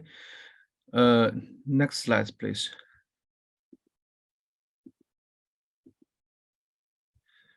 Before the presentation, please allow me to introduce myself briefly. My name is Wenlong Shang, as introduced by the host. Currently, I'm a senior research fellow of Imperial College London. I'm also working in Beijing University of Technology. Currently, I have already published more than 60 papers, including 5 ESI top 1% highly cited papers and 3 ESI top 0.1% hot papers. In addition, I serve as the editor board members or lead guest editors of more than 50 international journals. My current research interests includes carbon neutrality of transport systems, intelligent transportation systems, traffic big data, and so on. The hydrogen energy in transportation sector is my current focus. Okay, next slide, please. Thanks. Let's start with the background firstly. Okay, global warming caused by greenhouse gases has become a main concern of our society. On December 12th, 2015, the Paris Climate Conference reached an agreement on global climate change, and it sets the goal to limit long-term global warming to less than 2 degrees Celsius and preferably below 1.5 degrees Celsius compared to pre-industrial levels. In order to achieve the targets for temperature control proposed in the Paris Agreement, many countries have proposed pathways for carbon neutrality. So energy transition is very urgent. Secondly, transportation sector has been regarded as one of main sources for carbon emission. Transportation sector produces approximately 24% global carbon emissions. Thirdly, hydrogen energy plays an important role in the transportation sector and contributes to sustainable urban development since it has many advantages. Next slide, please. Here we briefly introduce advantages of hydrogen energy. To begin with, hydrogen is the most abundant element in the universe. It's easy to obtain. Thus, it shows great advantages in sustainability. Hydrogen can be produced from water and release chemical energy through oxygen reaction. The whole process only generates water, no other pollutant produced, so it's a recyclable closed-loop system. As the rapid development of electric vehicles industry globally and the strong demand for energy storage based on lithium battery in wind and PV power generation in the future, lithium resources will become a constraint to the development of new energy industry. New energy industry in the future, considering that lithium in the Earth's crust is 0.65 out of 10,000 compared with the scarcity of lithium in batteries. Long-term advantage of hydrogen energy can be expected. Following this, hydrogen energy batteries and the related technologies can purify the air, which is very good news for cities with poor air quality. Secondly, high calorific value of hydrogen makes it become an ideal substitute for existing fossil fuels. The calorific value of hydrogen is the highest among common fuels, which is about 3 times that of oil and 3.5 times higher than coal. Next slide, please. Already finished. Okay. Let's see the last point of the background currently. Main economy began to positively layout the development of hydrogen energy. Many countries such as China, Germany, and the United States are also accelerating the layout and the construction of hydrogen refueling stations for HFCV, so as to promote the industrialization of hydrogen fuel cells. Okay, next slide. Let's move on to the history of hydrogen energy in the transportation sector. Actually, it's a surprise that the first internal combustion engine was powered not by gasoline, but a mix of hydrogen and oxygen in 1806. At that time in China, it was Qing dynasty. Next slide, please. Ruled by Jia Jin. Previous slides. Ruled by Jia Qin Emperor.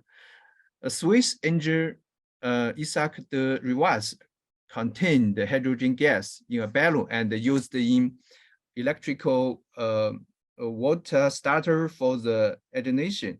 Unfortunately, the hydrogen-powered car designed by Rivaz the following years was a failure. Next slide, please. This figure shows the timeline of hydrogen energy used in transportation sector. As we can see, in 1806, the first hydrogen-powered engine was developed. In 1860, entered the hypermobile. In 1889, the first hydrogen fuel cell was invented. In 20th century, gasoline overtakes hydrogen. While experiments in hydrogen-powered vehicles continued throughout the 20th century, the gasoline-powered combustion engine dominated the automotive industry. In 1930s, a new hydrogen vehicle emerges. In 1941, gas shortage fueled hydrogen progress due to the Second World War. In the early of 1960s, GE produced a fuel cell electrical power system for NASA space program. In 1966, General Motors led the way. They produced one of the first fuel cell electrical vehicles used a fuel cell that combined liquid oxygen and supercooled liquid hydrogen. This innovation was the first step towards using pressurized hydrogen and oxygen derived from ambient air. Okay, let's say in 1998, Iceland announced its plan to create hydrogen economy. Iceland planned to convert all of its public transportation vehicles to fuel cell vehicles over a span of 10 years. In 1999, European explored fuel cell technology development. In 21st century, modern fuel cells revolutionized hydrogen technology, and the hydrogen power public transportation goes global. So in recent years, for example, in 2018, Norway, China, and the parts of the UK began using fuel cell buses and other hydrogen-powered vehicles. Hydrogen plants began to spread, enabling countries like Australia to produce and export hydrogen fuel. Okay, in 2020, major automakers make investment in hydrogen car development. In 2021, there are more than 40,000 passenger FCEVs on the open road in select market globally. So from the history of the hydrogen energy in transportation, we can clearly see that the development of hydrogen energy has accelerated in recent years, particularly in recent years. Okay, next slide. Okay, following this, let's see the current standards of hydrogen energy in transportation sector. We mainly explore it from the research perspective. Firstly, we searched, summarized, and visualized the literature related to hydrogen energy. As can be seen, the most frequently used keywords include catalyst, electrolysis, emission, hydrogen evolution reaction, hydrogen transport, and so on. While the right figure shows that hydrogen evolution reaction, nanoparticles, photocatalyst are the latest keywords, which reflects the recent research trend to some extent. Okay, next slide. In order to further explore the standards of hydrogen energy in transportation sector, we conduct a comprehensively review. We firstly systematically search for papers which concentrate on hydrogen and transportation systems. We conduct literature search from specific database and journals due to the difficulty in determining appropriate keywords. The procedure of literature research is presented in this figure. In such review, Web of Science, Science Director, and the IEEE Explorer is selected as the search database. Keywords hydrogen and transport star are searched in title, abstract, and keywords. In addition, the keywords transport star is used for search in other three databases, and some papers with the name of specific transportation modes, such as railway, road network, or aviation, are possibly missed. To cope with this situation, a journal-based literature search is conducted. The search scope is limited in academic journals in the field of transportation. All the papers searched from these databases or journals are integrated together. After deleting the irrelevant and reduplicative papers, approximately 150 papers are obtained. Okay, next slide. Following this, we have analyzed and we realized that these references, as can be seen from the left figure, the most frequent keywords include efficiency, engine production station, and battery electrical vehicles. And the red figure shows the research trend. It shows that people tend to focus on energy management strategy, fuel cell electrical vehicles, battery electrical vehicle, and preference recently, which implies that the research direction mainly focuses in these areas of energy management, fuel vehicles, and set prioritization. Actually, based on research focused of selected references, we divided them into several categories for analysis. For example, location problem of hydrogen refueling stations, the impact of hydrogen fuel cells on greenhouse gases emissions, research related to policies of hydrogen energy in transportation. Because of the time limitation, I'm not going to details. Okay, next slide. So let's say the future challenges. Through the literature search and analysis, we summarized the following challenges. The first challenge is how to reduce the cost of green hydrogen production significantly. The development trend of hydrogen energy is from green hydrogen to blue hydrogen, and finally to green hydrogen.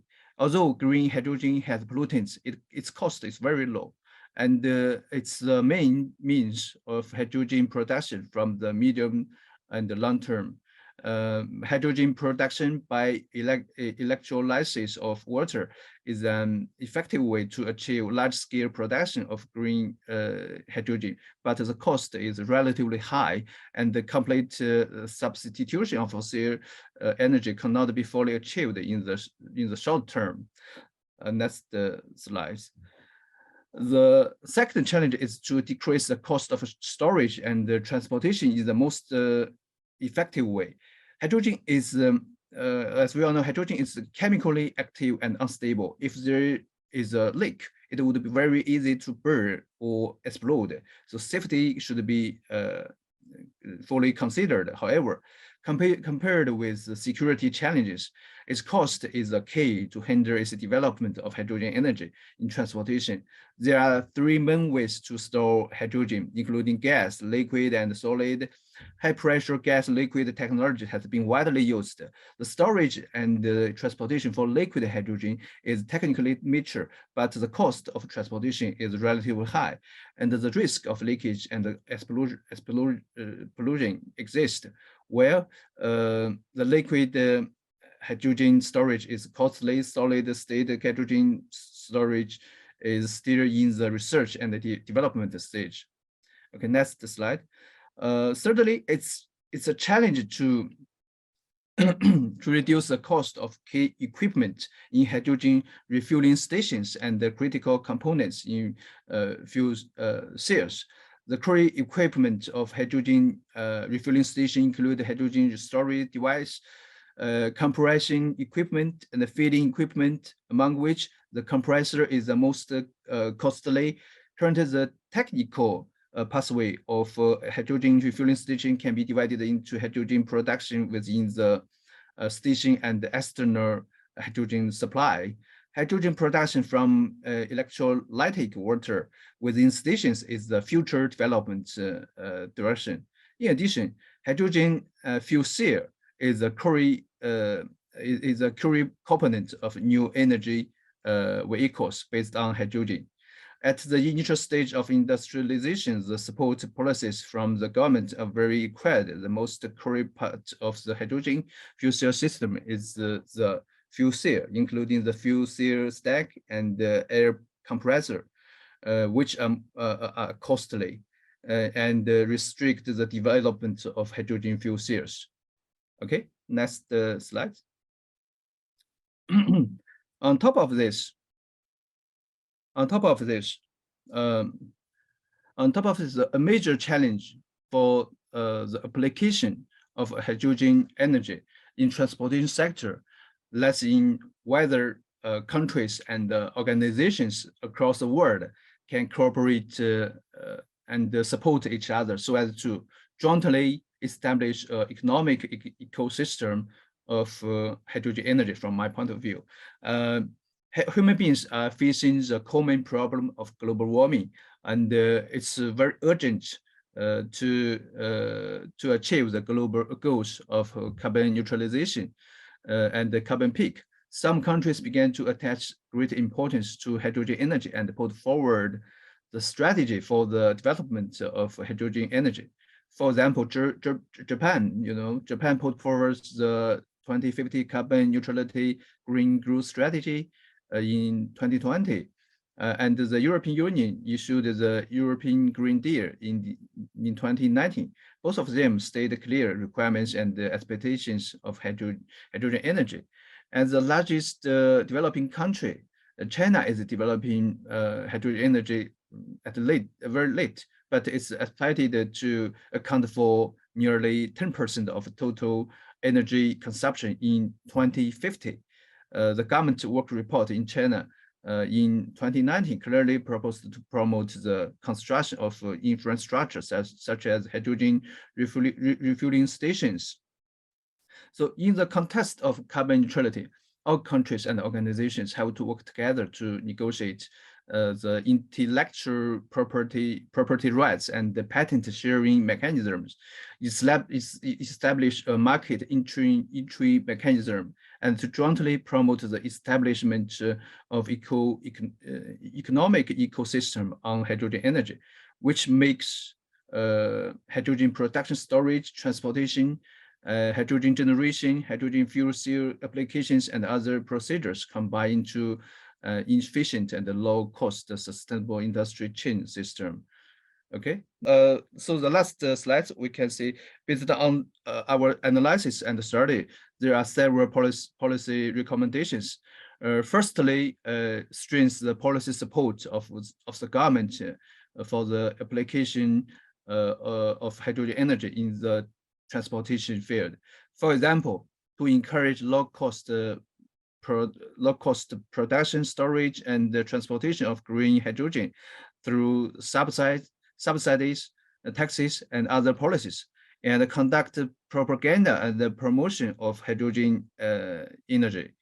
Following this, strengthens the R&D of key technologies, continuously reduce green hydrogen production cost, storage and transportation cost, hydrogen fuel cell production cost, and so on, through technological innovation. Okay. Thirdly, improve the construction of the infrastructure related to hydrogen energy, such as hydrogen refueling stations.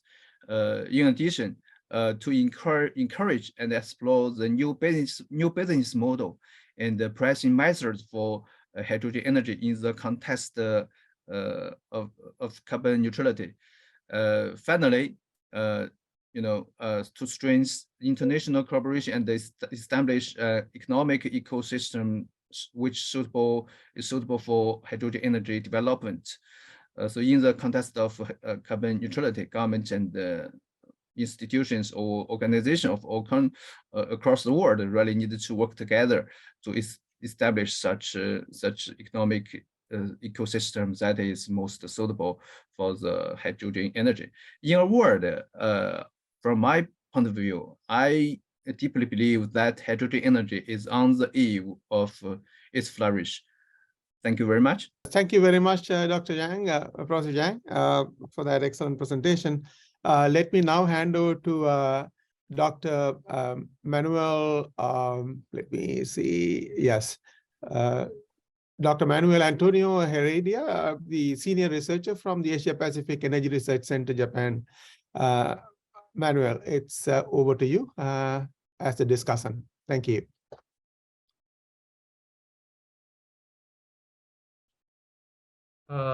Okay, could you hear me now? Yeah, very well. Okay, thank you very much. First of all, I would like to I would like to thank the organizer of this event for inviting me to be part of this important event. My name is Manuel Heredia. I'm senior researcher at the Asia Pacific Energy Research Center here in Tokyo, Japan. And before I start with the presentation itself, I want to start with a disclaimer to point out that the opinions I'm going to share represents my personal opinions on this matter and in no way represents the opinions of the Asian Development Bank, Institute of the Asian Development Bank, or APERC, where I'm come from. But I would like to first point out why it was important for me and why I was so happy and glad to review this paper. First of all, as a part of my job in the Asia Pacific Energy Research Center, what we do is to analyze the statistics, the trends of the energy sector of the Asia Pacific regions and all the economic members of that region. And of course, what we try to do is to see, the trends, try to analyze the impacts of some policies, try to identify risk and identify potential opportunities for solving these risks. As we know, we are facing climate change, energy security issues. So in that regards, for example, and I wanted to point out, transport sector represents a quarter of the energy demand, and this is what we have in this graphic, and around 40%, 36% of the emissions. And actually, this graphic is for all APEC, but if we go from the individual economies, some of these figures, the weight of transport sector, it will be much bigger. And what you see here is a projection to 2050 in the reference scenarios, which means, and I wanted to share that with you, is that this importance of transport sector in the energy sector and for emissions, it seems if everything goes in the same way that we are going, it will stay over time. So that's why it's important, because any decarbonization strategy that is realistic requires potential strategies in transport sector, and hydrogen, of course, has been considered an important, a potential tool that can be used for decarbonize that sector. What is this paper? Well, this paper presents a comprehensive review of the current research, and for us, and when we try to sort of see the future, it's important because we need to have some guidance of where the trend is going, where the interest of the academia, the interest of the people actually it's facing. So that part it helps. It helps this paper to highlight areas of interest and current research on regarding hydrogen and, as I mentioned, this important sector which is transport. And we have noticed, and this is what I sort of understood from when I was reading this paper, is that going so much from this scientific point of view, how to transfer hydrogen into more complex, into these more, okay, let's try to think about storage. Let's try to think about how to distribute the hydrogen to the demand sectors. So this is important because it means, we are trying to start to ask questions regarding how to implement hydrogen. The author also divided the papers into four categories: the location of hydrogen, especially refueling stations, is where you're not going to have the hydrogen delivered to the end users. The impact of hydrogen fuel cells on greenhouse emissions, which is important because a lot of the justification of the use of hydrogen, as I mentioned, is still very highly costly, was mentioned before. But okay, what is the justification to go to this one and try to reduce the cost? It's because of the impact of greenhouse emissions. Then the use of fuel cell vehicles, the technology that uses this hydrogen, and the application of hydrogen energy in policy. So this is very interesting because it helps sort of to go through the value chain, the chain of value of this hydrogen. And also there is a discussion about the future challenges. Actually, was just presented by Dr. Shan. There are, just to point out, two main things for me, reduction of cost of all, these components of hydrogen, and the final, which I agree with Dr. Shan, is probably the most challenging, the international collaboration in order to establish and to help establish hydrogen economy. About when I was reading, I was picking out different things that keep coming to my mind and keep asking me questions, and I want to try to be very brief. As a matter of fact, I think I recommend it, in the future to read it because there are so many things that you can pick up from that paper. But among the things that were more interesting for me was, okay, the impact of hydrogen infrastructure layout. So it's not about only hydrogen, but it's how you distribute it that could affect how good is hydrogen for decarbonization. And when I was thinking about the refueling station, there is a lot of ideas of, okay, let's use pipes instead of truck transport hydrogen.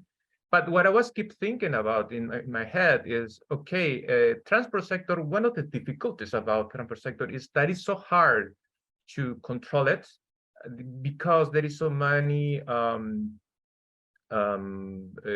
variables involved. In one of these, informality in some places actually is very informal. So the places where you're gonna refuel or not, it could be it has other factors, not only about the optimization of cost when you have the point of view of a system, isn't it? But it's interesting because that implies that actually the actual effect of hydrogen or how beneficial it is could be affected by that. Other things is that I found very interesting, is that drivers, when they were asked about, would you change your conventional vehicle to a hydrogen vehicle? The answer is yes. And what is interesting is not only about convenience, it's a combination of several factors. Not only, okay, how easy it is to recharge, not how cheap it is. It's a combination of several factors that will sometimes incline the balance towards replacing one conventional vehicle to another. Other thing that for me is key is when we're discussing about hydrogen is to consider not only the end use, but the entire value or the time change of production of hydrogen in order to really assess the environmental impact.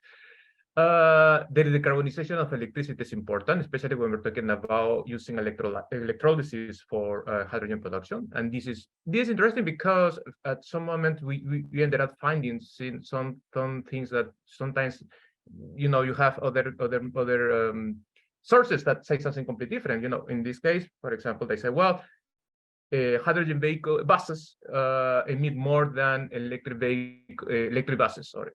And that makes a lot of sense, actually, considering that both of them obtain electricity from the grid, but then in the grid there are some fossil fuels involved. So is that the way that you should go in? Or green the hydrogen that it will be used in buses has to be restricted to green hydrogen. That's sort of the questions that keep coming out. Identifying that these topics that are mentioned in this article. The technological innovation is not the only factor to reduce emission effectively.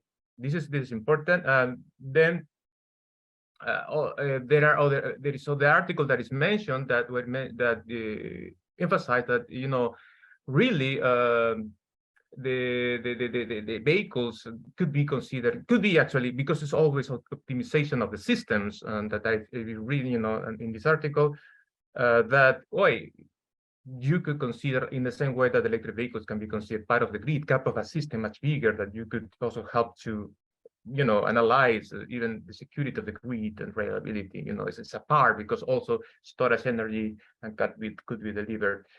One thing that actually I found quite interesting too is in one of the articles that is review, and one of the findings that is mentioned is that fuel cell vehicles keep competing. Actually, what I noticed is keep be compared with electric vehicles.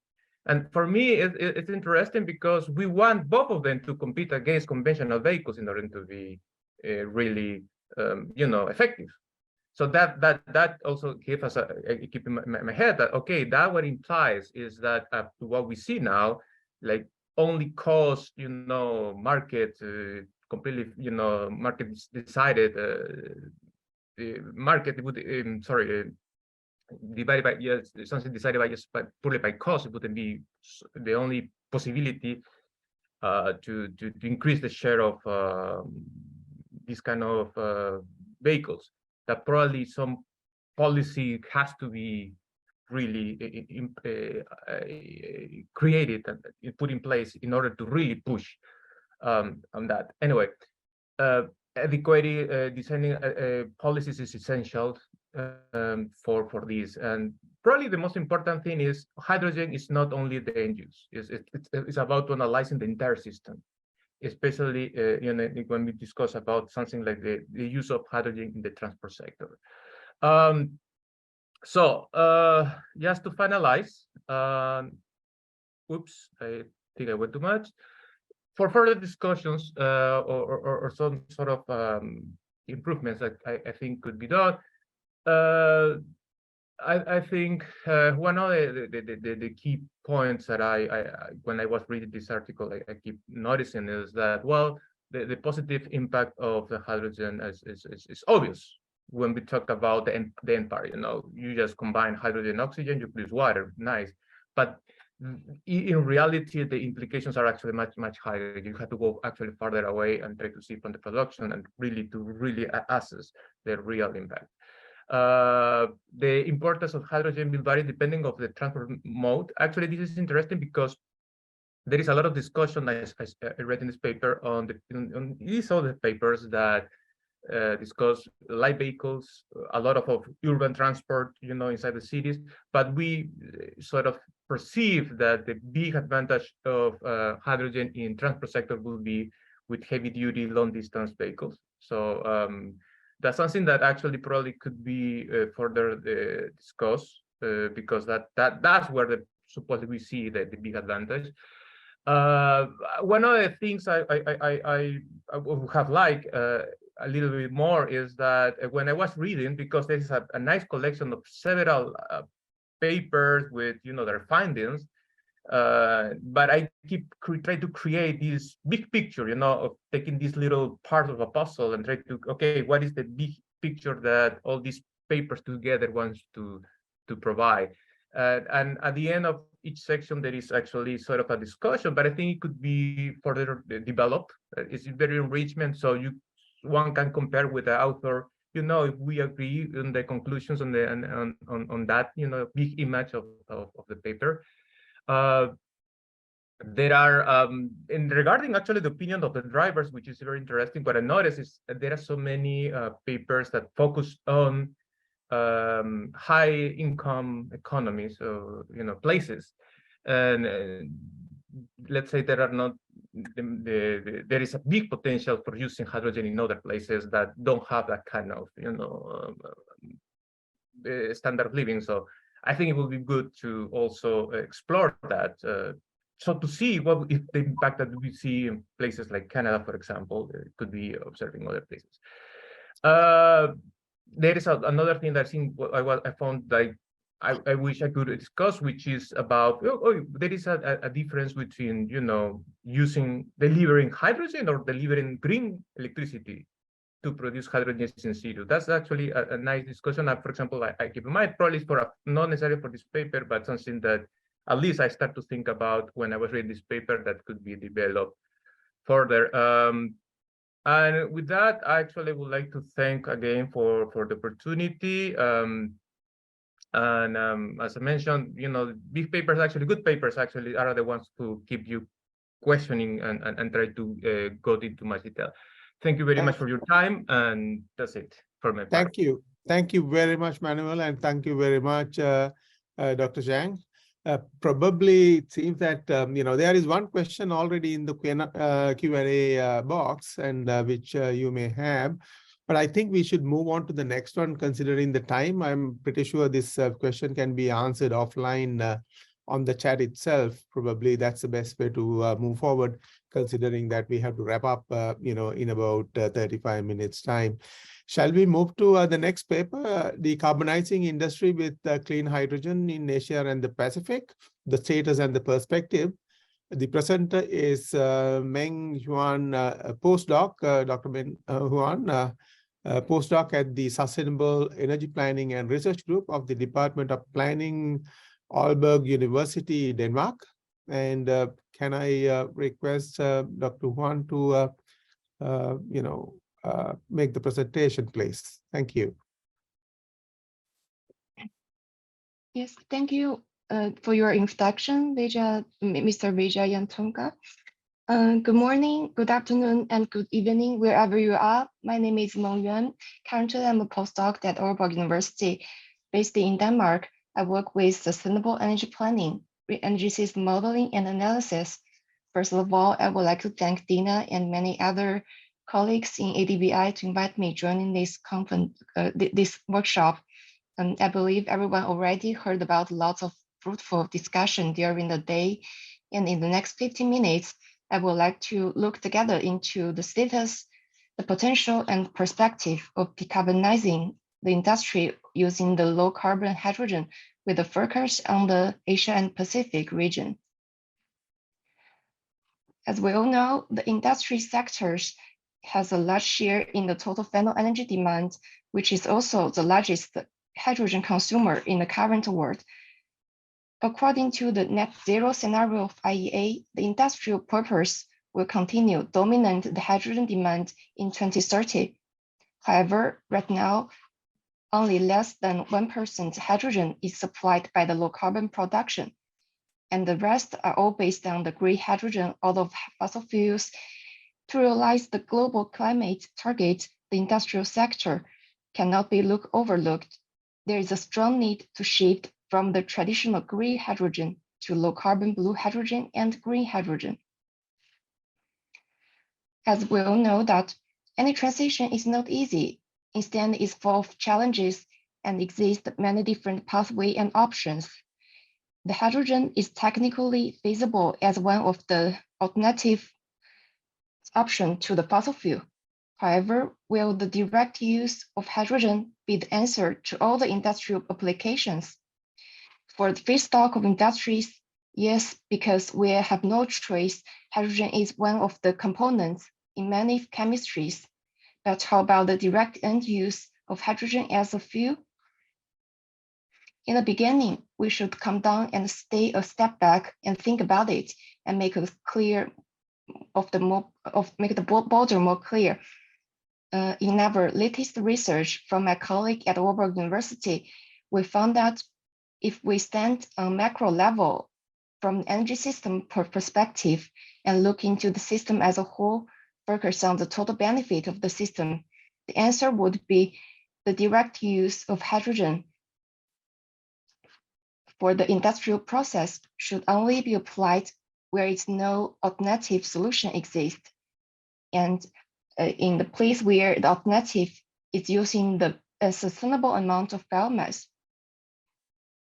The industry sector may benefit from hydrogen in reducing the biomass at a low cost, but the electrification and the use of e-methane may be more feasible than the direct end use of the hydrogen due to their low cost of energy system and higher energy efficiency. Based on the knowledge we agreed on, hydrogen will play an important role in industries where there are no alternative options, particularly for those sectors require chemical transformations. This donut chart shows that the share of hydrogen consumption in different industrial sectors. Currently, around 90% of hydrogen are used for ammonia and methanol production, and the rest of 10% is for the steelmaking with using the direct reduced iron process. Asia and the Pacific region accounts for half of the global hydrogen demand, especially in China.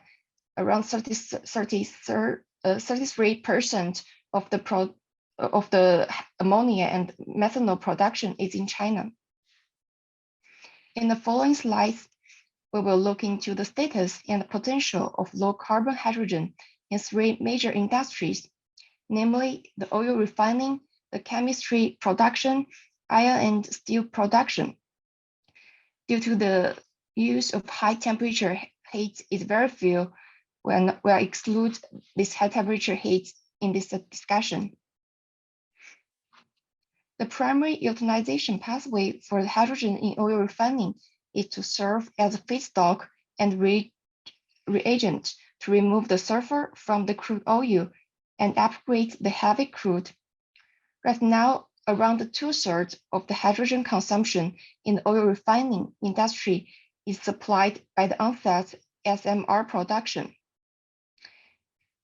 And from the commercial suppliers, the rest are mainly from the byproduct of the refineries, as well as the on-site coal. The share of different sources varies from region to region. When we look into the future demand trend of the hydrogen in oil refining, there is still expect to grow due to the tight regulation on the sulfur content globally, especially for the road transport sector and the marine fuels. The use of blue and gray hydrogen can be the 2 pathways to realize the clean hydrogen production in the Asian Pacific region. As we mentioned earlier, ammonia and methanol are the 2 biggest hydrogen consumers in the chemical industry. In the Asia Pacific region, take nearly half of the hydrogen consumption in ammonia and methanol. When we look at the source of different hydrogen, around 60% of the hydrogen in Asia Pacific is from the coal. Almost all the coal-based hydrogen is produced and consumed locally in China. Similar to the oil refining industry, the hydrogen demand in chemistry industry could grow in the next decades due to increasing demand on ammonia and methanol. Therefore, the larger development of blue and green hydrogen is a must to go. The choice between blue and the green highly depends on the price of natural gas and electricity. The hydrogen based on electrolysis is preferable for those places has easy access to cheap renewable electricity, while the natural gas with CCUS is competitive in the place where it has low natural gas price, but with high electricity prices. The next sector, iron and steel industry. This industry is regarded as one of the most hard to abate sectors. There are 2 pathways in general for steelmaking. The DRI EAI pathways is considered to have better potential in decarbonization due to the synthesis gas used in this pathway can be replaced by a large share or even full share of hydrogen. According to IEA, the DRI pathway would lead to a 15-fold increase hydrogen demand by 2050. From the technical perspective, without any change in the production process, up to 30% of natural gas can be replaced by hydrogen in the DRI pathway that's driven by natural gas. Only a minor retrofit on the equipment is needed to upgrade to the 100% hydrogen operation. Based on our previous analysis, it's obvious that a clean hydrogen based on blue and green will play a significant role in the three mentioned industries. We already have much talk about the technology aspects. In the coming slides, we will look together into the policy aspects and real-life implementation of projects. In this table, we summarize the national hydrogen strategies in some major countries in the Asia-Pacific regions, including China, Japan, South Korea, New Zealand, and Australia. Due to the difference in the energy structure, industrial structure, and the history of these countries, the focus of the hydrogen strategy varies from country to country. China is the largest hydrogen consumer globally. In March of this year, the Chinese government released the first long-term development plan for hydrogen in China, which covers a year up to 2035. The plan aims to develop a strong domestic hydrogen industry in terms of technologies and production capabilities. This plan nearly mentioned the use of clean hydrogen in all major industries that we mentioned earlier. Japan is the first country to adopt a national hydrogen strategy framework, which aims to expand its hydrogen market to 20 million tons per year by 2050. The national strategy of Japan mentioned wide use end-use sectors, including power, transportation, heavy industry, and potentially refining. But the government put the focus mainly on the mobility purpose. So the strategy for industry sectors are more rough and general. For the South Korea has a competitive heavy industry sector, such as steelmaking and shipbuilding. The use of hydrogen in these sectors haven't yet merged as a primary focus of their government. The focus is also similar to Japan and the mobility sector. New Zealand, compared to other countries, have a relatively small local market for hydrogen. The focus of the national strategy is on the industrial products or the feedstock used in chemical and oil refining industry.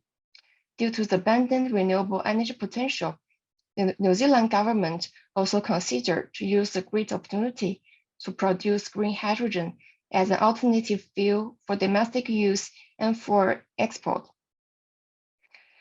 Australia aims to become a leading player in the global hydrogen market. They would like to establish a domestic hydrogen hub and also the major exporter of hydrogen in the Asian Pacific region. The goal of the industrial application for clean hydrogen is mainly on steelmaking and industrial heat.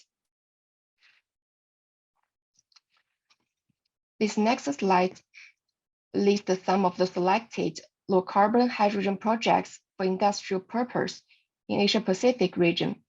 Most of these projects in pipeline target for green hydrogen, and only one project in Japan looks into the blue hydrogen use in oil refining.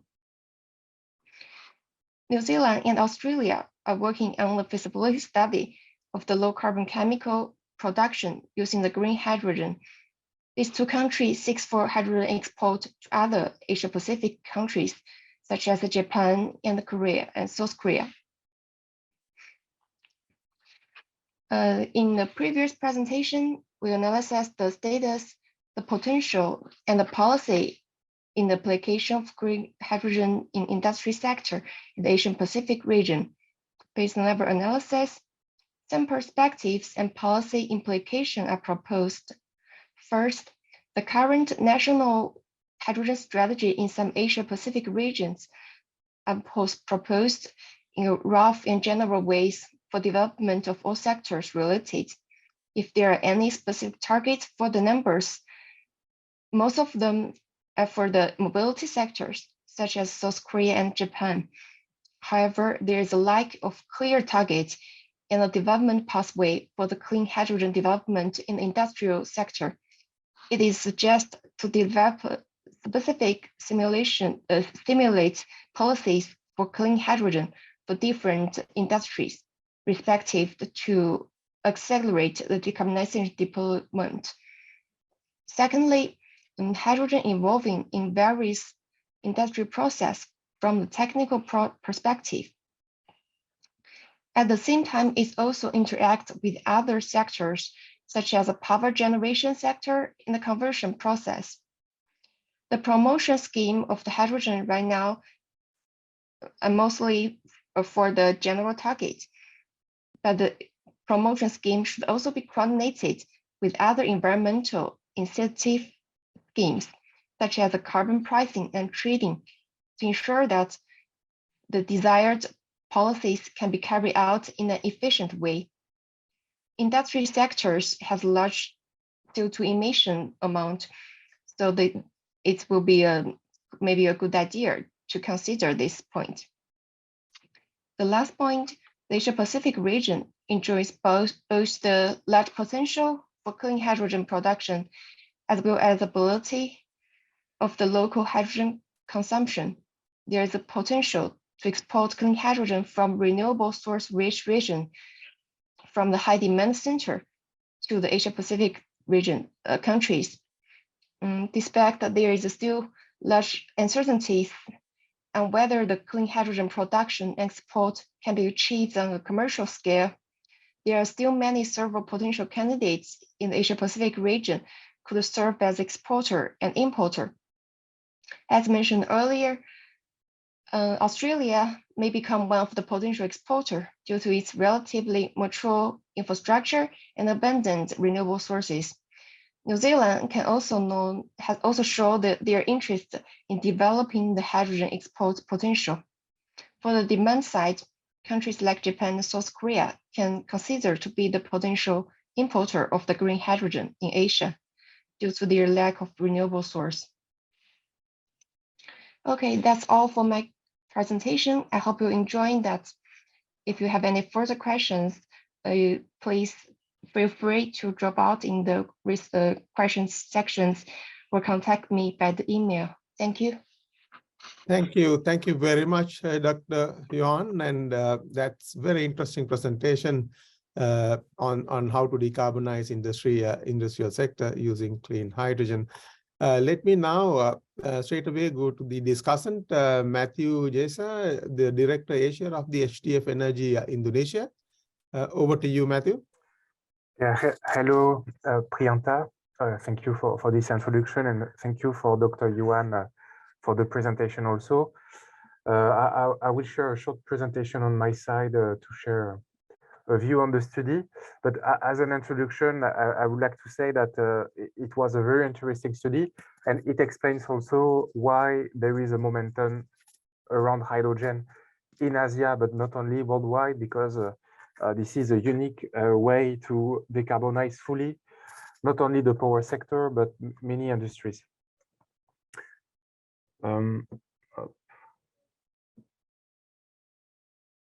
I hope everyone can see my screen. I will put full screen. Merde. Sorry. So I will start by a disclaimer about my view on this study. So I propose to have an open discussion on the ideas I will share, which are relevant for the study we heard from Dr. Yuan, but also from many studies we can see around the hydrogen and about the challenges of hydrogen. Firstly, for people to understand from which background I will share those views, I won't be long, but in 10 seconds to explain for which company I work for, and it may explain also the view I will share and the perception I have on the challenges of hydrogen. HDF is developer and IPP, so our job is to develop hydrogen projects, and mainly our focus is to address the power angle. So we are developing hydrogen power plants, and we have a huge focus on Asia. We are present in 7 countries, and I'm personally based in Jakarta. So here's the type of projects we develop. So when I read the study, when I participate in workshop or conferences, I have also in mind the challenges I see every day in my job. But yeah, firstly, on the good sides of the study and the topics which were the most important to me, it's what I mentioned earlier. Hydrogen is a unique way to decarbonize key sectors like steel industry, refineries, petrochemical plants in general. And we see that those sectors are, in addition to using gray hydrogen, they are extremely carbon intensive due to the amount of power they consume. So definitely being able to use green hydrogen for those sectors will help decarbonization in general. We see that in Asia, the countries, especially China, are heavy consumers of hydrogens and in many sectors. And the studies were also interesting about the different roadmap we can see in key countries, like Japan, for example.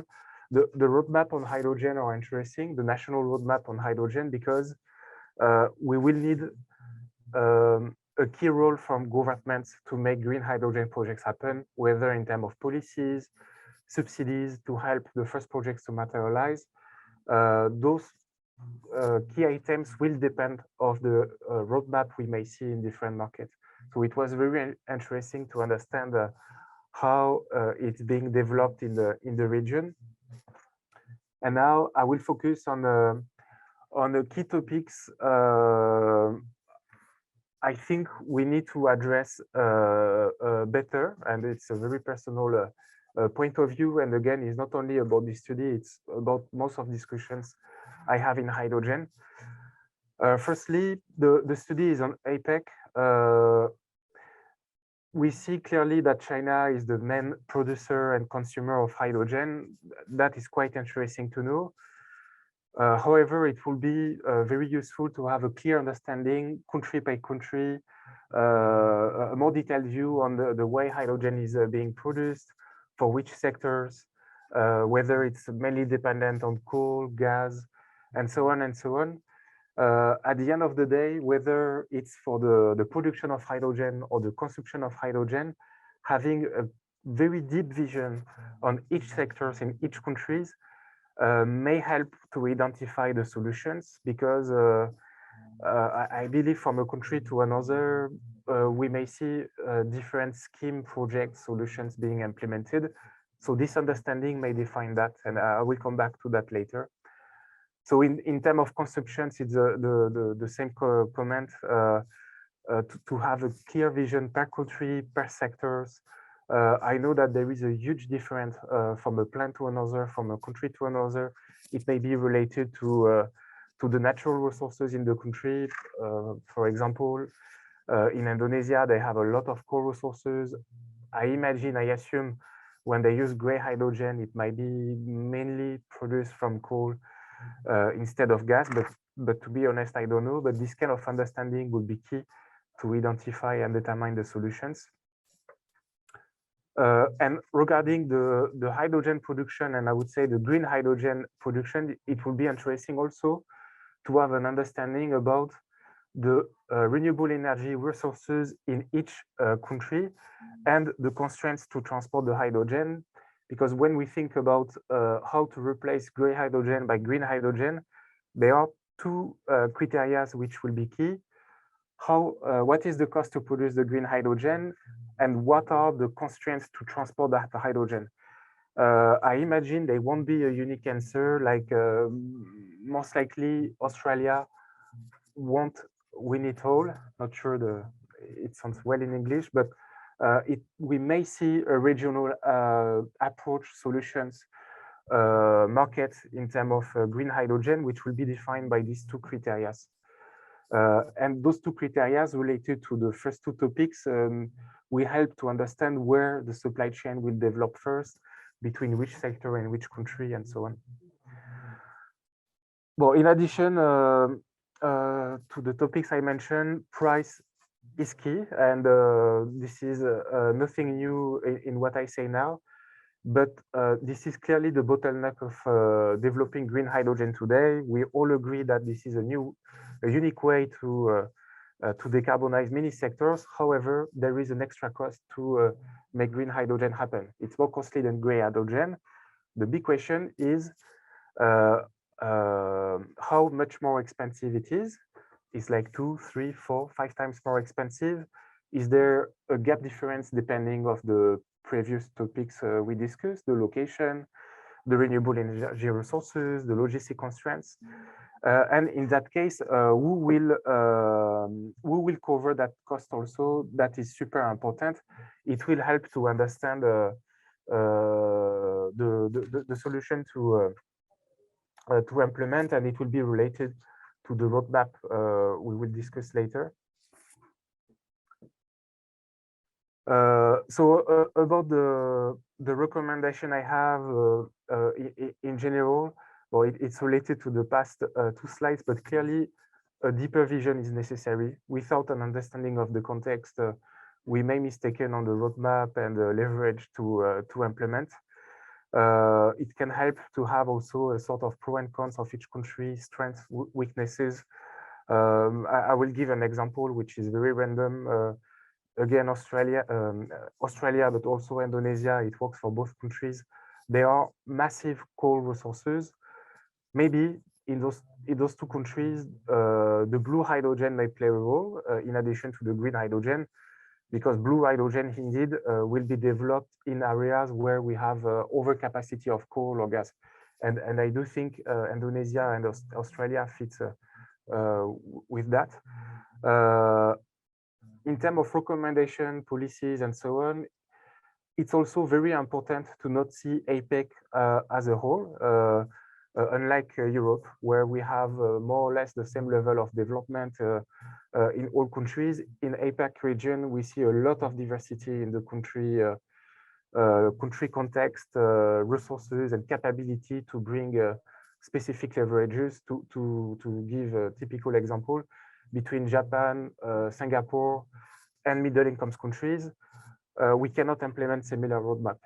So maybe Japan can duplicate what Europe did the last 2 years with massive amounts of subsidies to make green hydrogen happen. Definitely in a middle-income country, this is not possible. The subsidies are not available, or at least they won't be provided by the local governments.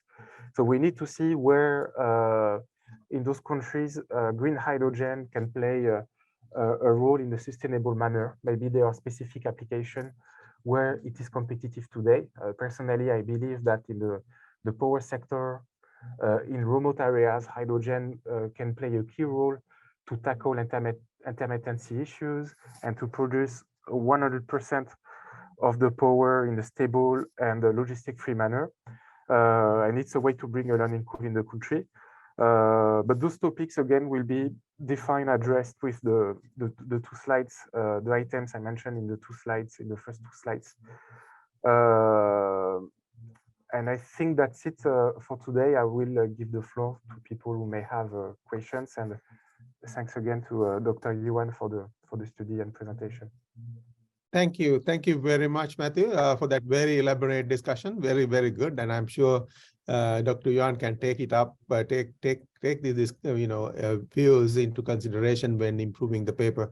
It's very elaborate. So I'll give you, Dr. Yuan, a bit of time. I think we have about 5 minutes before I wrap up. So briefly to respond to some of these things. Yeah, please go ahead, Dr. Yuan. Yes, thank you, Mr. Gus and Mr. Vijayakaranda. I would like to say that really thanks for the insightful comments. I get a lot of inspiration from your comments because in the beginning, when we read this paper, we found most of the data and the national strategy from the open source.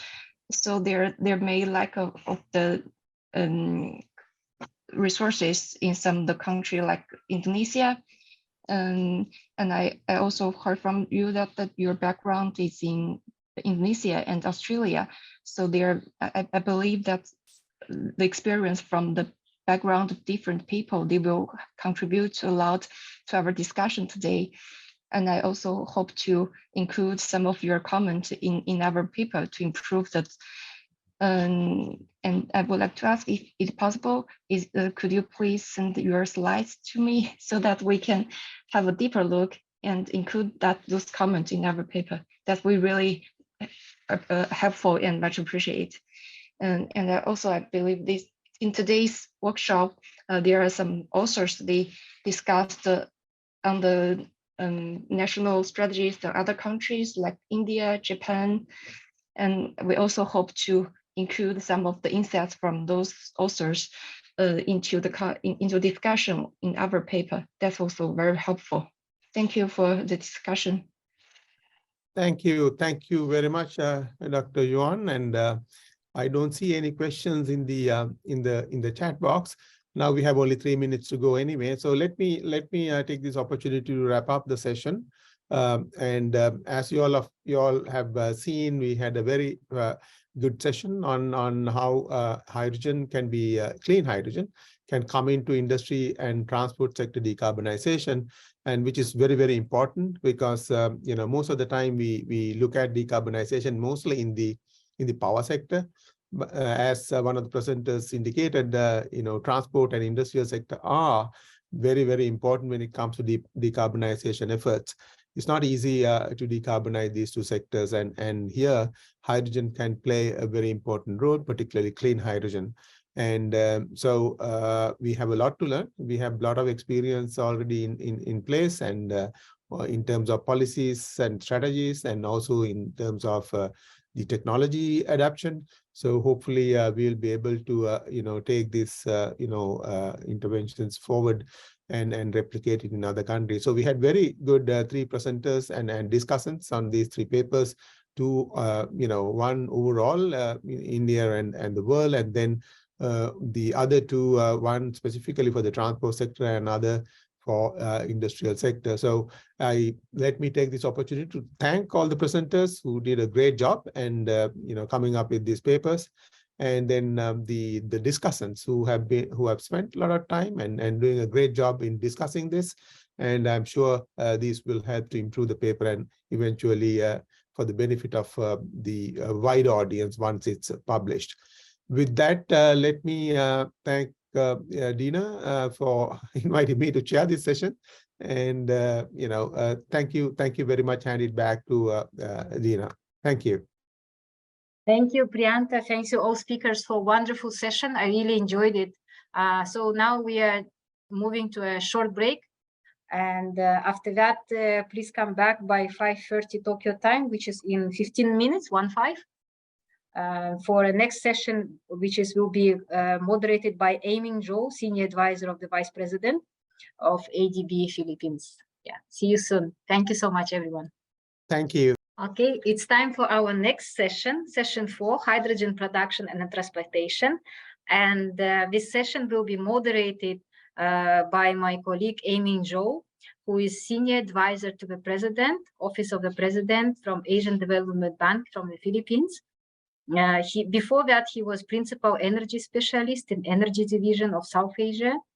And also, he was Senior Energy Specialist in Sustainable Development and Climate Change Department, where he oversaw ADB's clean energy activities, coordinated ADB's effort in clean energy development and climate change mitigation, also provided technical support to ADB's energy-related operations in low-carbon development. So we are very happy to have you, Aiming Zhou, as a moderator of this session.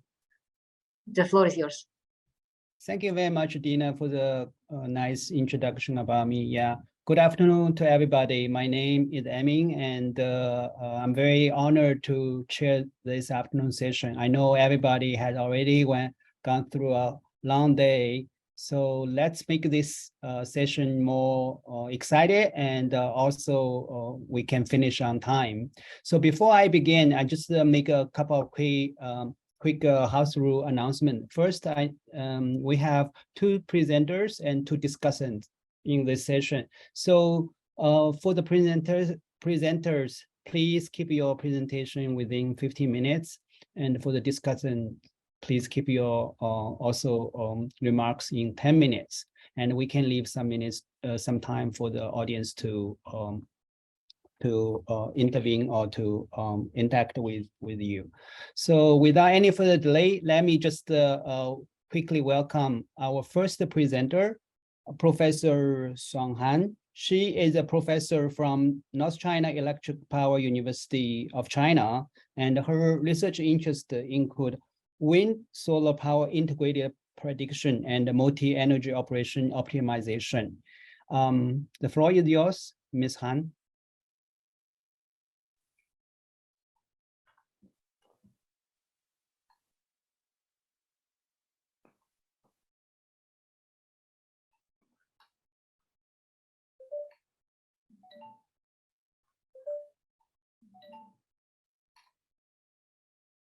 Hello everyone.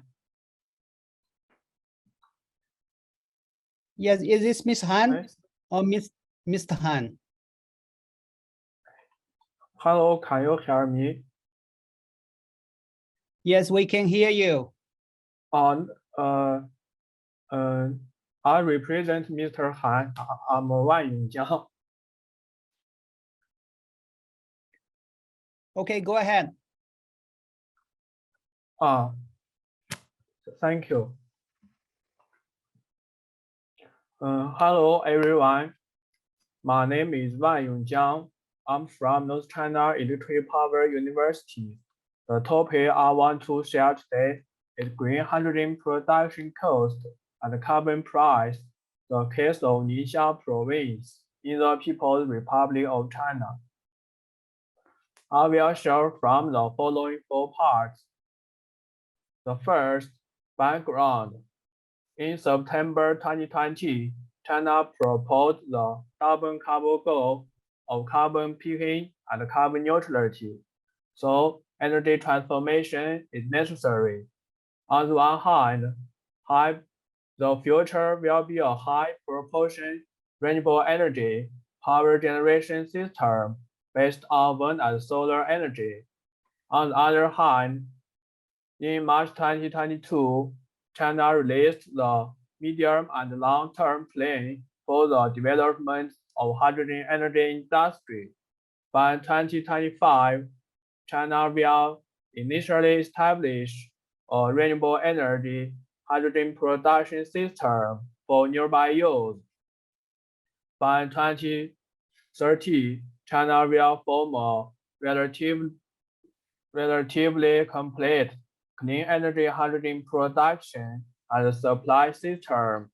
By 2035, the proportion of hydrogen production from renewable energy in terminal energy consumption has significantly increased.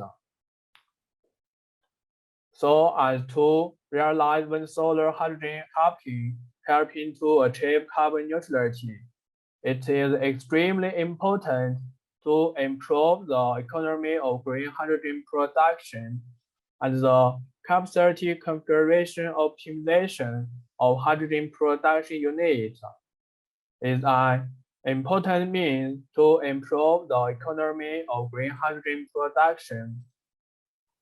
The second, research content.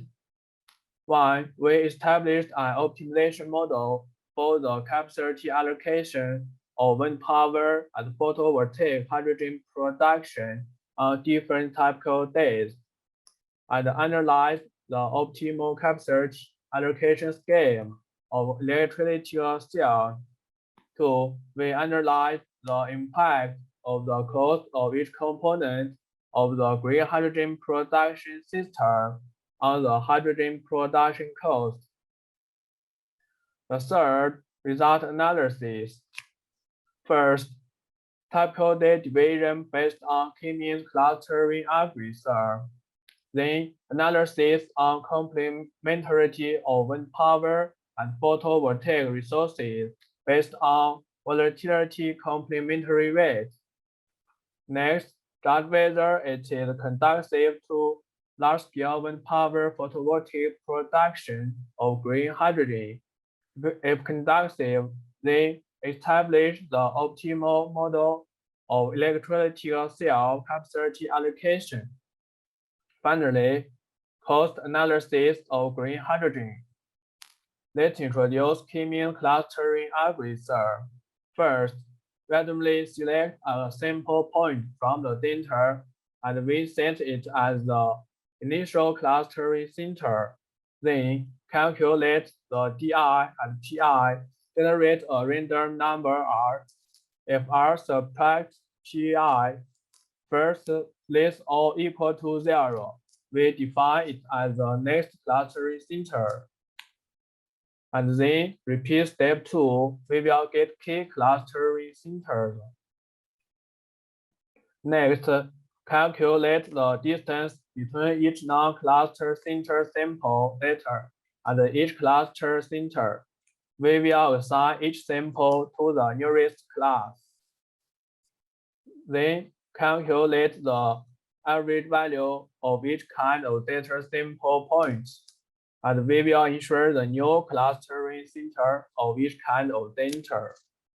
Last, repeat step 5, we will get the base clustering result. Typical data division based on K-mean clustering algorithm. According to the size and the fluctuation characteristics of output data, we divide the annual wind power and photovoltaic output data of Ningxia province into 12 typical days. And this is the best classification result. Then complementary analysis of wind power and photovoltaic output on different typical days. First, let's introduce volatility complementary rate. It means reduction degree of fluctuation of combined wind power and photovoltaic output relative to separate wind power and photovoltaic output. The PW means wind power at time t. The PS means photovoltaic at time t. Alpha 1 and alpha 2 means the proportion of installed capacity of wind power and photovoltaic. We can see from the figure that the volatility complementary rate of typical day 7 is the largest, reached 41.6%, and the 6th typical day is the smallest, but also 13.6%. And there are 7 typical days exceeding 20%, and the total number of sample days accounts for 74% in the year, indicating that the wind power and photovoltaic resources in this region are highly complementary. It is extremely conducive to the development of large-scale wind and solar hydrogen production. So next, we established an optimization model of capacity allocation of electricity cells for green hydrogen production under different type of days. The first state model, it aims to maximize the hydrogen production revenue of each type of day, expressed as the hydrogen sales revenue plus the oxygen sales and the carbon emission trading revenue, then minus total cost. We can see from the figure that the optimal capacity configuration of the 9th typical day is the largest, which is 5,035 megawatts, and the 8th typical day is the smallest, which is 221 megawatts. The optimal capacity of electrolytic cell varies greatly in different type of days. So we established the second state model. We take the annual relative maximum hydrogen production revenue as the optimization goal, which means the revenue under the typical DI multiply the proportion of the typical DI in the whole year. We can see from the figure that the annual relative maximum revenue reaches the maximum in 1,406 megawatts, dropping to 0 at 3,591.5 megawatts, and then become negative. So the optimal electrical cell capture is 1,406 megawatts. Then we make an analysis of the impact of each component cost of green hydrogen production system on hydrogen production cost. The LCOH means levelized green hydrogen production cost, and the sensitive factor means ratio of future price to current price. From the figure, compare the tilt amplitude of the three lines. We can find electricity cost is less than oxygen cells and carbon trading, less than cost of hydrogen production facilities. So it represents the cost of hydrogen production facilities and the price of oxygen cells, and carbon trading has more obvious influence on the cost of green hydrogen. So finally, we make an analysis of the influence of oxygen selling price and carbon trading price on green hydrogen production cost. The oxygen price in Chinese market fluctuates between 1,000 to 3,000 CNY per ton, and the average transaction price of carbon trading in the past 2 years is about 50 CNY per ton. The highest price is 122.97 CNY per ton. The price of carbon trading in Europe has exceeded 50 euro per ton, equivalent to 500 CNY per ton. We made a comparison between green hydrogen production cost with traditional production cost.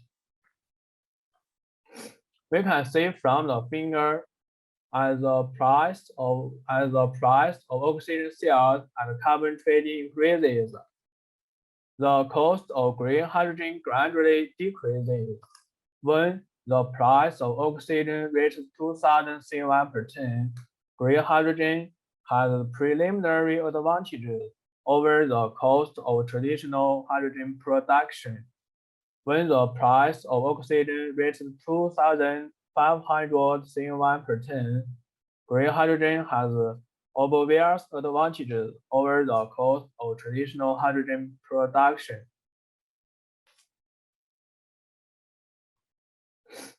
The fourth conclusion. 1.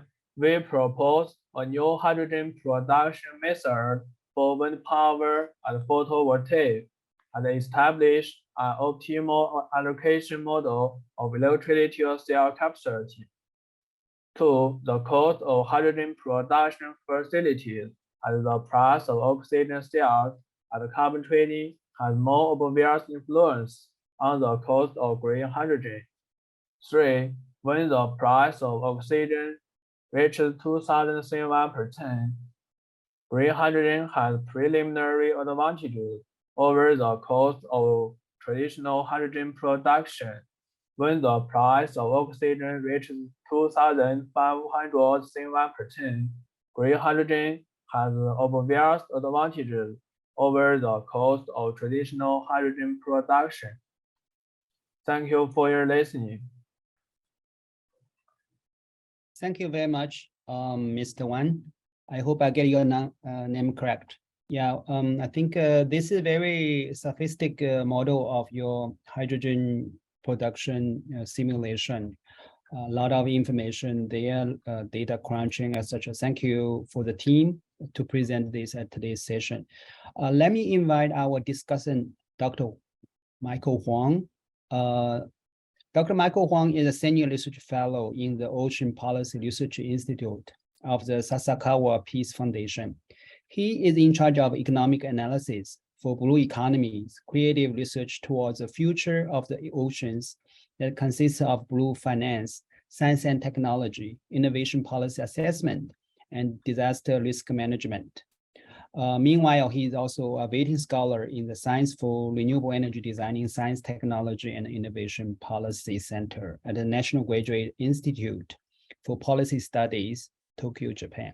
He holds doctorate degrees in public economics from GRIPS. He's also an adjunct lecturer for special economic seminars in the Faculty of Economics in Tokyo University. The floor is yours, Dr. Huang. Thank you. It's a great pleasure to join from the first session and then also the last session. So I'm very happy to read this paper, and then it's very well informative about the model scope and also a lot of visualized information. So allow me to share my screen about my comments. Okay, here it is. Okay, so I hope it's also full screen. So first, let me briefly express my thoughts about the highlights. Well, first of all, this paper actually is accumulated about the past results and then experiences with the algorithm from the NSGA 2 and then the MOPSO to the K-means plus. So if I pronounce it correctly. So it actually will provides the possibility from the random or typical day for the solar power and as well as the wind power. So it provides a complementary power generation despite the sunny day or the without the sun, so it's a windy day. Actually, this kind of a concept was also initiated in the Fukushima of Japan after the March 11 earthquake in the 2011. So that one, well, of course, that was a kind of a experimental site. So I'm sure that in Ningxia region, that could be a very with a visionary site for that. And also, this paper will quantify the complementary of wind and solar energy output as an integrated hydrogen generation and production system. So that helps maybe the power plant to have a better kind of picture for how to adjust or how to put the power plant.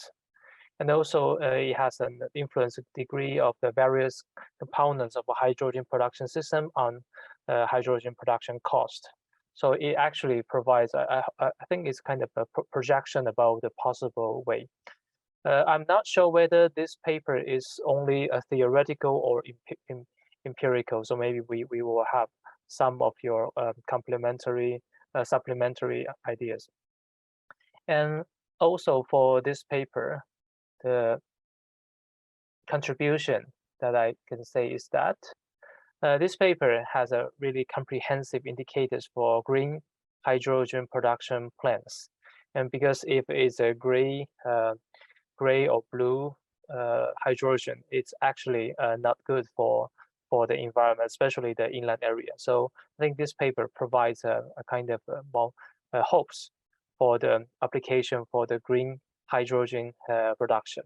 And also it uses the visualization of K-means plus cluster algorithm and then the hydrogen output delivery production distribution to make a user and then kind of quickly catch up the situation. And I think in the presentation, in the paper, it only has, I think, the solar power, but in the presentation, it has the wind and then the solar power's two curves, red and then the blue, to represent the complementary. Although it might generate as the randomized, but that also represent an ordinary normal day.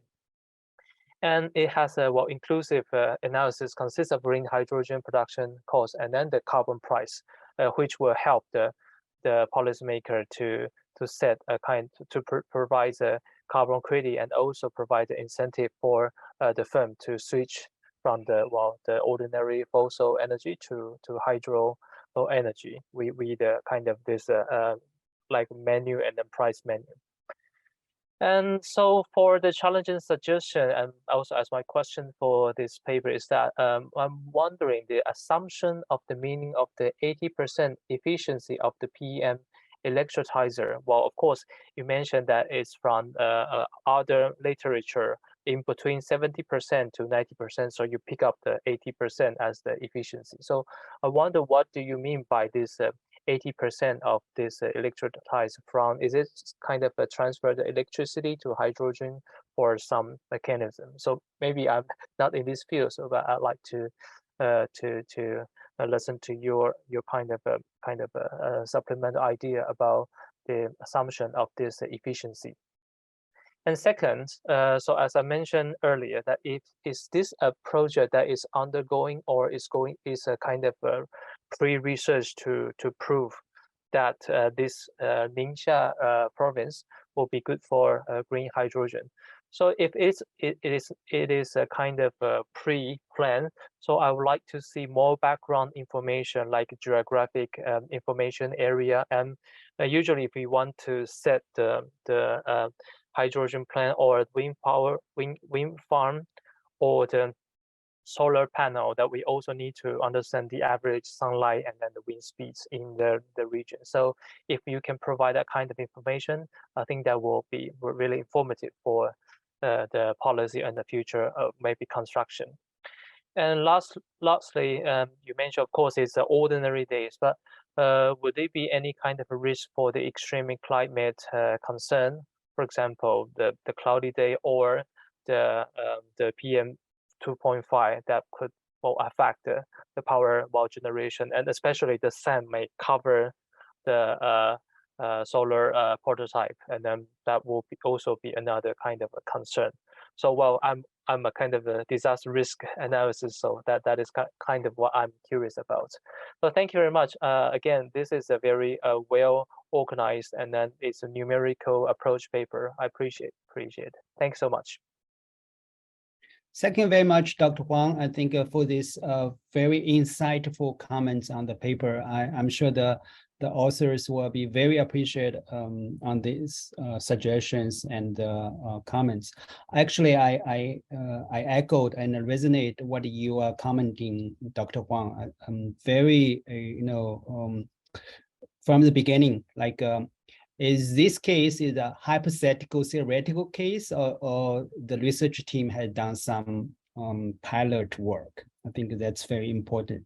Second, regarding the market price, we know right now China has already done the carbon neutrality 2030, 2060 plan, but still a lot of things need to be developed. For example, policy. These policies really can translate into the direct support to such kind of nice work. And secondly, who can invest in this kind of proposed activities? So these kind of questions, the authors or research team maybe take further consideration when they finalize. I see the analysis about this policy carbon price factor.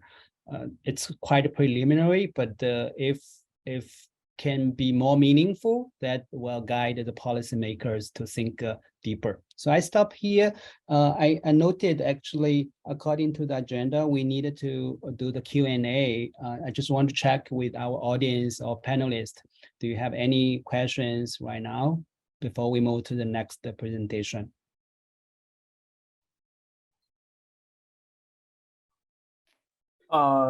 Thank you very much for your comments. I will revise it according to your comments. And I believe it is very useful for improving the article. And thanks the ADPR give me the opportunity. Thanks. Okay, very nice to hear from you, Mr. Wan. I think I didn't see any questions in the Q&A box. So let's move on to the next presenter, who is Miss Livia Sapuchati. She is a public policy student from the University of Tokyo.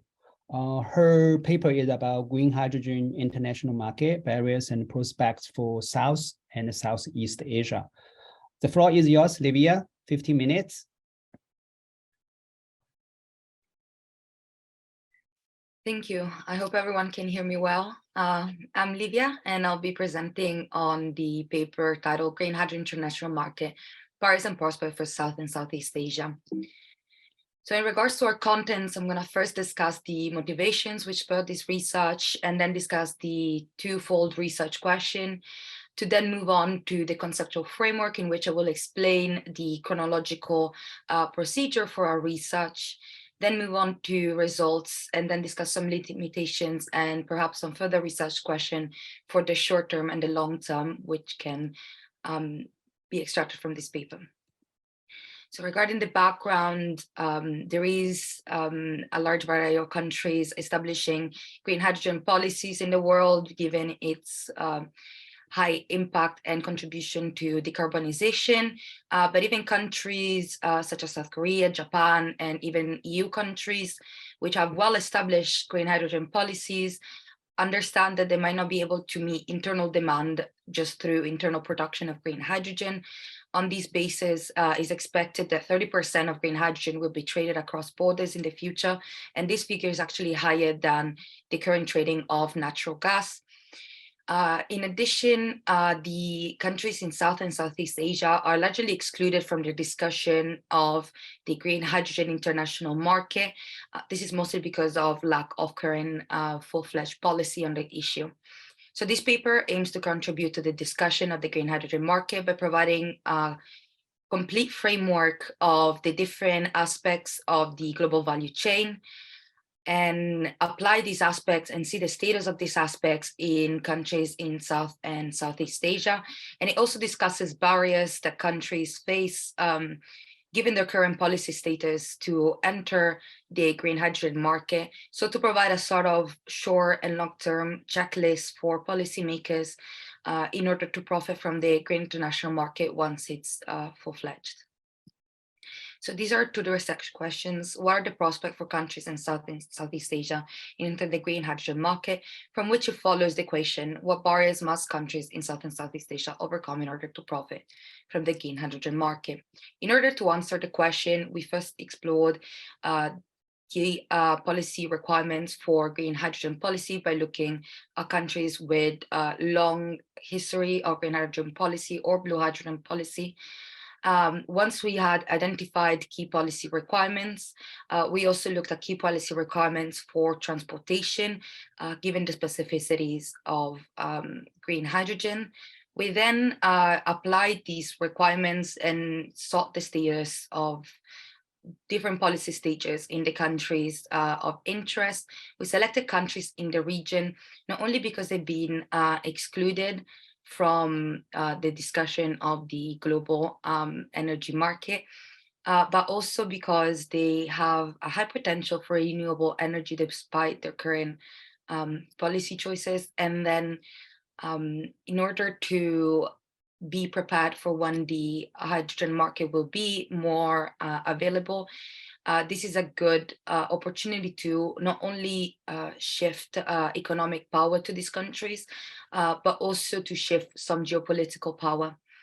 In the third step, we classified 3 different pathways that can be undertaken in order to benefit from the international hydrogen market.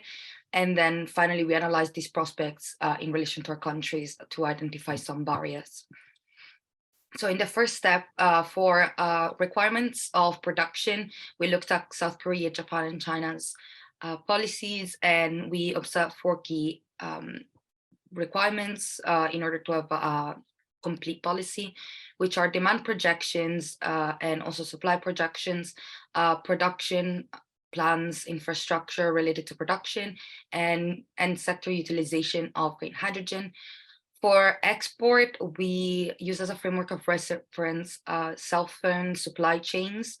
And also regarding green hydrogen specifically, the IRENA geopolitical report on the shift caused by green hydrogen. And we identified 3 groups of activities strictly conforming to exports, which are research and patents, material availability, manufacturing on components. But because of the nature of green hydrogen and the difficulty in storing and transporting, there is also the need for transportation strategy in the case a country is to become an exporter. For status of policy, we identified 3 key preconditions for our policy in green hydrogen. First of all is green hydrogen policy in terms of commitment from the government, which would set goals and demands and hopefully fulfill the 4 criteria set in the previous step. India is the only country in the region which has a semi-completed green hydrogen policy. However, it still lacks mostly discussion of the end sector utilization. This lack makes it difficult to establish whether the country will be able to export and have enough domestic surplus to export green hydrogen. Malaysia and Brunei Darussalam were also mentioned as they had shown some interest in blue hydrogen, or in the case of Brunei Darussalam, they had a transport partnership with Japan for transport of blue hydrogen. However, they lack national plans for transition to green hydrogen. Then in terms of renewable energy, as we know, it's necessary to produce green hydrogen, especially at a competitive price. So we looked at countries in relation, we set the standard for EU share of renewable energy in the energy mix in 2030 and 2050. And so the EU set the target at 50% of the share. And so meeting these requirements would be India and the Philippines only in the region, whilst other countries have less than 40% or lack plans to incentivize introduction of renewable energy. Finally, we looked at R&D policy in twofold. So first of all, for the production of green hydrogen, but also for the production of patents. So we classified 3 different pathways: export of green hydrogen, export of components, and export of intellectual property through patents. And within this, we identified a set of barriers that must be overcome. So here they're better explained. So in the production of hydrogen, there is lack of complete hydrogen policy in all countries.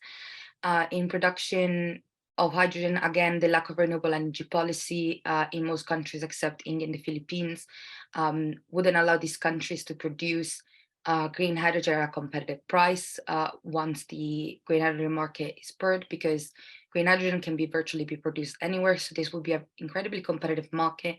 And countries in other regions not only have the advantage of already having started producing and researching green hydrogen, but also a larger share of renewable energy and energy capacity. Finally, regarding exports of green hydrogen, there is a lack of transportation infrastructure. Only 16% of the world pipelines cross through the region, and they do not connect countries that will be producers to countries that will probably be importers, such as Japan and South Korea or China in the region. And also in the case there is to transport the green hydrogen through methods, there are not pipelines, but would be, for instance, ship transport.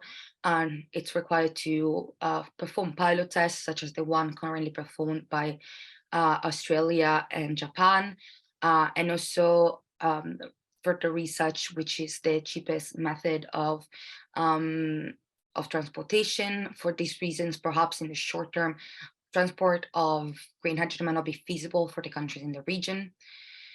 Then regarding the export of electrolyzers stack, this seems to be the best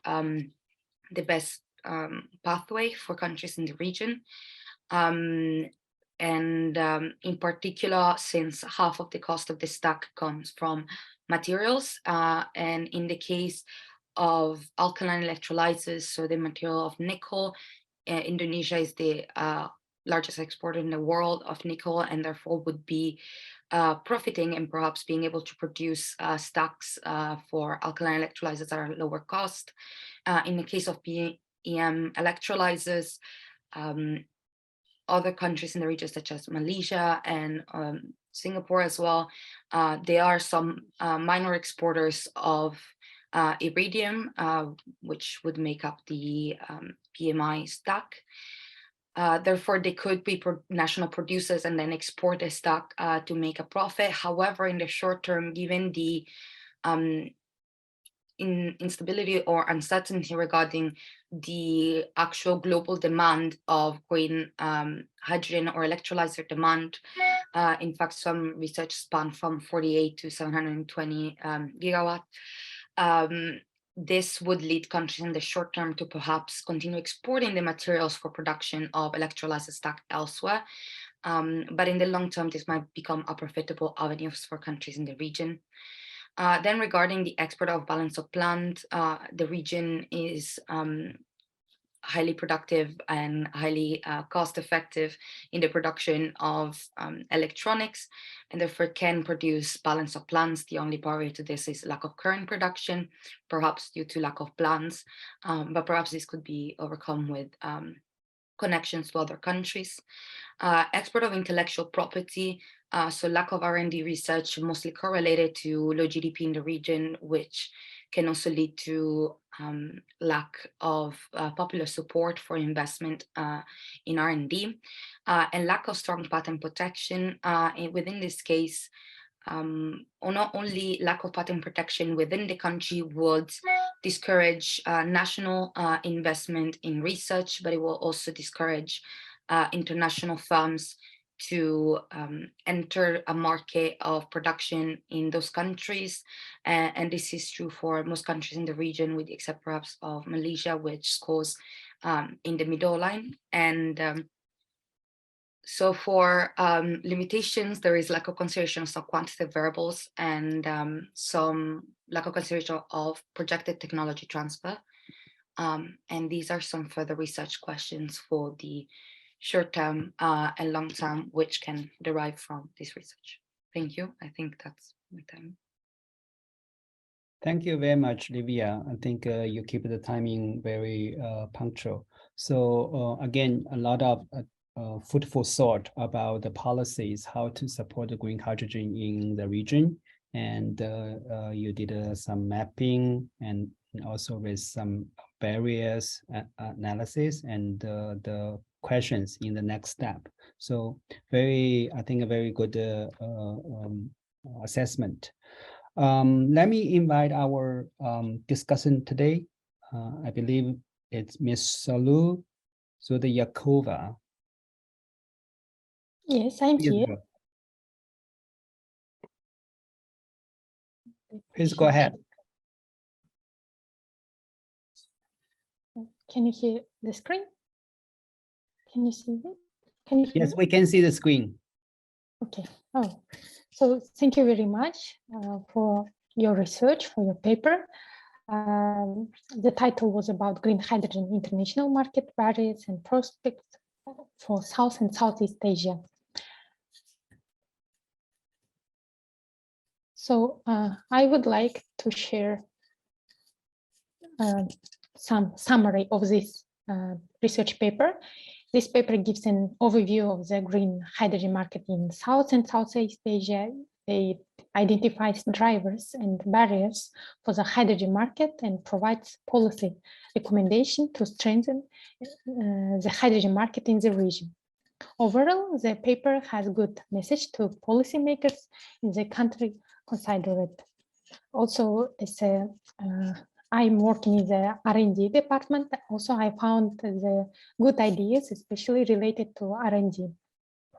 The main strength of this paper is novelty, good language use, good points about the importance of innovation and R&D in hydrogen, as I mentioned, and also good recommendations, which can be a good idea, practical idea to use it. Weakness, errors, maybe some wrong numbers, technical errors, and sometimes difficult to capture what countries are being considered, because you are talking about Southeast Asia countries, and sometimes I confused a little bit each country in this topic. So next, let's on the technical errors. It was on the page 4. For example, for comparison, the US, also considered an exporter, has current 17 gigawatt electrolysis capacity dedicated to green hydrogen, producing 11 million tons of hydrogen and 44 gigawatt forecasted capacity for 2030. This sentence is complete nonsense, because US has 17 megawatt capacity, which is 1,000 times smaller than 17 gigawatt. So megawatt, gigawatt, maybe it was a little bit mistaken. Even if 17 gigawatt is not able to deliver 1 million ton of H2, because 1 million ton is also maybe wrong number, because forecasted projection is 1.4 gigawatt, but not 44 gigawatt, and we checked the references. And finally, not sure is if US sees itself as a hydrogen exporter. Maybe hydrogen will be mainly used for the domestic market. Also, it was mentioned about India's 20 gigawatt should suffice to satisfy the national forecasted demand, and 8.5 million tons. So here is also not sure about the amount 20 gigawatt, because it's not enough to produce 8.5 million tons annually, and 20 gigawatt capacity is too small. And also in Asia, one project in Asia with 30 and 45 gigawatt capacity, and they plan to introduce 2 million tons annually. And next, on the page 5, so about liquid hydrogen, cryogenic liquid hydrogen, it was written that is more expensive to generate given the high boiling point. Maybe here is also can be technical errors, not high, low temperature, because the boiling point of H2 is minus around 253, and it is very low temperature. So the problem is for liquid hydrogen, it is to keep hydrogen in cryogenic condition in very low temperature. And a little bit minor comments about like high energy intensity and storage capacity. Here is net zero should be maybe written like net zero, not number. Was with mistake on the reference list. And yes, here is like there is also in page number 7, maybe again about the numbers 1 million MT like megaton, or M already means million ton. So in 21 million, also like 21 MT is 21 million, right? Here is also, I think we have to check numbers more clearly. And about presented data, data can be perceived either in tabular form. For example, the table with 3 factors like state of R&D, investment, and political will be, and renewable energy potential for each country in section. So like countries as a columns and 3 factors as a rows will be easy to understand.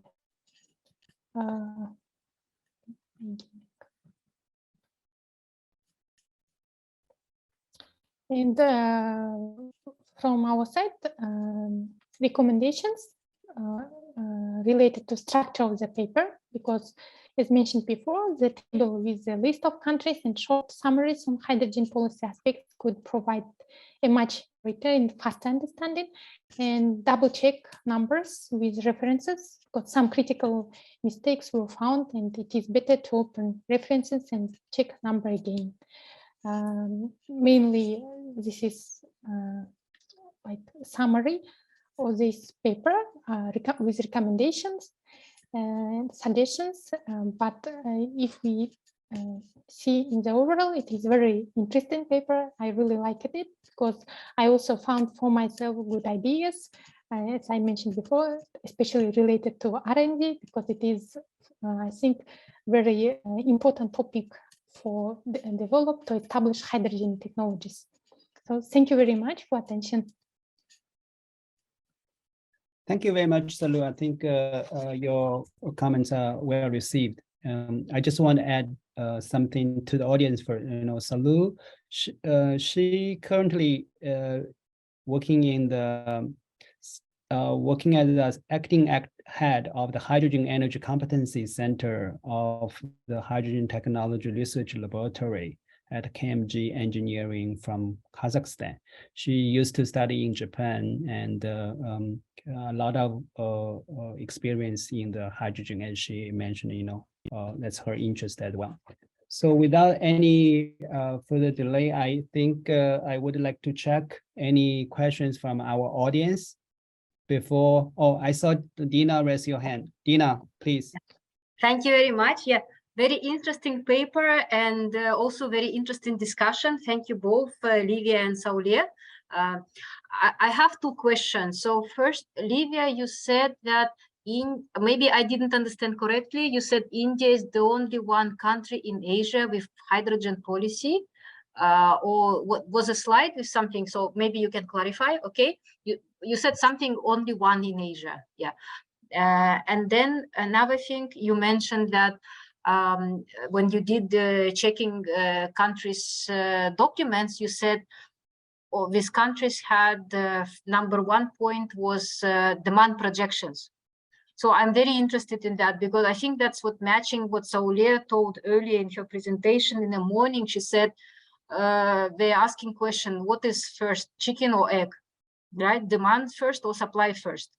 So I think if because we want to publish all the papers, of course, right? Once government will read this paper, like could be government of Kazakhstan or any country who works on these strategies. And of course, the paper which you included, like India is ahead, and they would be interested, okay, so India, Korea, they made these projections of demand. So how did they do that? So how could we do it for our country then, right? Like something like that, if you can elaborate, thank you. Thank you.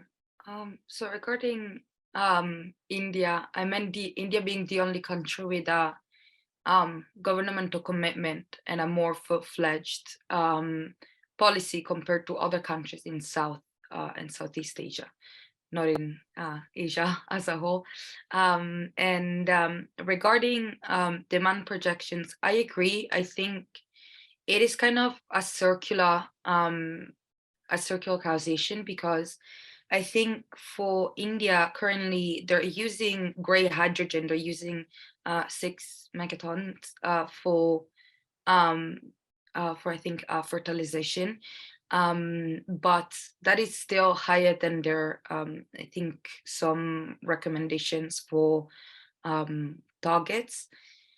But in the case of decarbonization, it would be even higher because it would go to cover other sectors like industry and transportation. But because India doesn't have an extended discussion of end use sectors, so that they didn't discuss in which sector they were going to use it, then of course it is difficult to establish demand. But also I think it's, in the sense, it's circular, because I think where there is demand for certain like alternatives to green hydrogen, then that's where the green hydrogen will then be utilized. But then, yeah, so I think with a projection of either, it's gonna, they will have to start somewhere. But I think maybe from start consideration from utilization, and then go back to consider demand, and then go back to utilization in case there is increased utilization in the future. I think I would say, but yeah. I think that's okay. Thank you very much, Livia. I would be interested to see in paper actual projections, because I read the literature about demand projections. Most of them, it's like international organizations like Bloomberg, S&P. They give projections more like globally by sector, but not for countries. So I'm very interested how national demand projections are done. I think that's what Saulia was asking. For example, when government wants to estimate demand for their country, local demand, so that's what we are interested, because there are projections exist by, let's say, Bloomberg, S&P, but they may make like more international projections, and or by sector, they say most demand will come from manufacturing, I read recently, but countries are different. So maybe, yes, globally, most of demand will come from manufacturing, but maybe not necessarily in this country. Particular countries could be, situation could be different. So of course, you cannot do forecast for demand, let's say for Kazakhstan or for a country, but you can explain what forecast demand in these countries, how they done it, maybe something, some explanation how this was done, or which organizations done it, or government done it itself. Yeah, so something more about this demand, because I think countries will be more convinced to work on supply if they know what is demand, because the cost directly depends on the scale, right? You can make the lower cost if you make it very large scale, but will you get demand for that scale or not, right? So they need to consider local demand and also international demand. So I know that Southeast Asia, Middle East rely on demand from Japan, right? But Kazakhstan cannot rely on demand from Japan, right? So that's what I'm interested in. So something like that, how countries, where they can start with forecast demand, I think that's very important. If we see, wow, there is a great demand for hydrogen, I think they'll be convinced to work on it, right? On particularly like green hydrogen. When you say green, gray, I think important to see demand, particularly for green hydrogen, right? Because of course, blue and gray, yeah, it's obviously, but we want particularly demand for green hydrogen, yeah. And also what you answered about India, I still did not understand. When you said India is the only one, I still didn't understand. But please, when you write in paper, be careful. When you say this one country is the only one, most comprehensive, best policy, that's very upsetting for other countries, right? And this is very subjective. So if you say something like this is the country which earliest implemented policy, or the latest implemented policy, this is subjective, right? Anyone can check and anyone can agree with you. But for subjective information, please be careful. Better not to say it at all if you cannot prove it. If it's subjective, based on your personal opinion, like you feel like, oh, I like this policy, looks nice, I wouldn't say that. But I can say, for example, oh, this policy is the most detailed. Like, let's say this country is the only country in Asia which such clear, detailed policy targets, something like that, then it's okay. But just, so be careful how you phrase this about the only country. Thank you. Thank you very much for your feedback. I have taken notes. May I check, is there any other audience who would, panelists would like to give comments on Livia's paper? Yeah. If not, let me just take a liberty. Yeah. Sakshi say it again. She's offer. Sakshi is here. She's offer. Sakshi, you want to say something? Sakshi. Yeah, Sakshi, please go ahead. To Saule and Dina, and so just to give a background, when we started, so both of us, we are still students, so I'm not very familiar with green hydrogen. So for us, it was like a journey of understanding green hydrogen and what are the markets, and then refining again the research around the barriers and what else can be done to include South and Southeast Asia in the international hydrogen market. So we are very grateful for your comments and your suggestions, and we will definitely include it. And also, like as Dina mentioned that, and I also attended the Saule's presentation, like demand and supply is like a chicken and egg question, which comes first. And I think many countries, including India, is also facing the same question, because the policy of India also doesn't projects any official demand. I mean, the policy is there, but the technical aspects, when we looked into the policy, the technical aspects are still missing. So I think that we found is a very crucial barrier for South and Southeast Asian countries when they are trying to enter the hydrogen market, because they all don't know how big is the elephant in front of them. So I think this is something as a researcher we will look at, and we will refine our papers based on the comments. And thank you very much. Okay, very good. Let me take a liberty being the chair of the session, quickly ask the team a question.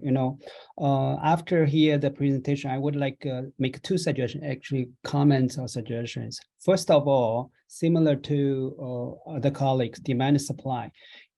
Among South and Southeast Asian countries, there are a lot of difference. You needed to check the ground reality. So what kind of resources they're having? And here we're talking about green hydrogen, assume. So therefore, do they really have the renewable energy capacity in ground before we're talking about the green hydrogen? So this is the first one. So those some good study or data assessment. Secondly, from the other high end, which is about, since we're talking about policy, and every country, almost every country has an INDC, the National Determined Contribution, which requested by the UN.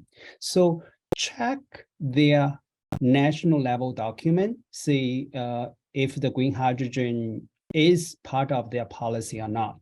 I think this is related with the resource they have. So that will beef up your argument, what kind of countries would like to develop the green hydrogen, rather just that you do random selection or similar question to Lina saying why India is the only country. If you have very convincing or reliable source, the readers will very happy to see such kind of findings. So I just stop here. Some thoughts for your consideration. You don't need to give me the answer right now. And when you are finalizing the paper, maybe you can consider some extra work you can take. Okay, I stop here. Let me just check one more time to see any colleagues and the audience would like to ask before I give the floor back to the moderator, Dina. Yeah, if I don't see any, so very happy to be in the chair of this session, and all hard work actually were done by you guys. So bigger congratulations. You can participate in this session, and without any further delay, let me give the floor back to Dina. Thank you so much, Emin-Jo. Excellent moderation of the session, and your comments are very, very helpful. Yeah. So let's move to the concluding of the session, concluding of this day of the event. And Peter Morgan kindly agreed to provide closing remarks. Let me introduce Peter Morgan. Currently is a senior consulting economist and also advisor to the Dean of the ADBI, and has been with ADBI since 2008. And before this position, he was vice chair of research. And also he helped a lot with this project for framing the call for papers, selecting papers. So Peter, thank you so much for your great support for this project. Thanks very much, Dina. Can you hear me? Yes. Okay. Yes. So it's been a very long day, so I won't take very much time, but I very much enjoyed this conference. I learned a lot. I think the presenters collectively gave an excellent overview of the issues confronting the development of hydrogen as a major energy source, especially green hydrogen for power generation, transportation, and industry. So I'd like to congratulate Dina and her colleagues and support staff for organizing such an excellent conference, and congratulations also to all the chairs, presenters, and discussants. Hydrogen has been seen as a future energy source for a very long time, but it seems that its time is perhaps finally approaching. In my high school days, we were told about the future of fusion power from hydrogen, but that never really materialized. In the early 1990s, I remember seeing a Toyota fuel cell car, and I was told that it costs $2 million. Now you can buy a fuel cell car for about $50,000, which is quite a dramatic change. Some of the discussion was quite technical, but let me leave you with just a few takeaways. First, I think it's interesting that Japan, Korea, and China are all very active in developing policies in the hydrogen space. Certainly, green hydrogen is important as the gold standard for decarbonization, and there's clearly a need to move away from fossil fuels for production. Blue hydrogen is potentially carbon neutral only if we have effective carbon capture. And use of green hydrogen also has substantial side benefits in terms of reducing environmental pollution. And the good news is that a number of the presenters do expect a substantial drop in the cost of hydrogen over the coming decades, which would make it much more competitive. Regarding transport, there are a lot of technical details on pipeline costs, still many uncertainties, but I think given the expectation that international trading of hydrogen will be quite important, that obviously these need to be addressed. The presentation on Kazakhstan was quite interesting, and in particular, I noted the issue of water scarcity, and I wondered if that might also apply to China, given the water scarcity issues there, particularly in northern China. Also, China, of course, is a huge hydrogen market already, but India will be very important in terms of future demand for energy. Dr. Sean gave a nice summary of the important challenges facing the development of green hydro in the areas of production, transport, storage, and distribution, the technology for it, and finally, international cooperation. Finally, the issue of finance was not much discussed in this conference. Clearly, huge investments would be required to scale green hydrogen production technology, develop the necessary transport, storage, and distribution infrastructure, and integrate it into power, transport, and production processes. Such development will certainly require large contributions from the private sector, so policies to incentivize such funds will be a key requirement going forward. So thank you very much. Thank you very much, Peter, for excellent closing remarks summarizing whole day. Thank you very much for being with us for a whole day in order to provide these closing remarks. I noted the lack about the financing aspect in our papers. Yeah, so I took this into account. Hopefully we can add these financing aspects. Yeah, thank you very much. So thank you all the excellent speakers, moderators, and attendees for being with us today. So we can close this event today. Thank you. Thank you so much. Bye.